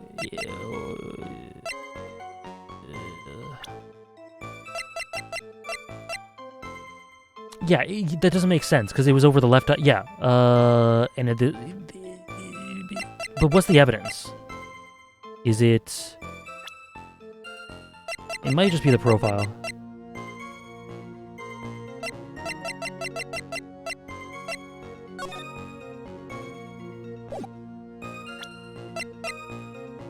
We can try the profile. Let me save it.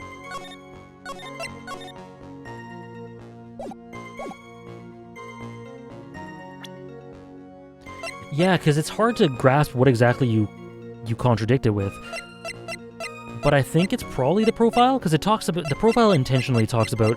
This text is always intentional. So it talks about his left eardrum... This, a few times I didn't need to look up a guide, so I was super happy. Nice. And that's impressive, because this case isn't easy. Maybe this?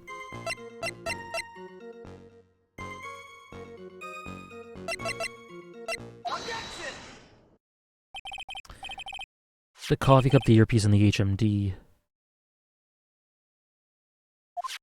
Let's think back to Mr. Kudo's testimony for a second, shall we? The boy was wearing, yeah, same side. Yeah, that doesn't work, because it would still be on that side in his right hand with the cup. It doesn't work.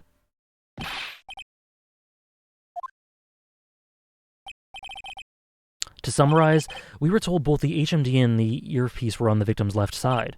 Now, Mr. Kudo saw all that as a reflection in the mirror, so then it would have to be on the right, in which case that isn't the case, that isn't reality. Exactement, you see, monsieur. Now that you have heard about it, it is not so hard, no? Unfortunately, that's where we run into a monumental contradiction with the facts. If Mr. Kudo really did see everything in a mirror, why is it that the HMD is now on the wrong side of his head? Order! Mr. Wright is correct. If the witness genuinely observed the victim reflected in a mirror, then we would expect the victim's eyepiece to have been over his right eye.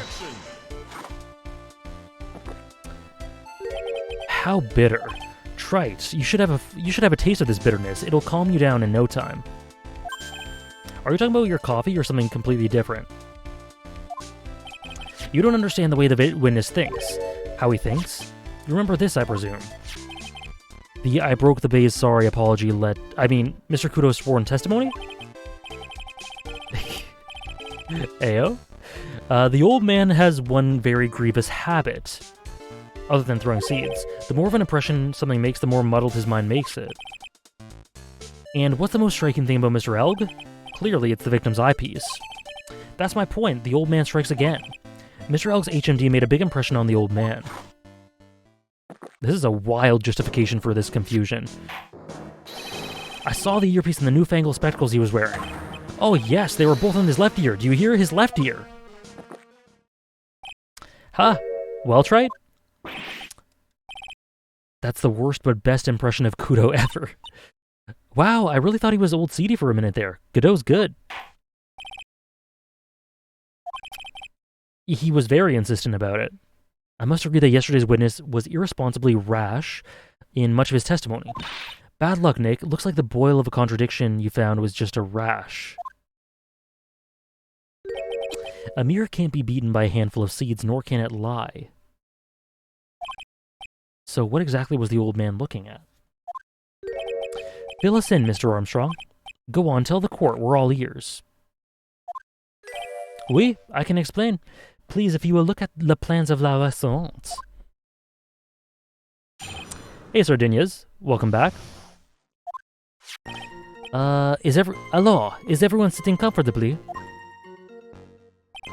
La mirror, it was in the middle of the restaurant, dividing the two halves. There's only one seat from which you could have seen an image of la victim. That was the seat at the table next to la victims. That was where the old man was sitting. After that terrible incident occurred, I moved la mirror so it was not in the way. Okay. Wait. You moved it after? Okay. But naturally, I did not touch anything else. I see no problems with the explanation we have just heard. But from the table next to the victims, Mr. Kudo could have easily seen the victim in the mirror. That's not how it was, though.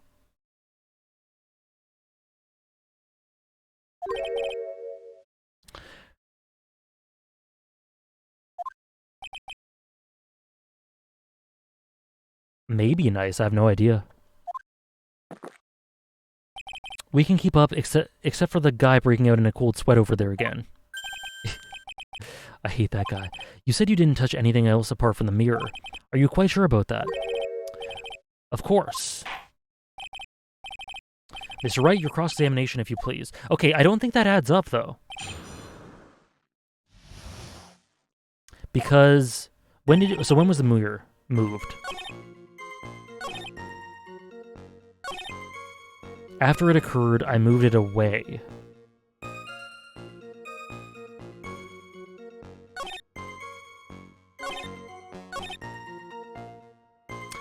No worries, Wolfman.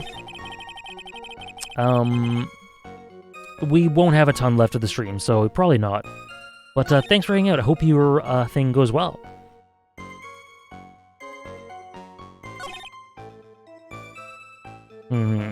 Because... did the old man ever say where he was sitting?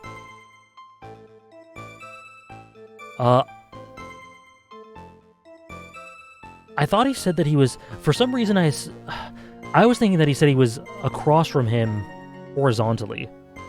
But that says vertically. But I think just because there was a picture taken, right? There was only one seat from which you can have seen the image of the victim. Is that true? I mean, if the mirror was actually there, sure. But there's this. Would it not be blocking it?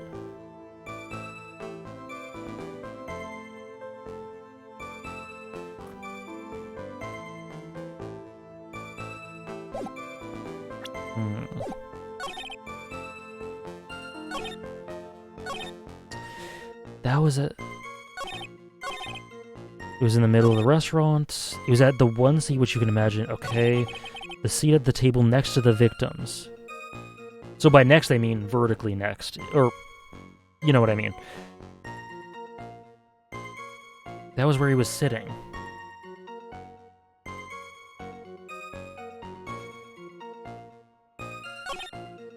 I moved it so it was not in the way.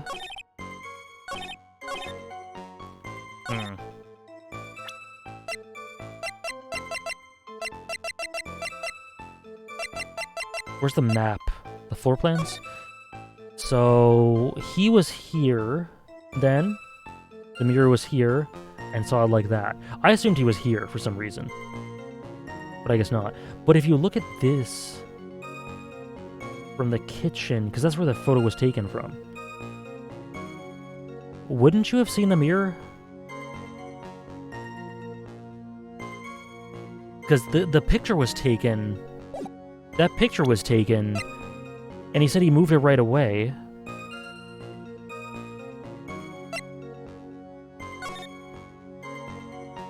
Would you not have seen the mirror? Maybe it was just off the camera?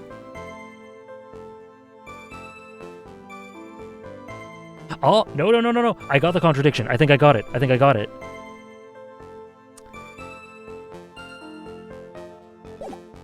Hold on, let me just double check.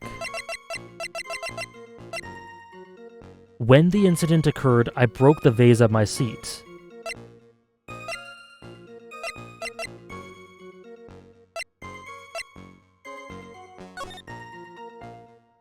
We got a perfectly good vase right here. Oops. The vase is looking swell.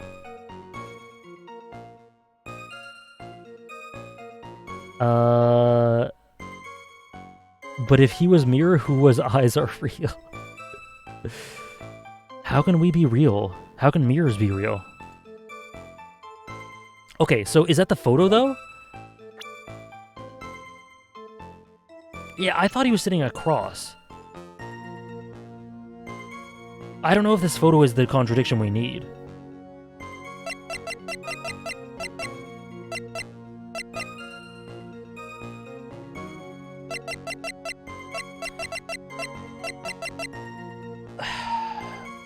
I guess it is, because the vase is right there. The vase, this is the only thing that tells you that the vase was still there. But let me just check. Am I contradicting the right one? There's only one seat from which you could have seen the image of the victim. Okay, that isn't a contradiction.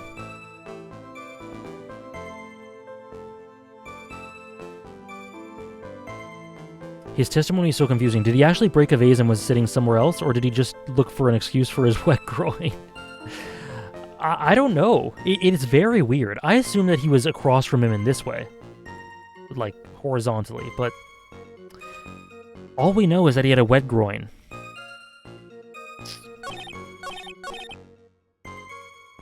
Okay, so this is where it says where he was sitting. I think this is it, then. I think this is it.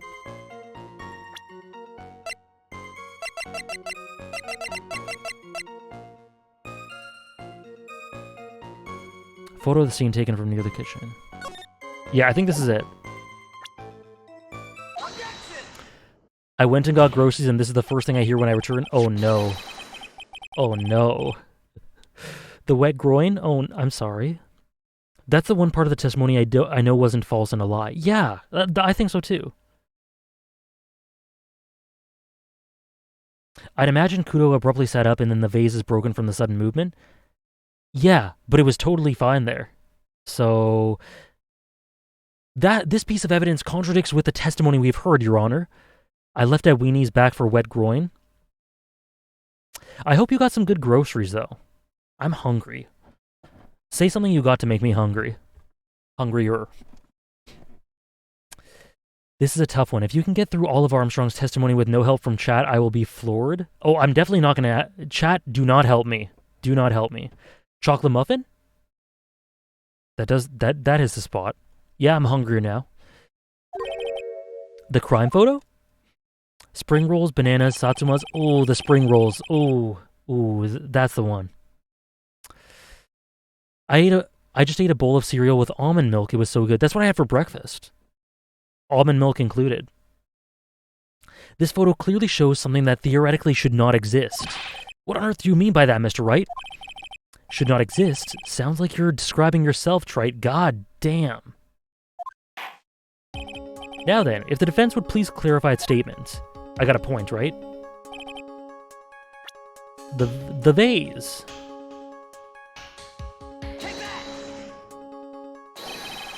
I think it's pretty obvious that this is what should not be in the picture. The vase? What possible connection does that have with this witness's testimony? Your Honor, I'm telling you that there should have been no vase on this table, because it very clearly contradicts with this piece of evidence. This, right? The testimony? There is one thing that was clearly demonstrated by yesterday's testimony. Mr. Kudo broke the vase that was on the table where he was sitting. And yet, as the court can see, there is an unbroken vase on the table next to the victim. Why? Because Mr. Kudo was not, in fact, sitting at the table next to the victim at all. Objection! Cat Jam? Don't be an idiot, Trite. That's impossible. That's the only one Kudo could have seen the victim's reflection from. Exactly. There is only one conclusion we can draw from this contradiction. There was no mirror in Très Bien that day. Your testimony, Mr. Armstrong, is an elaborate lie. Mon Dieu! Yeah, Kudo gets a bit of vindication here. Don't try to confuse the court, right? Obviously the witness cleaned up the vase while the police were taking their time getting to the crime scene. Unfortunately, Mr. Godot, that doesn't quite work for me. Mr. Armstrong, I love it. Mr. Armstrong already testified to the contrary. In his own words, I did not touch anything else except the mirror. Drink it. Thank you, MK. Well, witness, what do you have to say for yourself?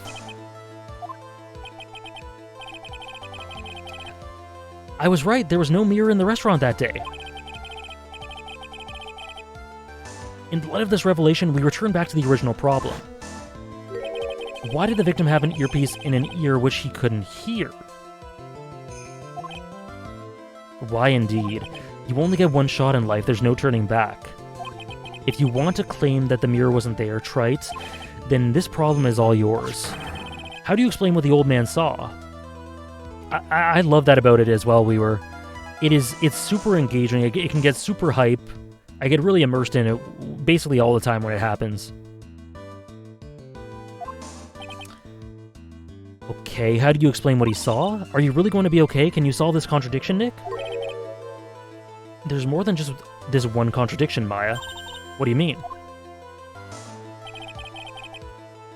Remember what Maggie told us? There was another man at the victim's table. And there was a sample CD on the victim's table. It all flies in the face of Mr. Kudo's testimony. And I think I know the reason why nothing in this case is adding up. Well, Mr. Wright, let's hear your answer. Yes, Your Honor. The reason behind all the contradictions is simple.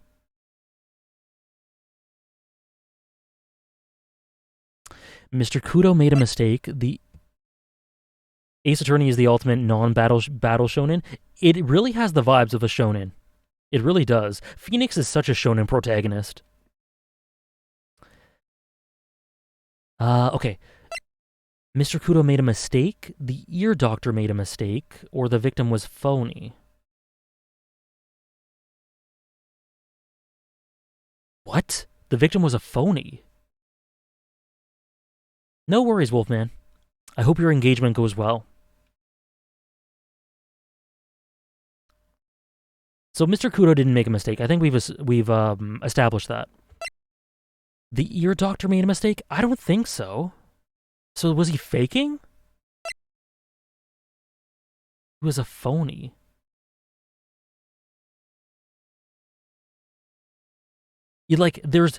I wasn't thinking that he was like what Sarah said. Where did that third one come from?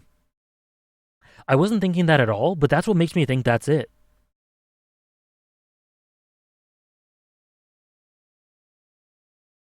The other two don't make sense.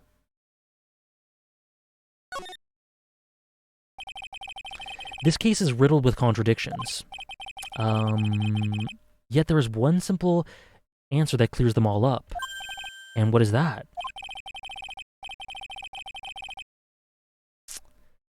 Am I late? Hey, Santi, how's it going? You're never late. You arrive just when you need to. I may have butchered that line, but hopefully the reference wasn't lost. The incident Mr. Kudo witnessed and the incident which the victim experienced were two completely different events. Huh? What? Excuse me? That wasn't what I was thinking at all. I thought he was a phony, like pretending to...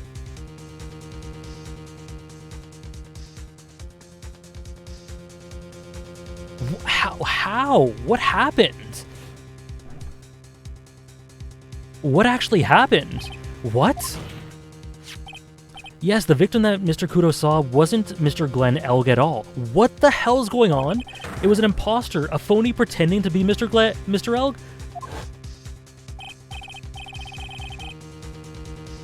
Unlike the victim, there was nothing wrong with the imposter's left eardrum.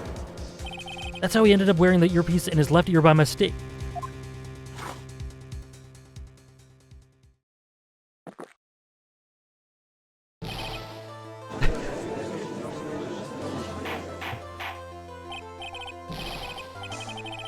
Order in the court, settle down or I'll clear the courtroom. Quiet, Gramps. Why don't you clear out of here, huh? I didn't click it by accident, Sandy. I just didn't know it would go down this route at all. So we have a fake Phoenix and a fake victim. Too many imposters. That's crazy. What did you say? Trite. Are you saying that what Mr. Kudo saw was a setup? Yeah, someone pretended to be Glen Elk and then acted out the whole coffee poisoning. All for the express purpose of creating a witness out of one Victor Kudo.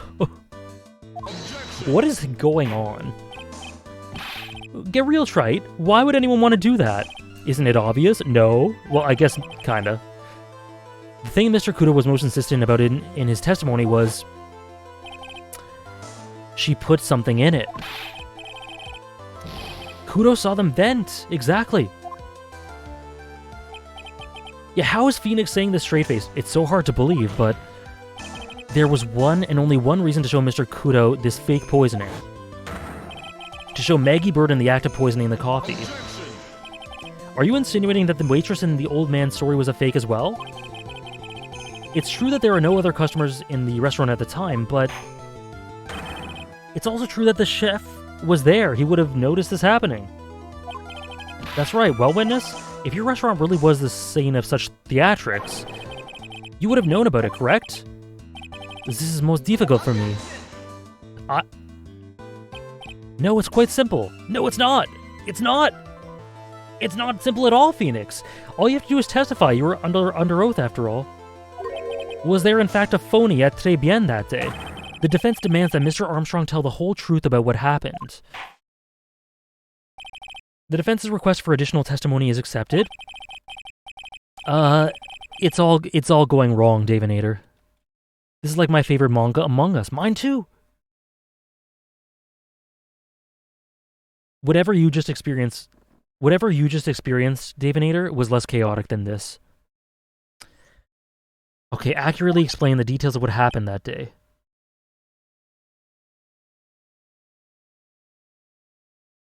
What do you mean it was phony? The phony never died, but Glenn still did. What the hell happened? Why and how did they stage it? I'm so... Yeah, I don't know. La victime, Monsieur Elg, he came to my restaurant alone. I remember the old man arrived not long after him. Thank you for the hydrate, Quinn.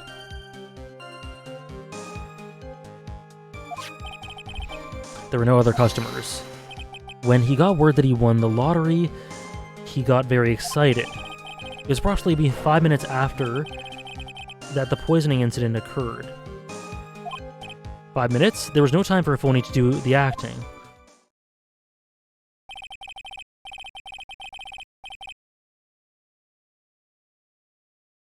Just so we're clear, there was no mirror in the restaurant after all. Forgive me, Your Honor, I just lied. I lied because I wanted these mess to be cleared up quickly.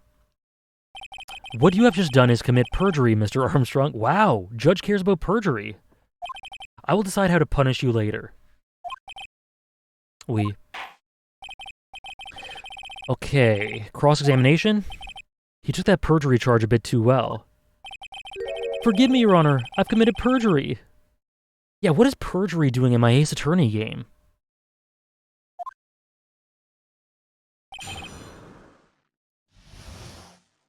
Honestly valid to lie just to get it over with in this court. Yeah, I love the justification. I just wanted to hurry up, you know?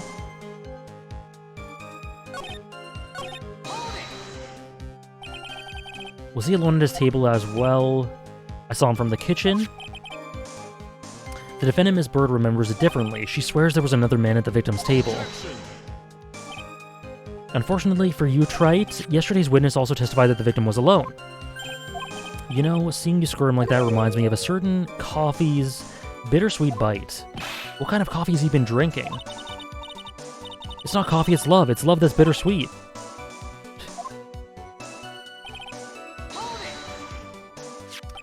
By old man, you mean Victor Kudo, correct? Oui, he comes often for my special coffee. I drank your coffee once, Mr. Armstrong. It was terrible. It's special, I'll give you that. It's worth a sip just for the experience. You make me so happy, monsieur. You're most welcome anytime. I said it was worth one sip, and nothing more. So Mr. Kudo arrived at the restaurant around the same time as the victim. Maybe I should ask more about his arrival in detail. Let's ask... I think the time is the most important thing, because the time of death was 1:30 to 2:30, and we have the 5-minute thing. Let's ask time. How many minutes after? We could go back. Actually, let's just check that. Not much time elapsed. That is correct. There was a gap of time. By recollection, how much time would you say elapsed? 2 minutes. Okay. Okay. I did the wrong thing.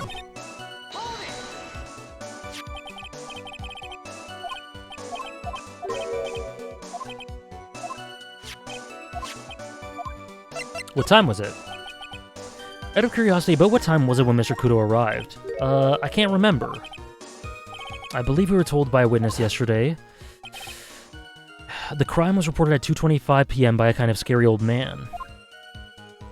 So he left at 2:20. Does that perhaps jog your memory, witness? 20 minutes. It would have happened 20 minutes after he arrived. Okay, so he arrived at 2. Does this mean that the judge has secretly punished every single witness who's committed perjury on the stand? No, I think it just means that the judge is corrupt and selective. Probably. So the victim must have arrived between 2 and 2:10. Just after 2. Fair enough. Thank you for your help in jogging my memory, monsieur. You are wonderful. I can't sit here all the time and do nothing now, can I? The time of day will be added to the witness's testimony. Okay. But monsieur judge, everything I do it for you. Merci bien. That's French, isn't it? Ha ha ha! Judge would never be biased in his verdicts. True. You know what? I'm selling him short. Welcome into the Discord, Thomas, and I hope the eating and cleaning still went well. Yeah, I was gonna end the stream, but this twist is wild, and now I kinda want to see where it goes. Yeah, nice. Yeah, that's been clear from the start, for sure. It being corrupt feeds into the themes very clearly. It being corrupt and silly and goofy and inconsistent, it's very reflective of what the series is trying to say. He's even humming a song to himself. Okay. He arrived after him just after 2 p.m. You're absolutely sure about the time? When I think really hard, I am sure it was just after 2. Wait, hold on. It was the time I stopped serving the lunch menu. Quite right. I always break for lunch when the restaurants are serving their specials. I've been known to wind up a case early just to make it on time. Haha! Guess you should never get between a hungry judge and his lunch. Oh, would you look at that? It's almost lunchtime.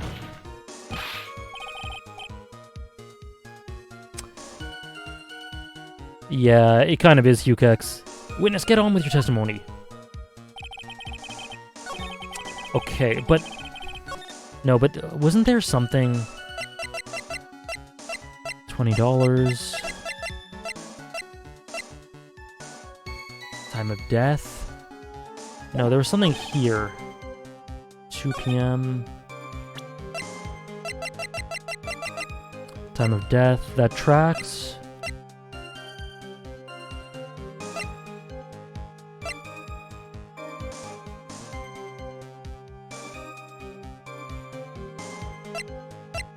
Okay, maybe not. Oh! Experience the most thrilling 10 minutes of your life every Monday at 1:30 p.m.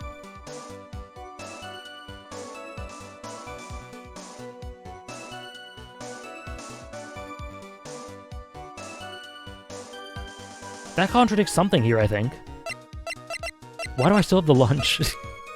1:30. Came to my restaurant alone. Okay, yeah, that's a contradiction, because the victim was listening to the radio show. Or someone was. Either the phony or the victim, whoever it was listening to the radio show, so they were there at 1:30, that's the contradiction. There we go.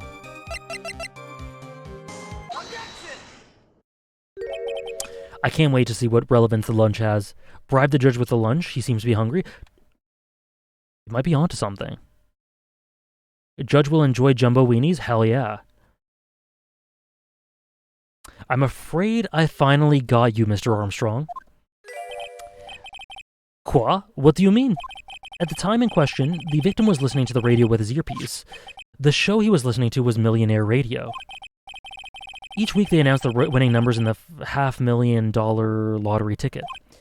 That must be la show Monsieur Elg was listening to. I can't see any problem with this testimony, Mr. Wright. I wonder. You say the victim arrived at your restaurant after 2 p.m., correct? Oui, I'm sure of it. I remember it perfectly. I know it was that time because I had just finished serving la lunch menu. Get to the point, Trite, if you even have one. That show was broadcast live at 1:30, and it claims to be the most thrilling 10 minutes of your life. So yeah, it's finished before that happened. It's on the air at 1:30?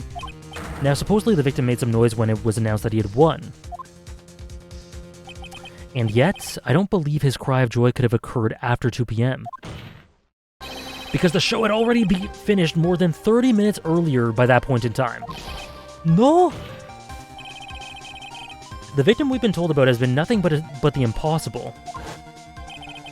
Listening to the radio with the ruptured eardrum, catching a show that was already over. There's only one conclusion you can draw from these facts.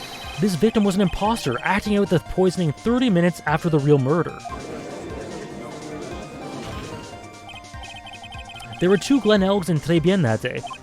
The real Glen Elg, now dead, having been poisoned by the real killer, and the phony Glen Elg acting out the events for Mr. Kudo to witness. It certainly seems that way. I mean, if that wasn't the case, how could you explain the time discrepancy? Quite a performance, Trite. You were almost on a roll. But sadly, you lack the rock-hard foundation of rhythm to build your song. Yeah, I was gonna say, like, is that the only route? I think there are others, but sure. Like what Ramuki said. What is this? Music Theory 101?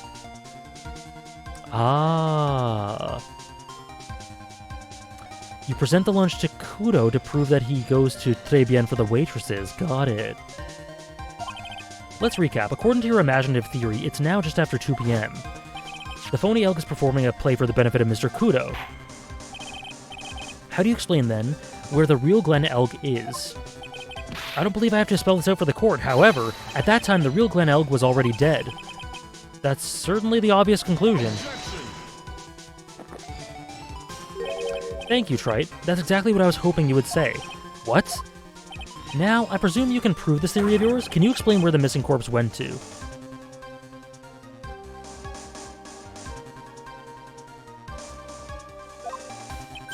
The missing corpse? According to the old man's testimony, there was only one other customer there. If that customer was the phony Glen Elg, then where did the killer hide the body of the real victim?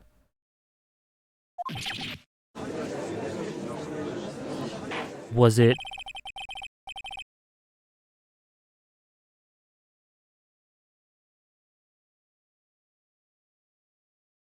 I might have something?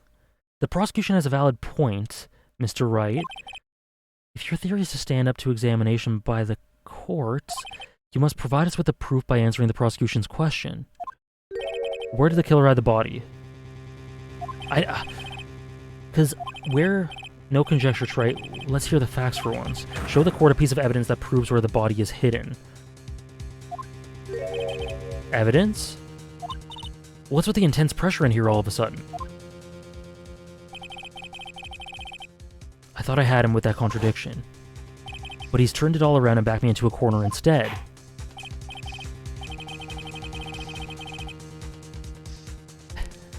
Thank you, Thomas. Thank you so much. Yeah, this is gonna hit 5 hours probably. Okay. Where was it concealed? Yeah, inside. Okay, good. I'm glad we don't have to be super specific, because I don't know exactly where... It would have been too dangerous to take the body outside. Obviously, the body must have been hidden somewhere inside Très Bien. Interesting. But where could a body have been hidden inside a restaurant? Perhaps you would care to show the court these plans, Mr. Wright. Yes, Your Honor. The exact... So I think it's in the kitchen. Because everything goes there. Plus just hide it, like... How can you hide it out here? But I'm trying to think about what was in the kitchen. There was like a situation where they saw something in the kitchen. Did they smell something? Take that! The body was hidden here. I see. Nice supposition, but the real question is, can you back it up? Where's the evidence that proves that the body was hidden in that location? Okay. No. Yeah, antagonist. The commitment is unreal. I'm very honored.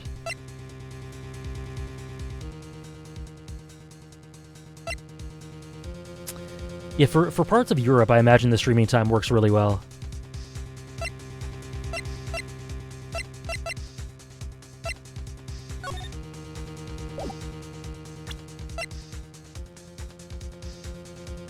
Potassium cyanide poisoning?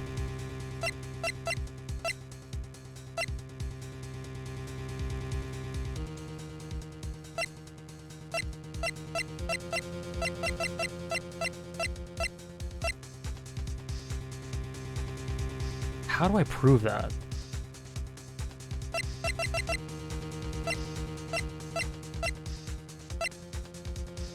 I'm a lawyer.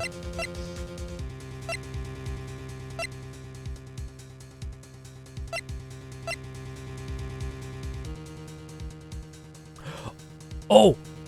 Oh! Okay, I think this probably proves it.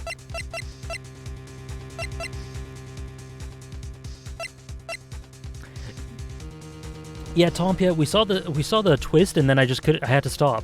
I think it would be. I wish I could see the CG of the kitchen, but I think it's this.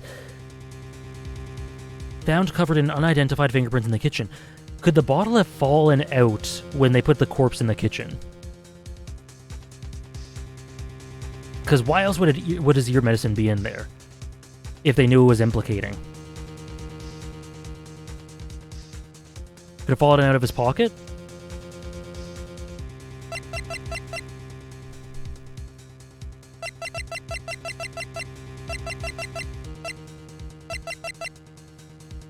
I think that's it. Shit. Oh. Mr. Armstrong, do you recognize this bottle?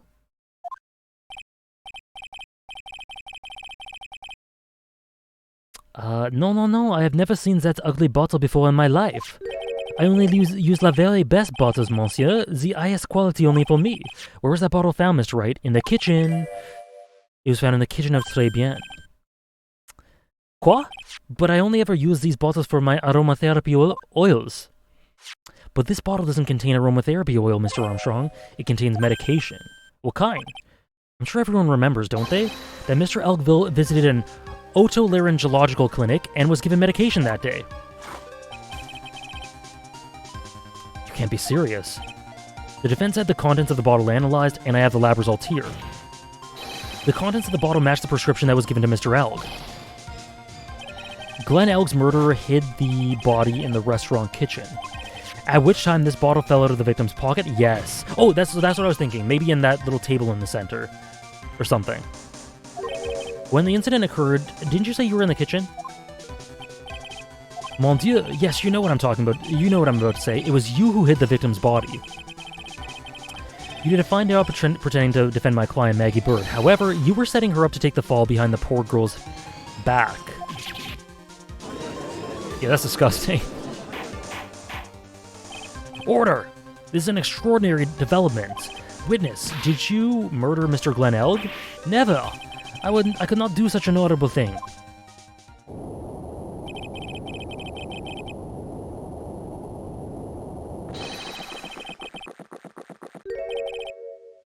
Mr. Godot? The bitterness. Every time I get lied to, I always down a mug of coffee. That's one of my rules.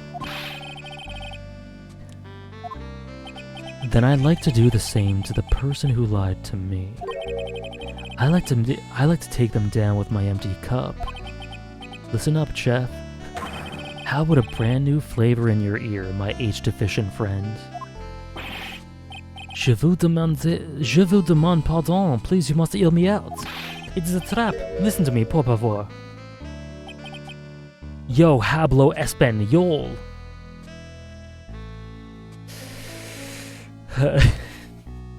Yo hablo español. Mr. Armstrong, and por favor is Spanish.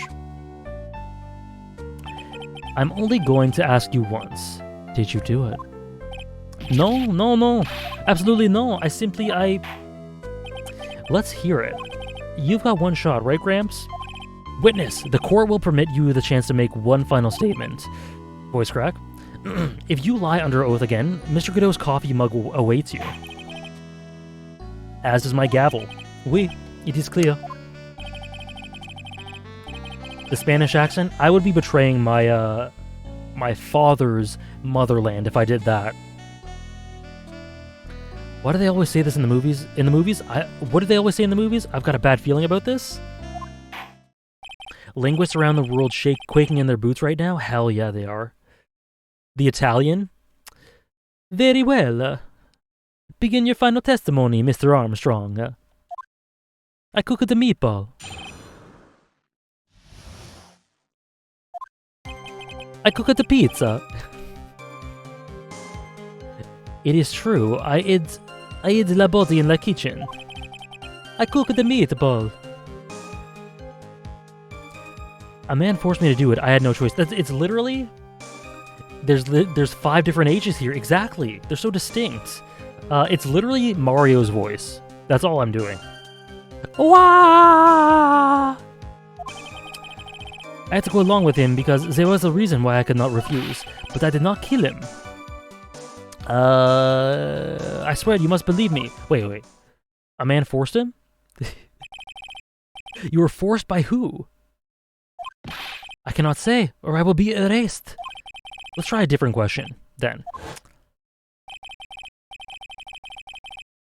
When Mr. Elg died, that's a glitch. Was he really the only person at his table? There was another man.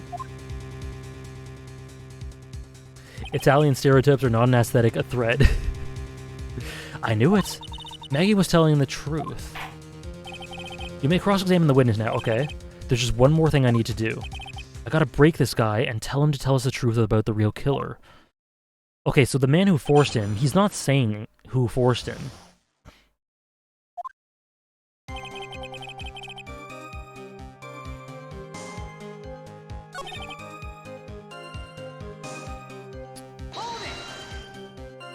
It kinda does 2%.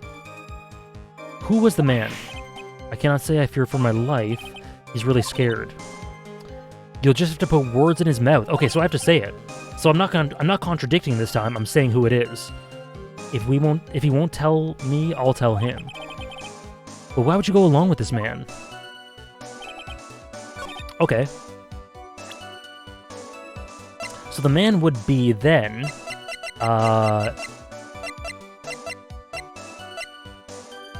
my dude Furio. It's gotta be. Let's end this dance of Ring Around the Rosie, Mr. Armstrong. This is the man you've been referring to. Ah, who is that? I feel I've seen him somewhere before. Yeah, I think you have. Oh, I don't know, maybe a month ago in this very courtroom? That man is Furio Tigre. He's the manager of a loan office called Tender Lender. It's going on the server? Perfect. I gotta use some... I want some more audio alerts, so I'll use some of those clips. I hope someone got the one where I talked about... There was a funnier one that I want to use earlier in stream. I know you couldn't go against Mr. Tigre. I remember the timestamp, though, so I could do it myself as well. At least not while he had this on you. The debt. Yes. I'm just stumbling into big brain moves, right?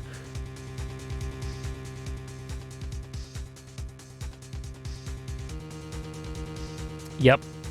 Yeah, he had dirt. Okay, got it. Oh yeah, the server's been up for a little more than a week now, Patchface.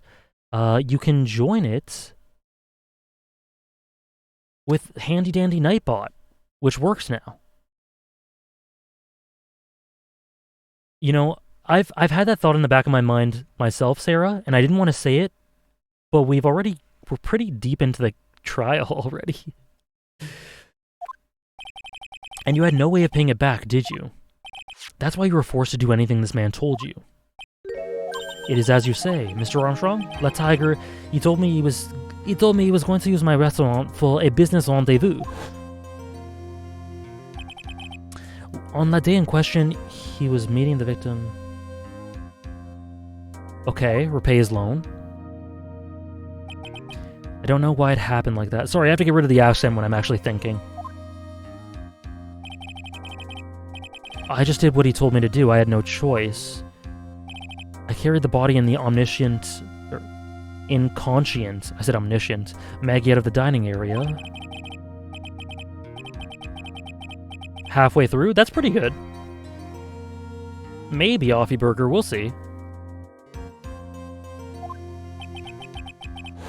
Well, we can safely say that the man who forced your hand was Mr. Furio Tigre. I do have one further question for you, Mr. Armstrong. The poison and the lottery ticket that were found in the defendant's apron pockets, was that your doing as well? No, I know nothing about that. Making it look like it was Maggie who had done it, I was not. It's despicable. Mr. Godot, you will summon this Furio Tigre as a witness. I doubt that can be arranged today, so we will adjourn for now. Proceedings will continue tomorrow. 30 minutes. The trial will go on, I'll see to it myself. I need half an hour to get this guy on the stand, not a minute more. King! How the... Don't sit back and relax yet, trite. No one knows if that chef is really telling the truth or not. This trial could still go either way. Very well, your request is granted. We'll resume once Mr. Tigre is ready to take the stand. Until then, court is adjourned for a 30-minute recess.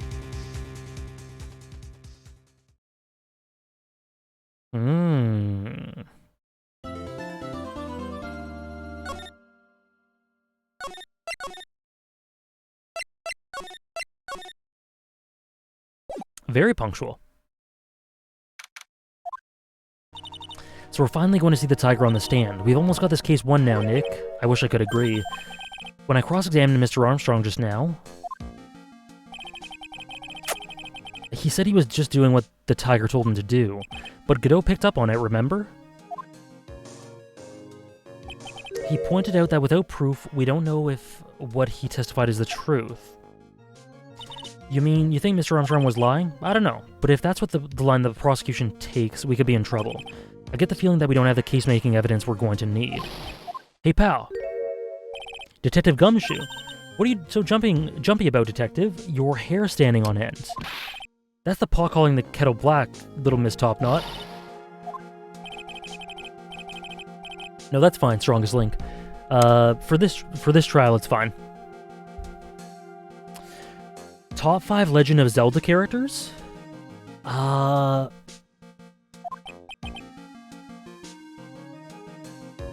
Midna? Link, like Hero of Time, Ganondorf, Zant, and Groose.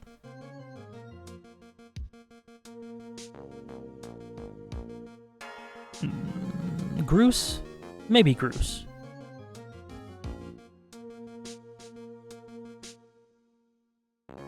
Or maybe Breath of... I was thinking about Zelda. Yeah, I guess I...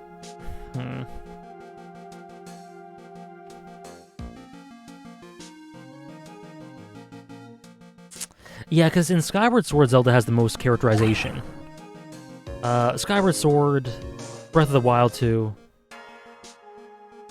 But Groose is just so bold, you know, of a character. I think that's what my top 5 would be. I like Girahim a lot as well. I like Zelda a lot as well. No kidding, you gotta have something you need me to do, pal. Anything. Well, oh, we just said we need evidence. I'm gonna take a jog back down to the precinct. I could get some prints analyzed for you if you've got an hour. An hour? The trial will have reconvened by then. But Nick, we don't have a really decisive piece of evidence, right? True. Without some kind of trump card to pull out from the bag, we're really stuck.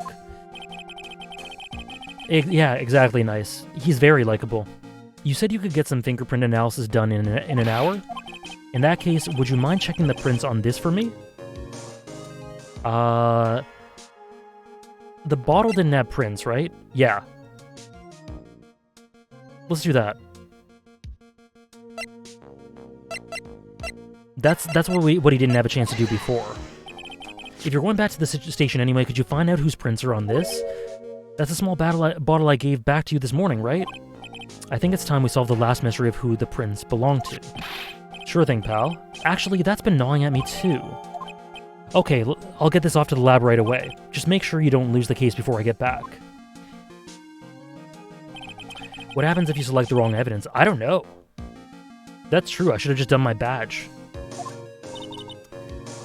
The final showdown. It's time to separate the phonies from the real guys.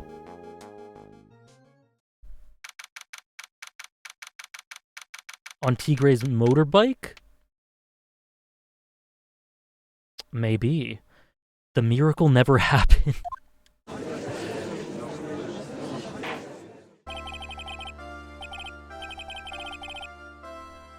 Oh, geese are all over Vancouver? That's too bad. Hey Sebastian. Yeah, this one went on longer than we intended because I just got sucked in. We might finish it now. Where's the miracle command? Damn it. Damn it. Okay, hold on. Let me add it quickly. I need... Hold on. Hold on.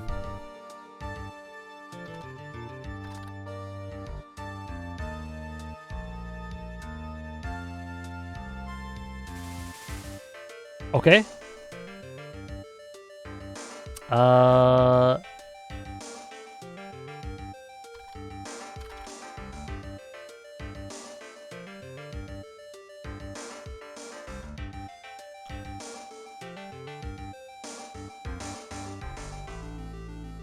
Oh, there we go. It works? Perfect. Perfect. The miracle never happened.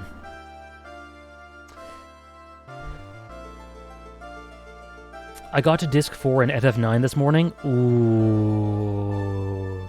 I hope you're enjoying it. As you know my feelings about it.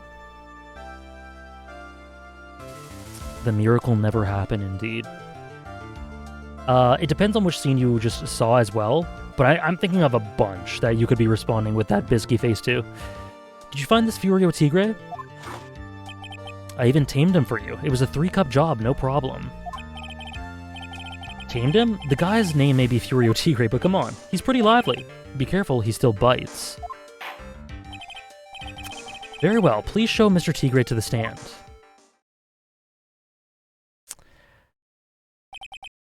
Essentially the same about what I said before, Rydox. Just more of the same. I think the case itself, I'm really invested in the case itself and finding out the, finding things out. I think that aspect of it is really well done. The characters are less interesting than previous cases, but I'm still having a solid time for sure. Uvo, yeah. This is why Nightbot quit on us earlier. See ya, Sebastian.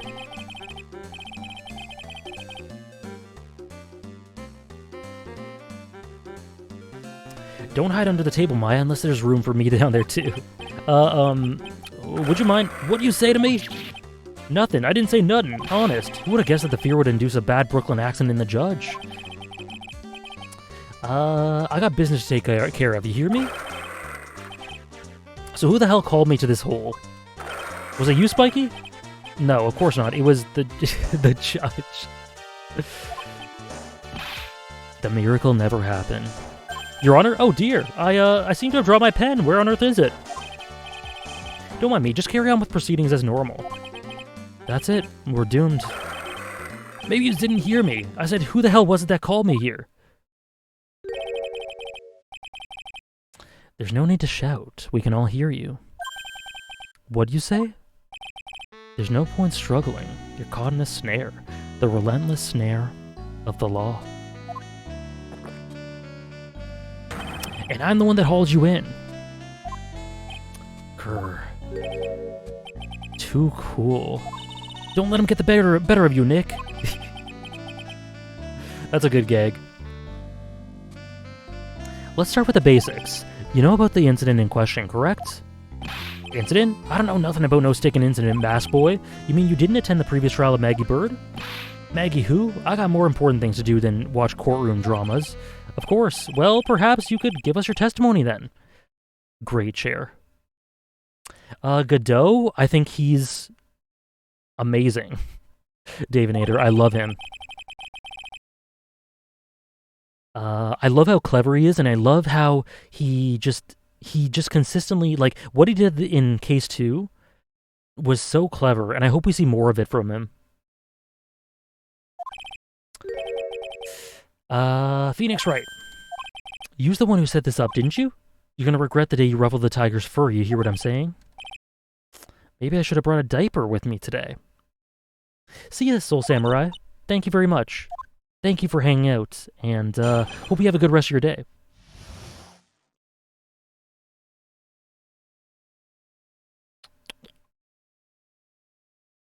Okay. I don't know nothing about no murder. I was tied up with business in December last year, spent all my time in the office. I got whales lined up to borrow cash from tender lender every single day. Want to check my alibi? Ask Violetta. 6.5. 6.5, Ramuki. At last I found my pen. Very well, Mr. Wright.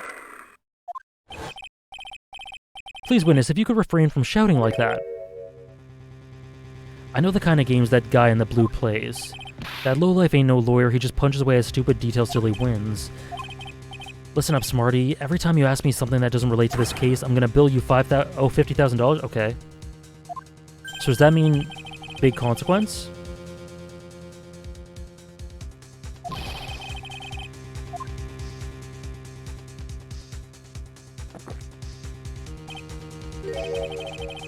I love a good spectator sport. Just a minute, that's really hot. This witness is, how can I put it, a hungry tiger roaming the urban jungle. Get on his bad side and he'll bite everyone's heads off, yours too. Very well, I have no choice but to impose a penalty system here. What the hell? If I don't split now, I ain't gonna catch my bus. What the hell is this? I can't press... You can do it, Nick. Come out from under there already, would you, Maya? Yeah, he has no choice. Okay. So I can only press the important things. Oh my gosh, okay.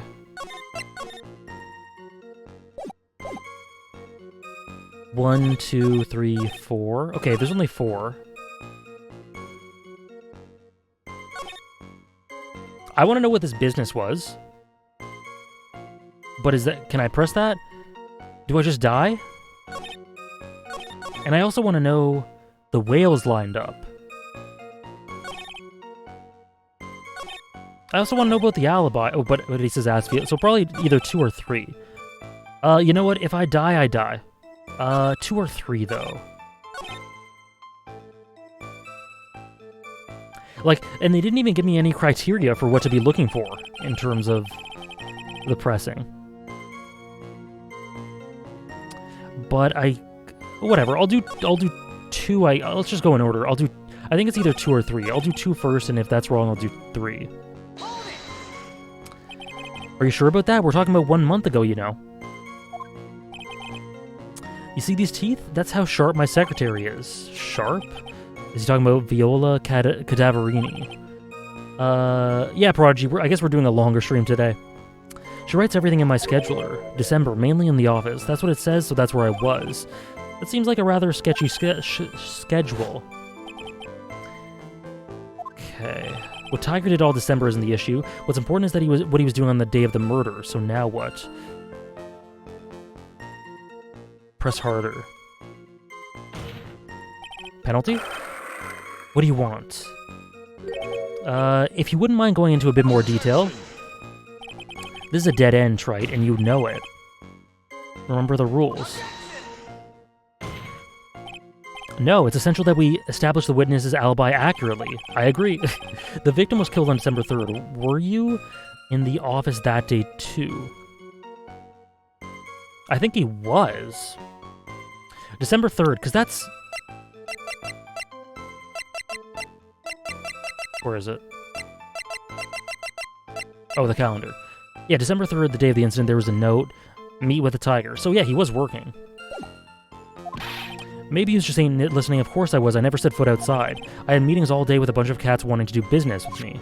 I had never seen that young kid before. That's false. I do believe the witness's last statement was important. Mr. Godot, if you could please... Mr. Tigre, the court asked you to add that last statement to your testimony. Don't let an animal beat you. Be a man, Your Honor, and ask him yourself. Yeah, the judge is great, Char Wizard. I never saw that kid before. That's wrong. Hold on, I'm scared of the penalty, but that's wrong. It says right there.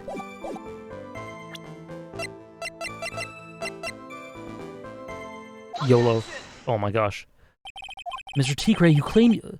So, I guess they made up for the penalty by just making it easier? You claim you don't know Mr. Glen Elg. But it appears that Mr. Elg knew you. What? Mr. Elg left this little note on his calendar. Meet with the tiger, and the date December 3rd. December 3rd. That's the day of the murder. Yes, battler emotes. I live for the battler emotes whenever I do it properly. Thank you, Ramuki. The gag with the judge is good, yeah. It's interesting that in the PC version they put all the evidence in a long line. In the DS version they put a 2x4 rectangle. Ah, it's easier to remember where the evidence is because you associate it with a section of the screen. That's interesting. You met with him on the very day of the incident.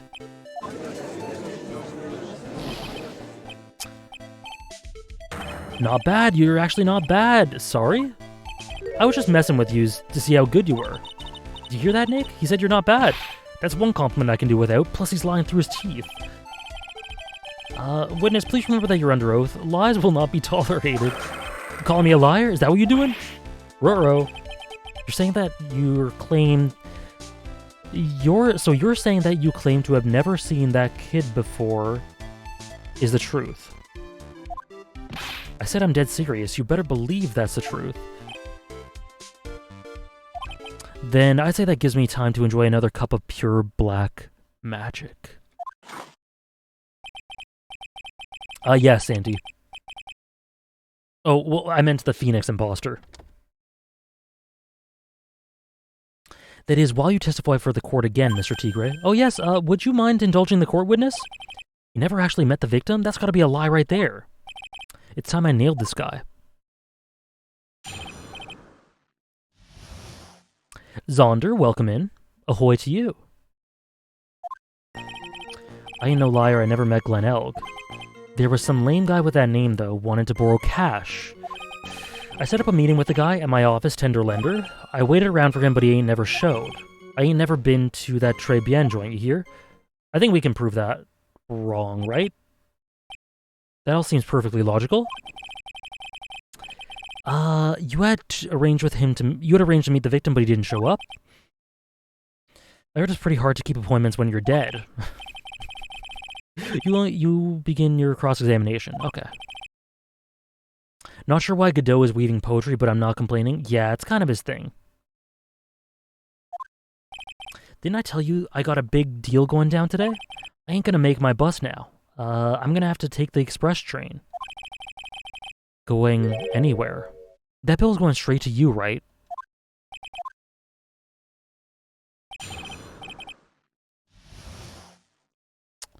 Okay, so I think we can directly contradict which one was it. I've never been to We have something that can contradict this. I was about to say that. Same brain cell. Do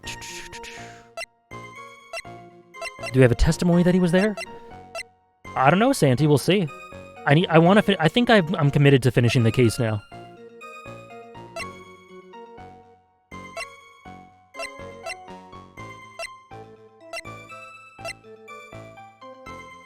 Lottery.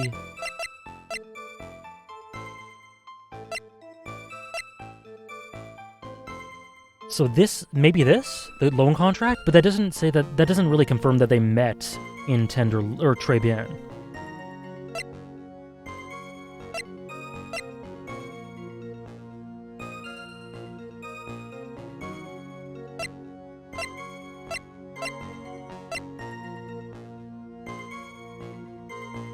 Aha! Oh, I skipped right past it. Okay, here.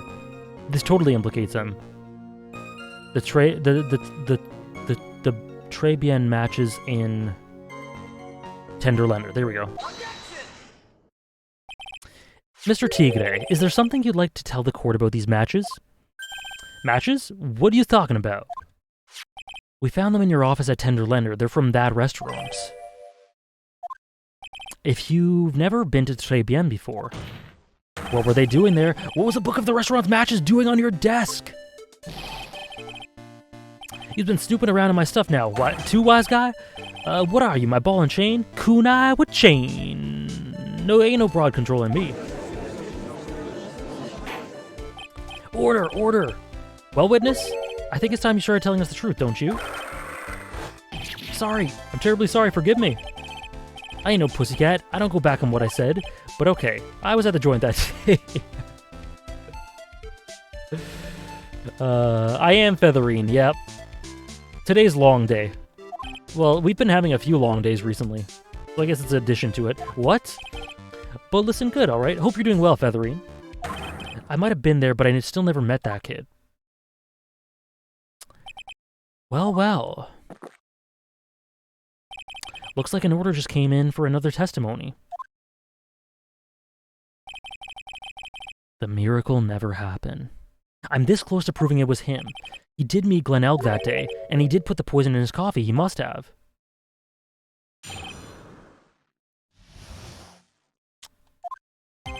I was supposed to meet with the kid at the restaurant that afternoon. When I opened the door to the joint, I saw one ugly scene. The guy was laid out over the table, stiff as concrete. I figured... Wait. No. No! Oh, I'm too big brain. Oh, today was the type of stream where I slowly warmed my way into becoming big brain. He's already screwed up. I figured out that if the place wasn't hot already, it was gonna be, so I split. I heard the cop sirens on my way out, and I went straight back to my office. You ready for this big brainery, Hannah? You ready, Thomas? You didn't actually meet with him in the end, then. Well, Mr. Wright, your cross-examination. Yes, Your Honor. Hold it. If I wait around any longer, I ain't gonna make the normal express. You ready, Mr. Glower? You ready, Sarah? Here we go. Let me contradict. Anytime Trite presses you on something irrelevant, I'll see he pays a penalty. Okay, don't worry about your penalty. I know exactly what to do. That's my job. I'm never ready? Too bad. You're ready now. I'm ready? Perfect. I'm ready? You guys are ready? Perfect. Thomas and Hannah, if you're not ready, maybe mute. We'll see. So do it! Yes, sir! The Special Express ain't cheap, right? Just so you know, since you play. Okay. Which one is it? It's like the third one, he said?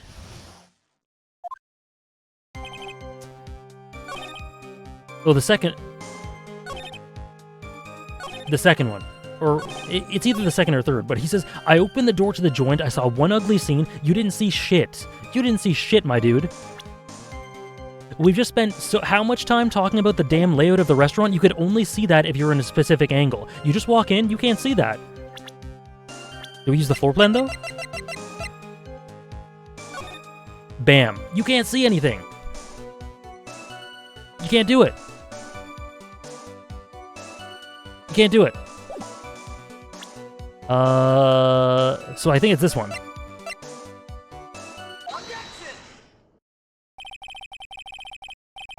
That was my peak Ace Attorney moment. We'll never get back to this sort of big brainery again, so I hope you guys enjoyed it. You're something of a loan collecting pro, aren't you, Mr. Tigre? No one escapes the tiger's clutches. Well, I'm something of a lie detecting pro. And no one escapes the Phoenix's clutches. I think it's time we got something straight. What's this, Trite? A new line of irrelevant questioning? These are the floor plans of the crime scene. It's from here on, it's Chapter 1 Battler again, unfortunately. You say you were standing at the entrance, Mr. Tigre?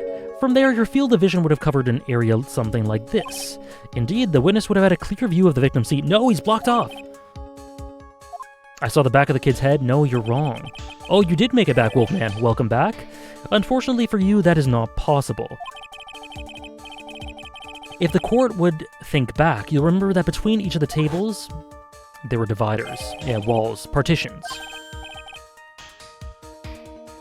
That's true. Now look at the plans again. The truth's painfully obvious.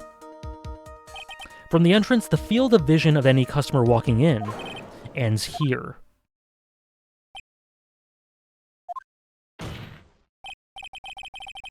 Maybe. I'm no great buff of Japanese mythology, Ramuki. But maybe? So from the entrance of Très Bien, you couldn't have seen the victim's seat. But you did see the victim that day because you met with him. Objection. Wrong. Have you forgotten the old man's testimony yesterday? The victim was alone at his table. But the defense just proved that point to be moot. The victim witnessed by Mr. Kudo was not Glen Elg, but a fake. What? In order to have Mr. Kudo falsely testify, the real killer posed as the victim he had just killed and acted out a charade. This is wild. What is going on? This is crazy. This is crazy. That will do. This trial has gone on long enough without the obvious question being answered. Who exactly was this real killer who impersonated the victim? You say that the killer murdered Glen Elg. I love this twist, Ramuki. I love this twist. Then impersonated his victim in a performance for Victor Kudo. In that case, Mr. Wright, reveal the identity of this criminal to the court. Didn't we just say it? I swear we just said it. It's him. Obviously, the killer is Furio Tigre. What? Well, witness? Now that's cute. You think you can pin this on the tiger? Maybe... Say it again. Come on, you got the guts? Hope the gym session went well, Panda. I think I'm gonna finish it, Weaver. You can't threaten me, Mr. Tigre. It's the defense. Go ahead and tell the witness, Mr. Wright. Mr. Wright!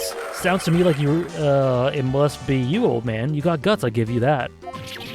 Mr. Wright, do not leave me to handle this alone. Perhaps I can end this embarrassment. Mr. Godot.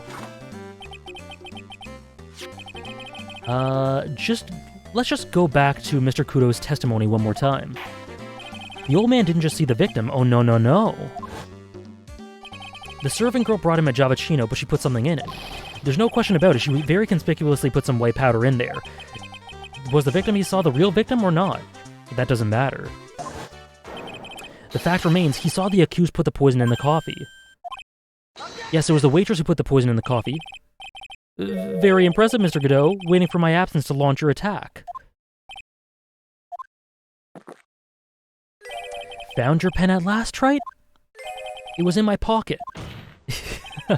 But anyway, Mr. Kudo witnessed two people that day. He saw the victim, the supposed Mr. Glen Elg, and the waitress from behind. Your point, Mr. Wright? I think the conclusion is obvious. If this Glen Elg was really the killer in disguise, then surely it's possible the waitress was also part of the show. Yeah, it's Viola. The waitress was an imposter as well. The defendant, Mr. Bird, or Miss Bird, fell unconscious immediately after the incident, and someone used her fainting to hatch an elaborate plan to pin the murder on her. Who on earth was it? Who was this waitress that Mr. Kudo witnessed? You're just giving me easy ones. You're just giving me easy ones.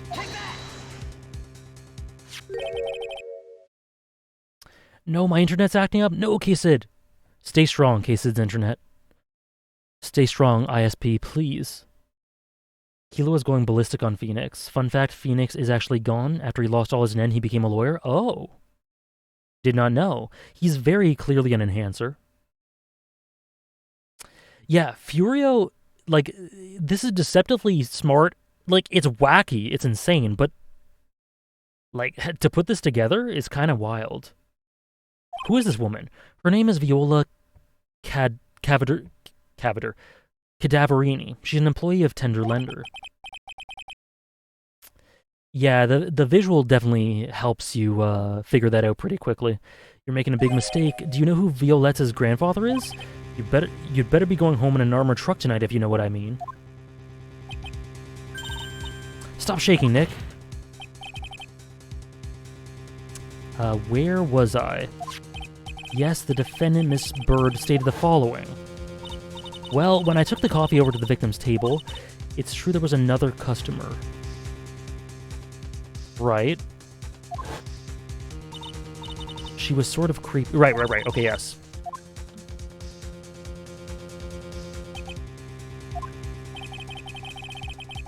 It would be tempting to say Godot or the judge just to see what happens. You know, it is tempting. I didn't even think about that. I should have tried it. There are just too many contradictions in this case. The second man at the victim's table who nobody but Miss Bird seems to have seen. The earpiece worn by the victim in his left ear when his eardrum was ruptured. And the radio show he was supposedly listening to half an hour after it was over. Yeah, probably strongest link. There is only one logical explanation that clears up all these contradictions. The whole incident took place twice, once for real and once for show. And Mr. Furio Tigre, the only person who could have committed the crime, is you. Witness, what have you got to say? That's cute, sorry. You's alright. I could do with a guy like you around. What do you mean? I'm in on this game. I'm gonna have to charter a jet to get me to my meeting right now, but I'm gonna give yous one more thing to think about before I go. Something to think about? You got it all wrapped up nice, huh, right? But you missed out on one important thing. But that can't be. I was in the joint that day, and I met that kid, too. But I couldn't have poisoned him, you hear? What? Do you really expect us to believe you now, Mr. Tigre? Yeah, that is sad, Tom Piet. So everything Kudo said was completely accurate, but because it happened twice, he was being set up as this unreliable witness. It is sad. What a troublemaker. Looks like we're going to need another one for the road.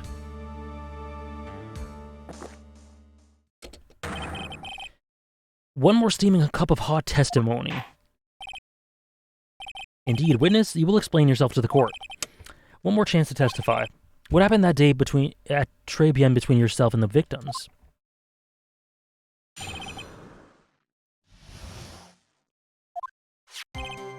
I loaned Elg cash, about $100,000. That day, we was due to have a little chat. The kid had hit his payback date, see? So anyway, he tells me he's got no way to pay up. Yeah, exactly, we were. Very Jimmy McGill-esque. I'm about to flatten the guy, then he starts screaming, yes, I won, $500,000. He got lucky, you know. Real lucky. If that waitress hadn't done what she'd done, everything would have been over. What? What did she do? Now, I see that the principal amount you loaned to Mr. Elg was $50,000. Yeah, well, you got the big to take into account. Interest builds up fast, you know. That's faster than fast. $100,000 is twice his principal. I think that was talked about in The Sopranos. The concept of VIG. I had to look that up. but I think that was in the Sopranos. And the repayment deadline was December 3rd, the day of the incident in question. He was one lucky kid. He got that $500,000 just in time. So I ain't have no reason to kill the kid. And if I ain't got no motive, you ain't got no case. His motive? He has to have one, but what is it?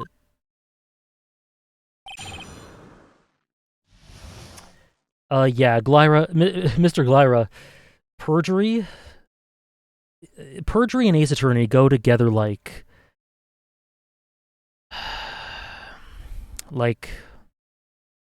Guts and Griffith, Hinata Kageyama, Gon Killua. Any partnership, any peak fiction partnership. Okay, so I was curious about this, though. He says the waitress did something. Whenever there's vagueness, I always want to press it. Oh, crap. Whoops.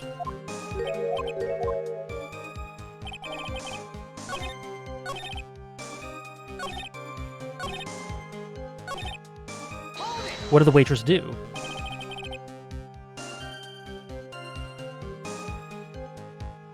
So they hate and love each other? They just go really well together. The waitress, you mean... The girl with the glasses in the defendant's chair. Who else could I mean? If she hadn't gotten her way, things would have been bada bing, bada boom, over and done with.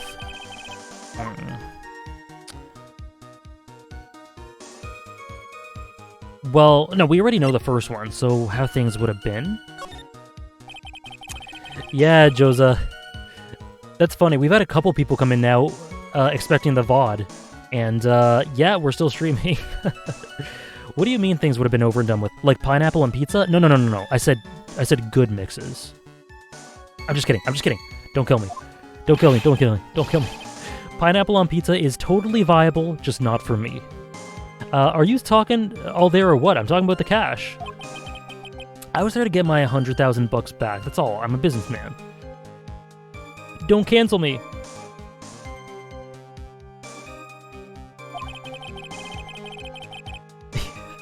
It's all coming together before that waitress got in the way. Okay. Writing up a twit longer? God damn it. It's viable.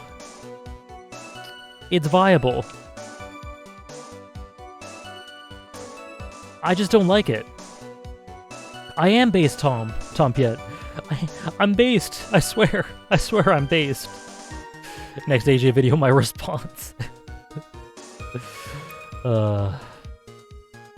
No problem, Joza. I had to finish it once I saw the twist for this case. Mr. Tigray had no motive for killing the victim. Witness, you will amend your testimony to reflect what you just said. Tiger's motive, huh? I didn't have no other reason to kill the guy. I was after the...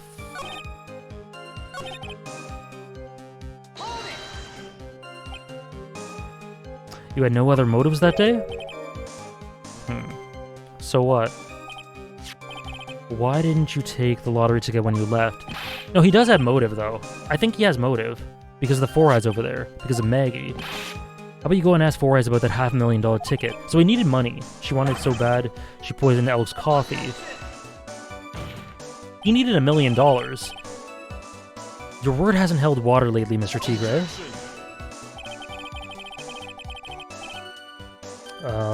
Sorry.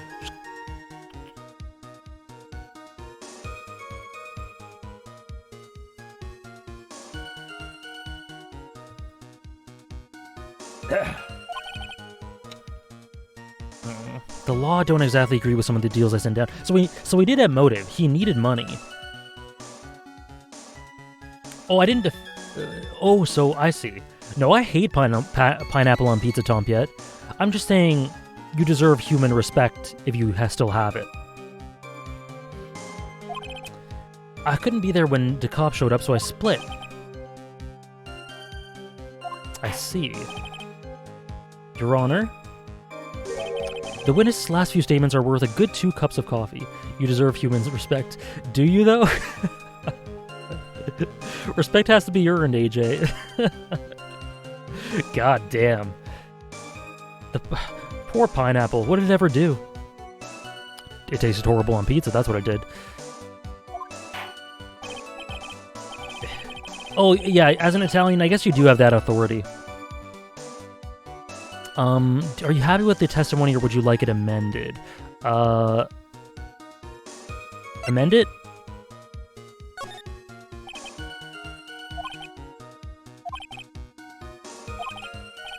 You will amend your testimony to reflect your recent statements?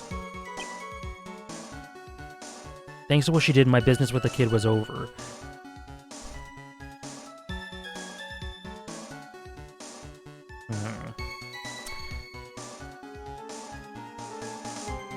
Ah, I see heavy story. That makes a lot of sense. Okay, my business with that kid was over. That's not true. Because this, right? He had that debt. But is that the evidence I contradict with?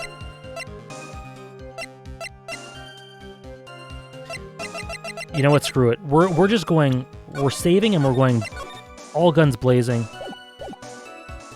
I don't even know what's happening anymore. We're presenting this.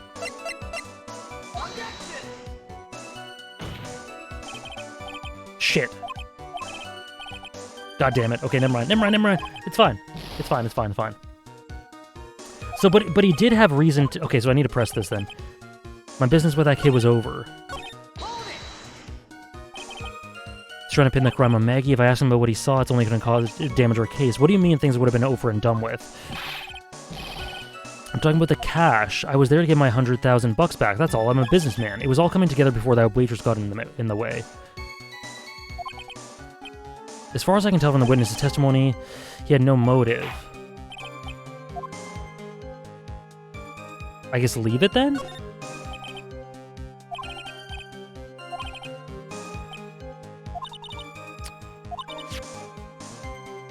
Okay. Why would he have to poison Mr. Elg, and why did he loan him the money in the first place when he knew he couldn't repay him?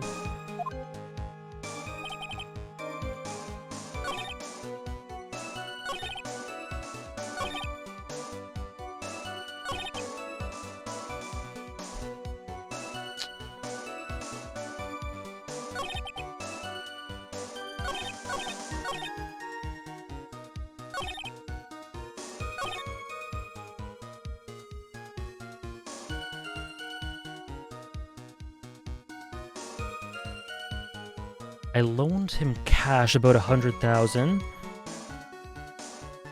Is that true?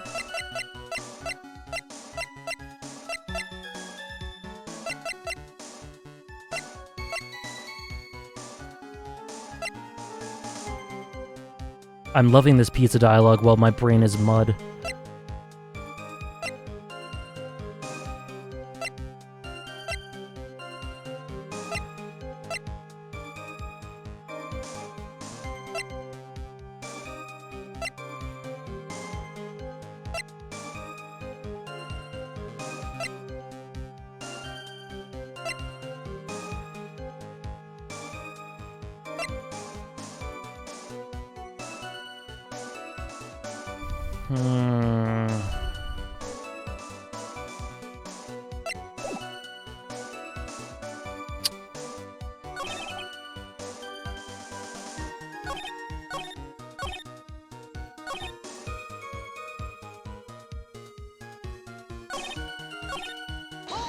Amend it, maybe?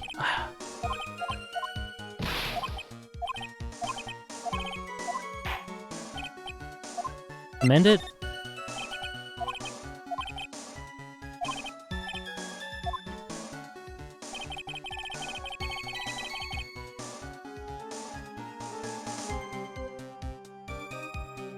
Did I see this before?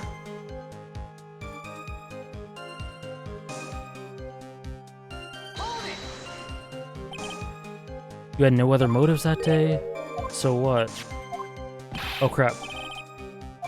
Okay. Objection!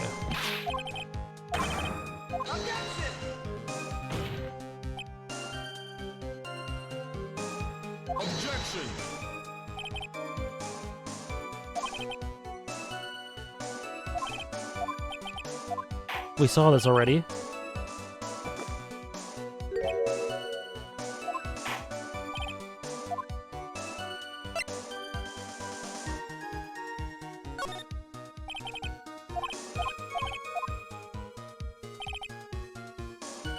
Oh, okay, I see. It keeps going back and forth, and I think I did the wrong one.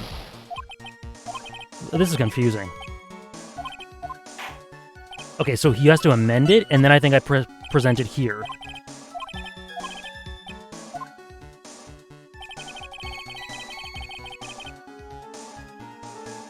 Yes, you did. You did have reason. You had these, right? Right? Oh, yes. Oh. So you just... I'm exhausted. So you just intended to get back the $100,000 Mr. Elg owed you, correct? I loaned the guy the cash, so that's my right. Unfortunately for Mr. Elg, $100,000 wasn't enough to cover it, was it? Huh? About 6 months ago, you were involved in a traffic accident, weren't you? An accident involving a car and a scooter in which a young woman was injured. Whew. She was taken to the hospital where she underwent surgery? Thank you, MK. Where do you get all that info? These medical papers document the treatment of the young woman in question. According to these, her operation cost $1 million. Payment for these expenses was due in December of last year and was paid in full. A preposterous sum. Someone should sue those HMOs. No one would pay a bill like that. If the medical association got wind of it, the hospital would end up dead as a morgue. But Mr. Tigre had no choice but to pay, because his very life depended on it.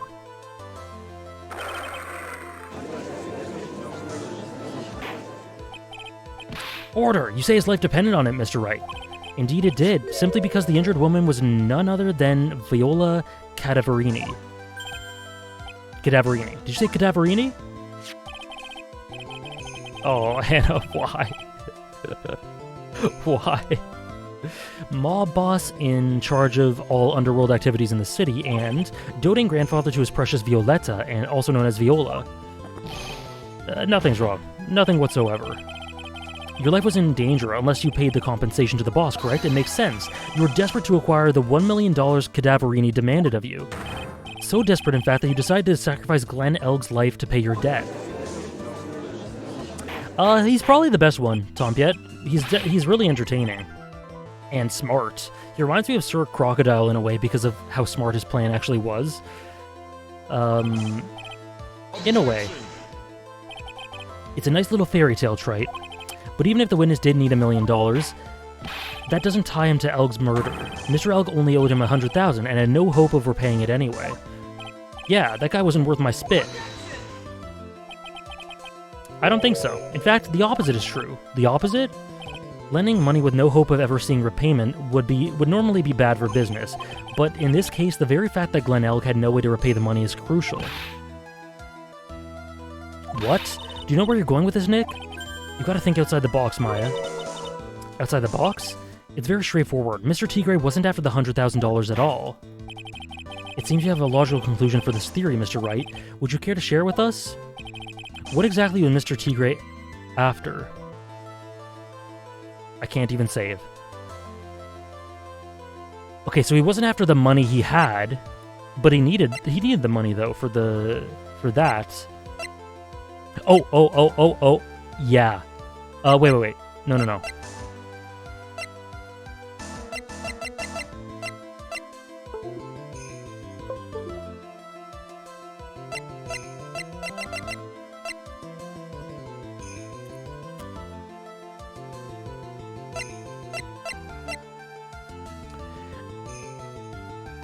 I think it's this.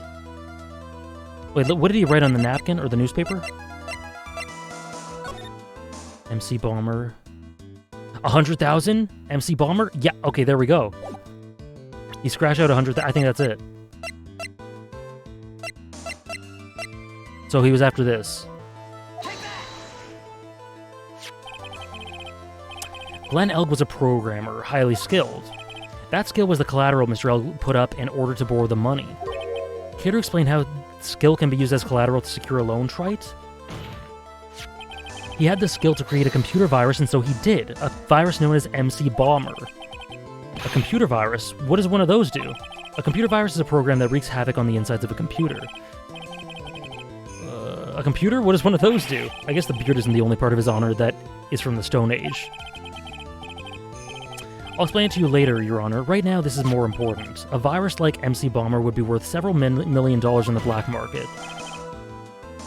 Mr. Tigre, you couldn't have cared less about the $100,000, isn't that right? All you cared about was one thing, the virus.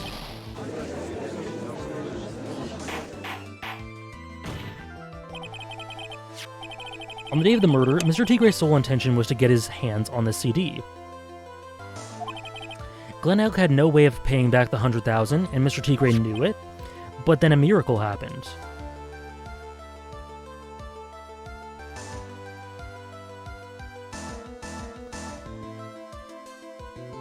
A miracle happened, but the miracle never happened.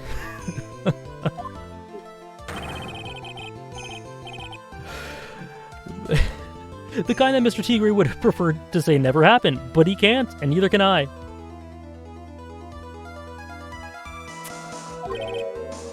The lottery win? Exactly. At the 11th hour, Mr. Elg won $500,000 on the lottery, which left Mr. Tigre with no way of getting his hands on the all-important CD, at least no legitimate way.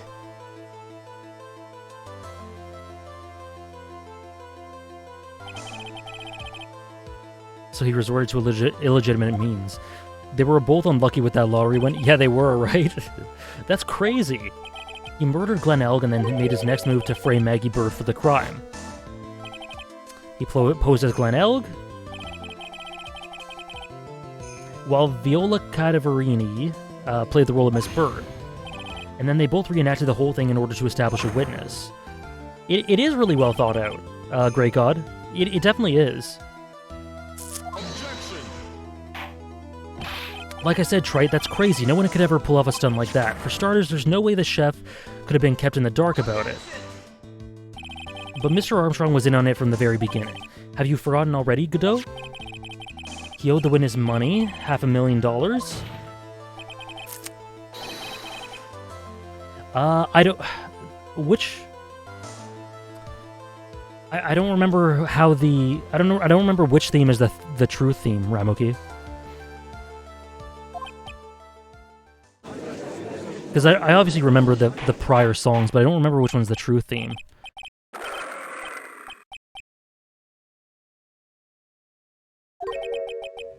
You put on a good show, Spiky. If you want to stay alive in the loan shark business, you gotta be careful. You're saying I dressed up like that kid created a witness and framed someone? If I did something that crazy, I'd leave a trail as bright as my shirt. I ain't dumb enough to do something sloppy like that. I agree. You do? Despite your appearance, you are very careful. That's why you took one more precaution. One more trick to make sure Miss Bird had no way out.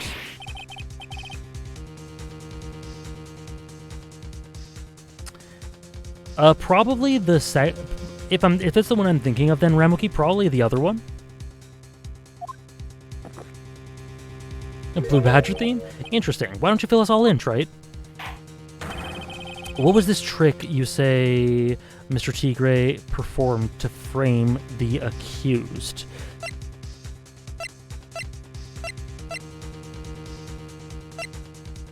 To frame the accused?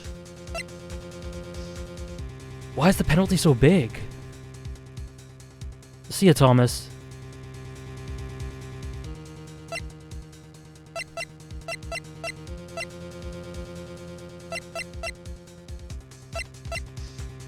So, Furio... Yeah, the penalty's so big, god damn. Okay, so Furio... Okay, gotta think. I actually gotta think. Furio... Did a trick... He performed a trick to the accused to frame them.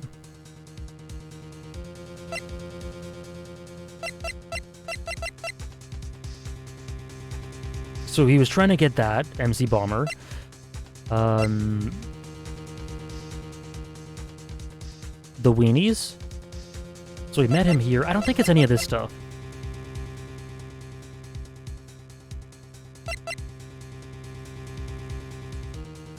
Oh no.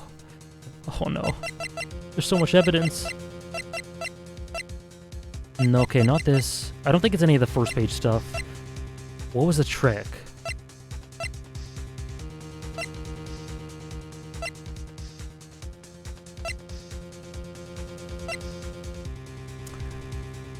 Prescription bag.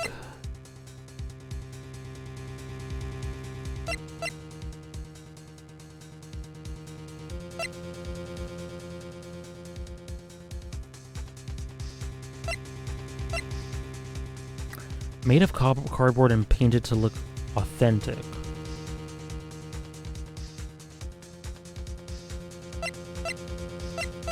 Did he pretend?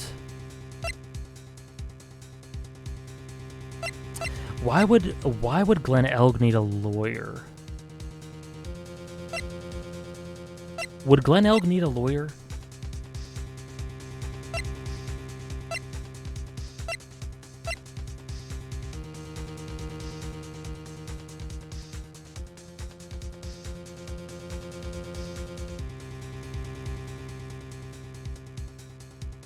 He had a meeting with him to get him out of trouble. Did he just completely con Glen Elg?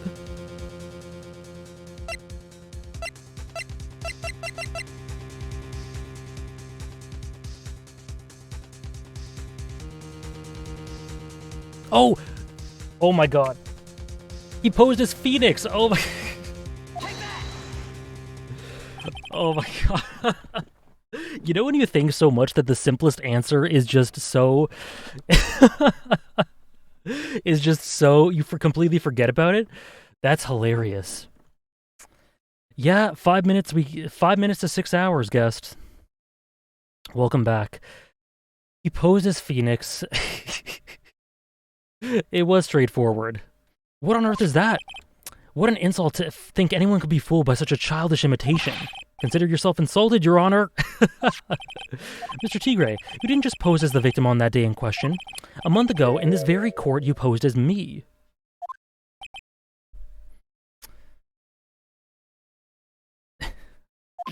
What? That's the truth? But the witness looks nothing like you, Mr. Wright. Yeah, that's what I'm saying. Although, now that I think about it, it was you, wasn't it? No doubt it was you, standing in here this very court a mere month ago. The Phoenix Wright who put up the most disreputable, shabby defense I've ever seen.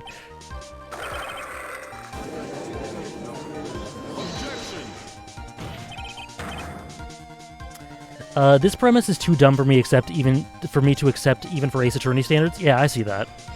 Can you prove that, Gramps? Prove the attorney who represented the accused here a month ago was this man. Are you prepared to take the stand and testify that it was him? Hey. Forget about it, yeah? What the hell was...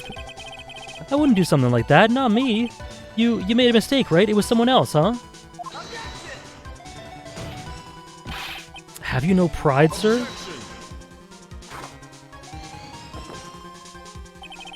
This isn't a matter of pride.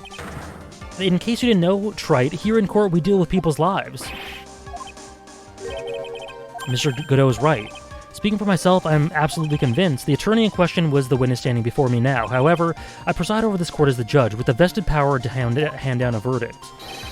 Someone in my position cannot be swayed by a memory without evidence to support it.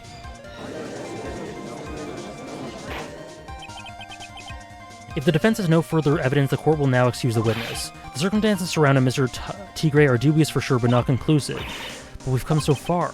You say he impersonated Glen Elg, you say he impersonated you, but none of that adds up to a murder charge. You don't have a shred of evidence that the witness poisoned the victim's coffee.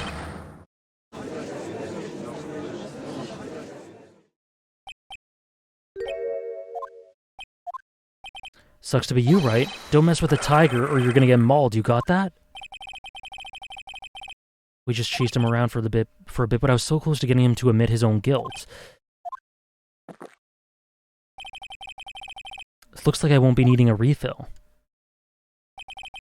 If I just had one more piece of evidence, and maybe I could get Maggie off the hook. Thank you, Hugex. One more piece of evidence. You're free to go, Mr. Tigre. One more piece of evidence, you say.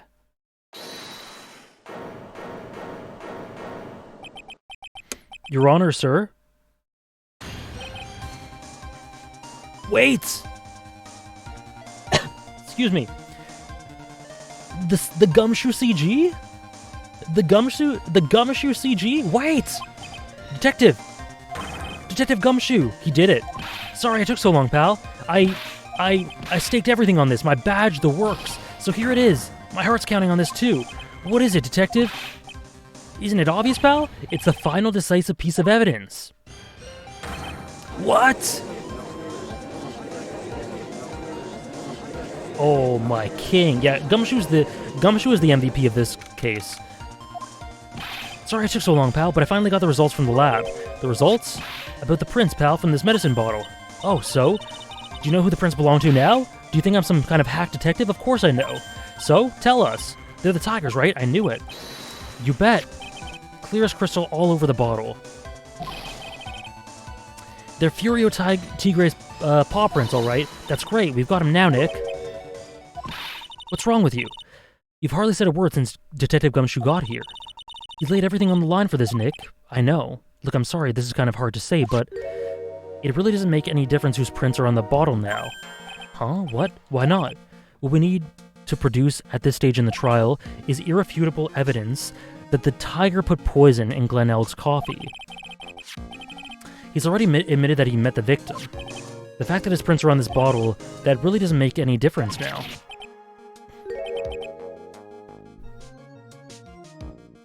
I knew it. Great, no matter how hard I try, I'm never of any use. That's sad. Hey, don't be so hard on yourself. Yes, Phoenix is so much smarter in this game compared to Ace Attorney 1. This is our last chance to help Maggie, and I've been working on some useless piece of evidence the whole time. It's alright, I'm a real loser. It's not breaking news to me, pal.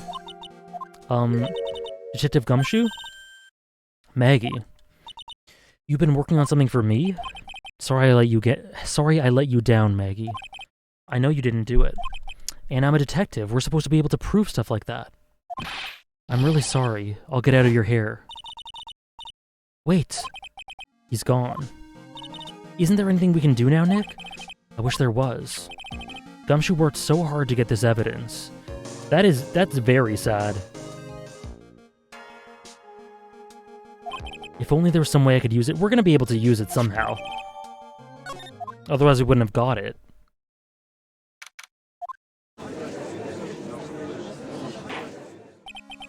Mr. Wright, yes, Your Honor? I granted you a recess so you could prepare this decisive evidence you discovered. Yeah. Don't keep us all in suspense, Wright. Show us. Quick save. Naturally, we can assume it's evidence that will actually stand up in court, can't we? Think, Phoenix. Don't let Gumshoe's hard work go to waste. How much more of my time are you gonna waste? I ain't been to no court before, but you lawyers sure know how to blow things out of proportion. The miracle never happened! No doubt, given the nature of this evidence, it will speak for itself. Nevertheless, you will talk us through it, Mr. Wright. Well, I know I can't prove anything new with this evidence.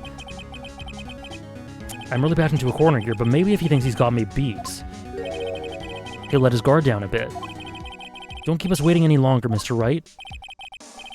Present this final, decisive evidence to the court. Well, it's the bottle. Well, I think we have to fumble our way through it. This is the defense's final piece of evidence. Isn't that the victim's... Your Honor, naturally, the court is already aware of the contents of this bottle. However, interesting new information has come to light. We have clearly identified some fingerprints on it. Fingerprints belonging to you, Mr. Tigre. What? But Mr. Wright, what conclusion are you hoping to draw from this new information? Everyone in here knows what this bottle contains, except one man, one person in this courtroom. Oh, we're gonna fool him. Should theoretically be in the dark. Oh, okay. My prints are on that fancy-looking bottle? Is that what you say? My controller keeps disconnecting. What the hell's in it anyway? I question the legality of what we're attempting here. Me too, but that's the Ace Attorney. The phony trial, a phony lawyer, phony clues.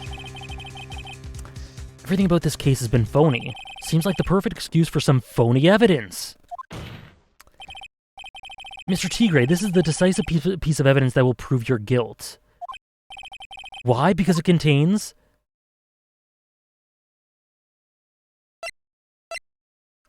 potassium cyanide. Which, wait, let me just double check. That's what killed them. Yep. This is an amazing Phoenix moment. This bottle contains potassium cyanide. The poison used to murder Mr. Elg, Your Honor. The victim's killer used this very bottle. And on this bottle, Mr. Tigre, we found your fingerprints. How do you explain that? You'd make a good clown, you know that? Huh? You ain't gonna get this to stick. You're just making me laugh now. You think a cheap bluff like that's gonna fool the tiger? Oh shit. A bluff? I can see straight through you, Phoenix, right? That ain't the bottle with the cyanide in it.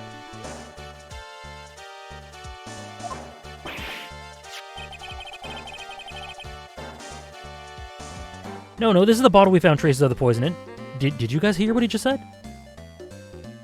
Did you guys... Don't mess with the tiger, or you're gonna get ripped to shreds. The cyanide bottle was brown, and it was made of glass. I love it. I love it. That cheap piece of trash don't look nothing like it. Rar indeed, Hannah. We did it. We did it.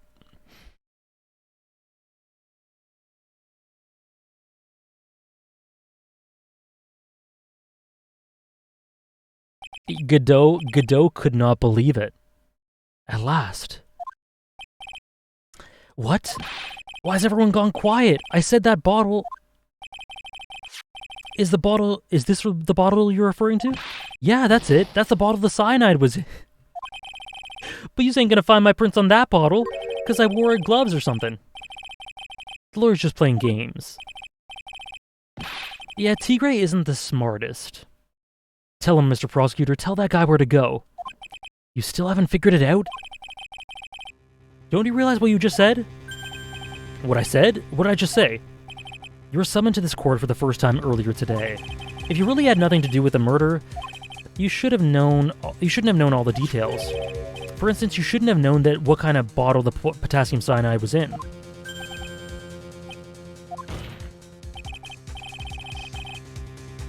But just now, you slipped up in front of every single person in this courtroom. Cheetu? I mean, there are some parallels. Cheetu's quite a bit cooler, though. Ping pong! You described the exact bottle used by the killer to hold the poison. I feel like this is a good exploitation of how much of a hothead he is. So, listen, they've got the cat motif, the tiger, cheetah, but Cheetu's dumb, but he's just built different, you know? You'll never be forgotten, sir. You don't know who you're messing with. I'm the tiger. I control millions of dollars on the black market. You think I'm gonna let some jumped-up suit get the better of me? More like Leon? Yeah. The animal motif works as well. Sure, the last piece of evidence was phony, but that's just what you deserve. The phony trial with a phony lawyer, it was all played out by you, the biggest phony of all!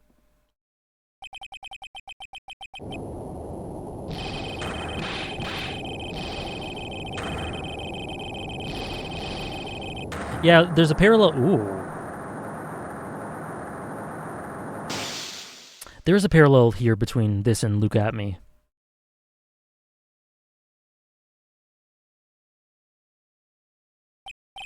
What's going on? It looks like a blackout. Well done, trite.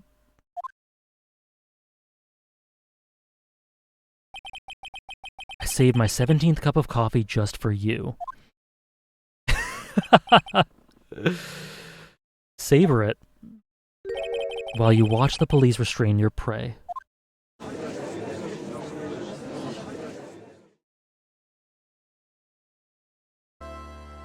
That was a moment. That was great. I love the eyes and then the Cyclops thing. You caught a tiger by his toe, but if this one hollers, he won't be let go. Now then, how are things looking with Mr. Tigre, Godot? He's being arrested on suspicion of the murder of Glen Elg, Your Honor. Yeah, Godot did get petty there. Fortunately for us, we managed to rectify a very grave error. Mr. Bird was found guilty in the absence of a genuine defense attorney. Thank you so much, Sarah, for gifting out 10 subs. Thank you so much. Really appreciate it. The stream was bookended with subs. Thank you so much, Sarah. That's incredibly generous and nice of you. Thank you. Everyone who got one, hope you enjoyed the emotes and everything. Thank you again so much, Sarah. How about starting the next case? We'll get into the first line of dialogue for the next case and then pause right there. Yes, she was. And in the absence of genuine evidence, but the tiger made one mistake. Indeed. He very nearly got away with everything if it wasn't for that one slip of the tongue. Furio Tigre is a truly frightening criminal.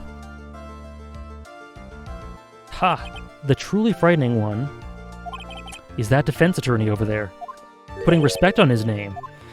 He's putting respect. So hyped for the next case? Me too.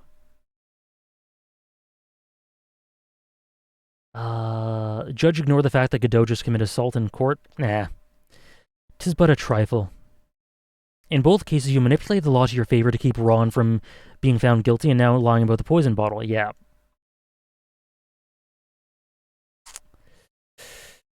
Okay, we're literally just gonna get into the literal first line of dialogue for the next case, and then we're gonna stop. This court finds the defendant Maggie Bird not guilty.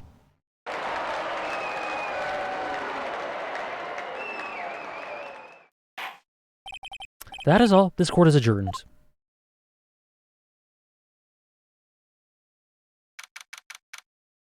You could have gone to sleep before, Ming Ming. I didn't want to keep you up, but I appreciate you sticking with us. Mr. Wright, I'm at a loss for words. Thank you, sir. Congratulations, Maggie. I was so mad when Mr. Wright landed me in all that trouble a month ago, but now I feel like I can forgive him. Forgive him? That wasn't me, Maggie. That was the tiger. Look, Nick. In the doorway. Gumshoe. I guess I'll be heading out. Wait. Yeah, like I said, I'm gonna watch. I'm just gonna get to the first line of dialogue. That's it, just so I can save having started the trial. Detective Gumshoe. Yeah, congratulations, Maggie. Thanks. I knew you were innocent all along. Why didn't you say that in your testimony then? Huh? Oh, well, I was... Well, I guess I'll be heading off then. See you around. Wait up, Detective. He just ran off. Maggie, why are you being so hard on him? He busted his butt for you. It's thanks to him that we found this medication bottle. That wasn't even of any use. But it's only because Mr. Wright used it so cleverly. Detective Gumshoe was just running around in circles. Poor guy. It looks like she still isn't ready to forgive him. Can't you put in a good word for him, Nick? Yeah, Maya's right. I should help Gumshoe out. It's clear he needs it. You know, helping Gumshoe out in this situation would be getting him a different woman. But I don't think that's an option here. Maggie, you know, Detective Gumshoe's been really worried about you through all of this. I wanted to believe that, sir. But on that first day of the trial, he practically gave the judge a free pass to lock me up. He didn't have any choice, Maggie. He's a detective. He has to report the facts. He doubted me, that's why. He thought I might have done it. I gotta prove to her that Gumshoe really cares about her.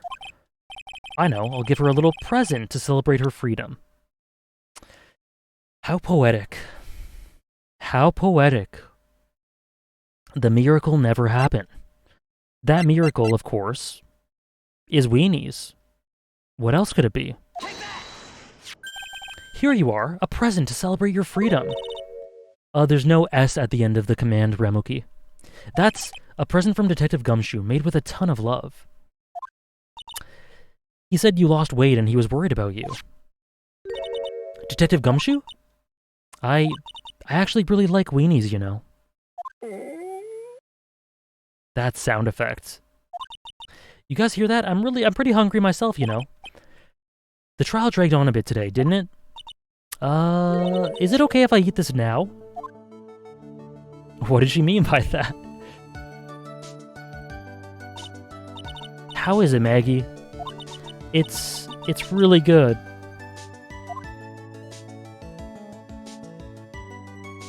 Oh, I didn't know it would go away. Crap, I'm sorry, I didn't mean to get rid of it so quickly. So the case of the phony versus genuine comes to an end. The false allegations surrounding Maggie have all been cleared up.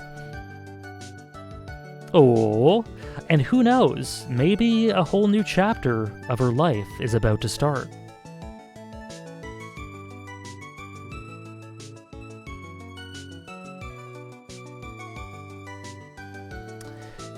Okay, we finished it, guys.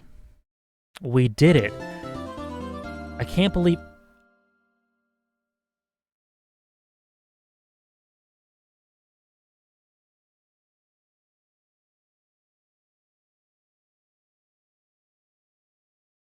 Benjamin?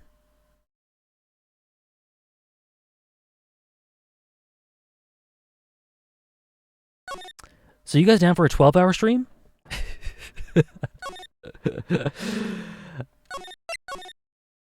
Okay, so what we'll do is we'll just get to the first line of dialogue and then just save right there. The girl. Let her go.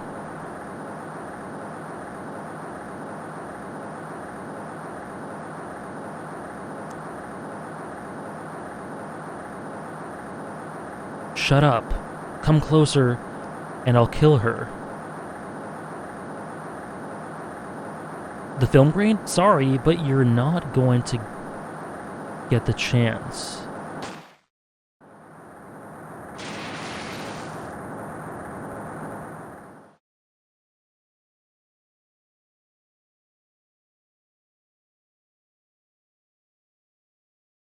Look at this. I'm reading through the file of an old court case. It was the first case of my longtime mentor, Mia Fey. Fugitive data. Terry Falls. Oh, look at it. Kidnapping, murder. Death penalty was a sentence. Fugitive movements. After escaping, Falls met with and then murdered Sergeant Valerie Hawthorne, recaptured on Eagle Mountain about 8 hours after his escape. Her very first... The music? Oh, I didn't read it! It was a whole year before Mia and I ever met. I was listening to the music.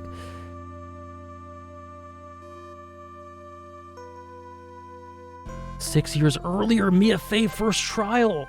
What? They're going back to it.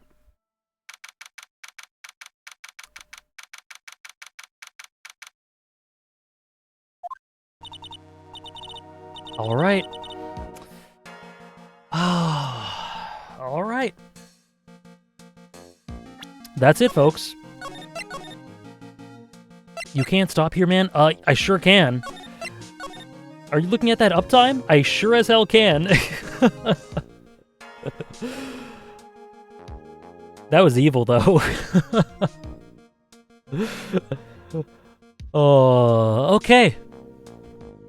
Okay. Oh, thank you, Tom Piet. Her very first client was a death row inmate who had just broken out of prison. Okay.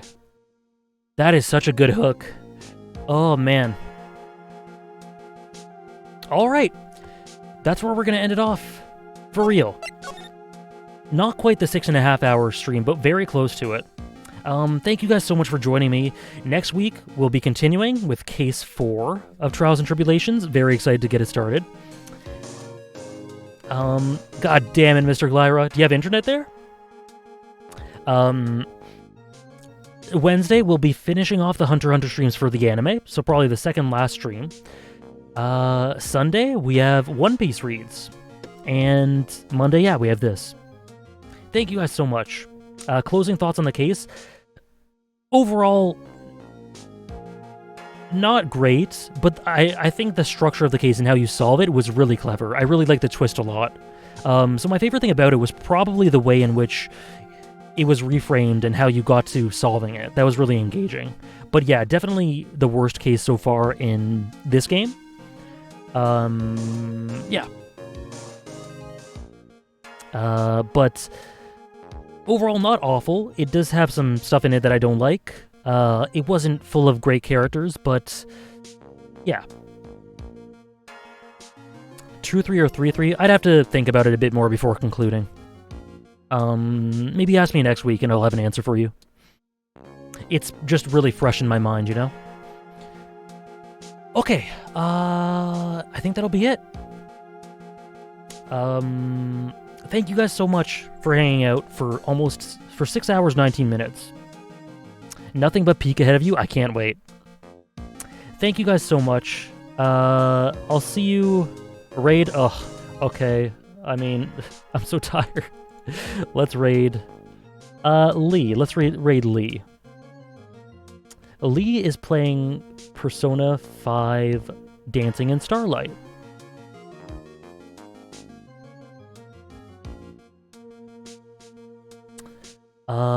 So yeah, we can raid there. See you guys next week. Thank you again.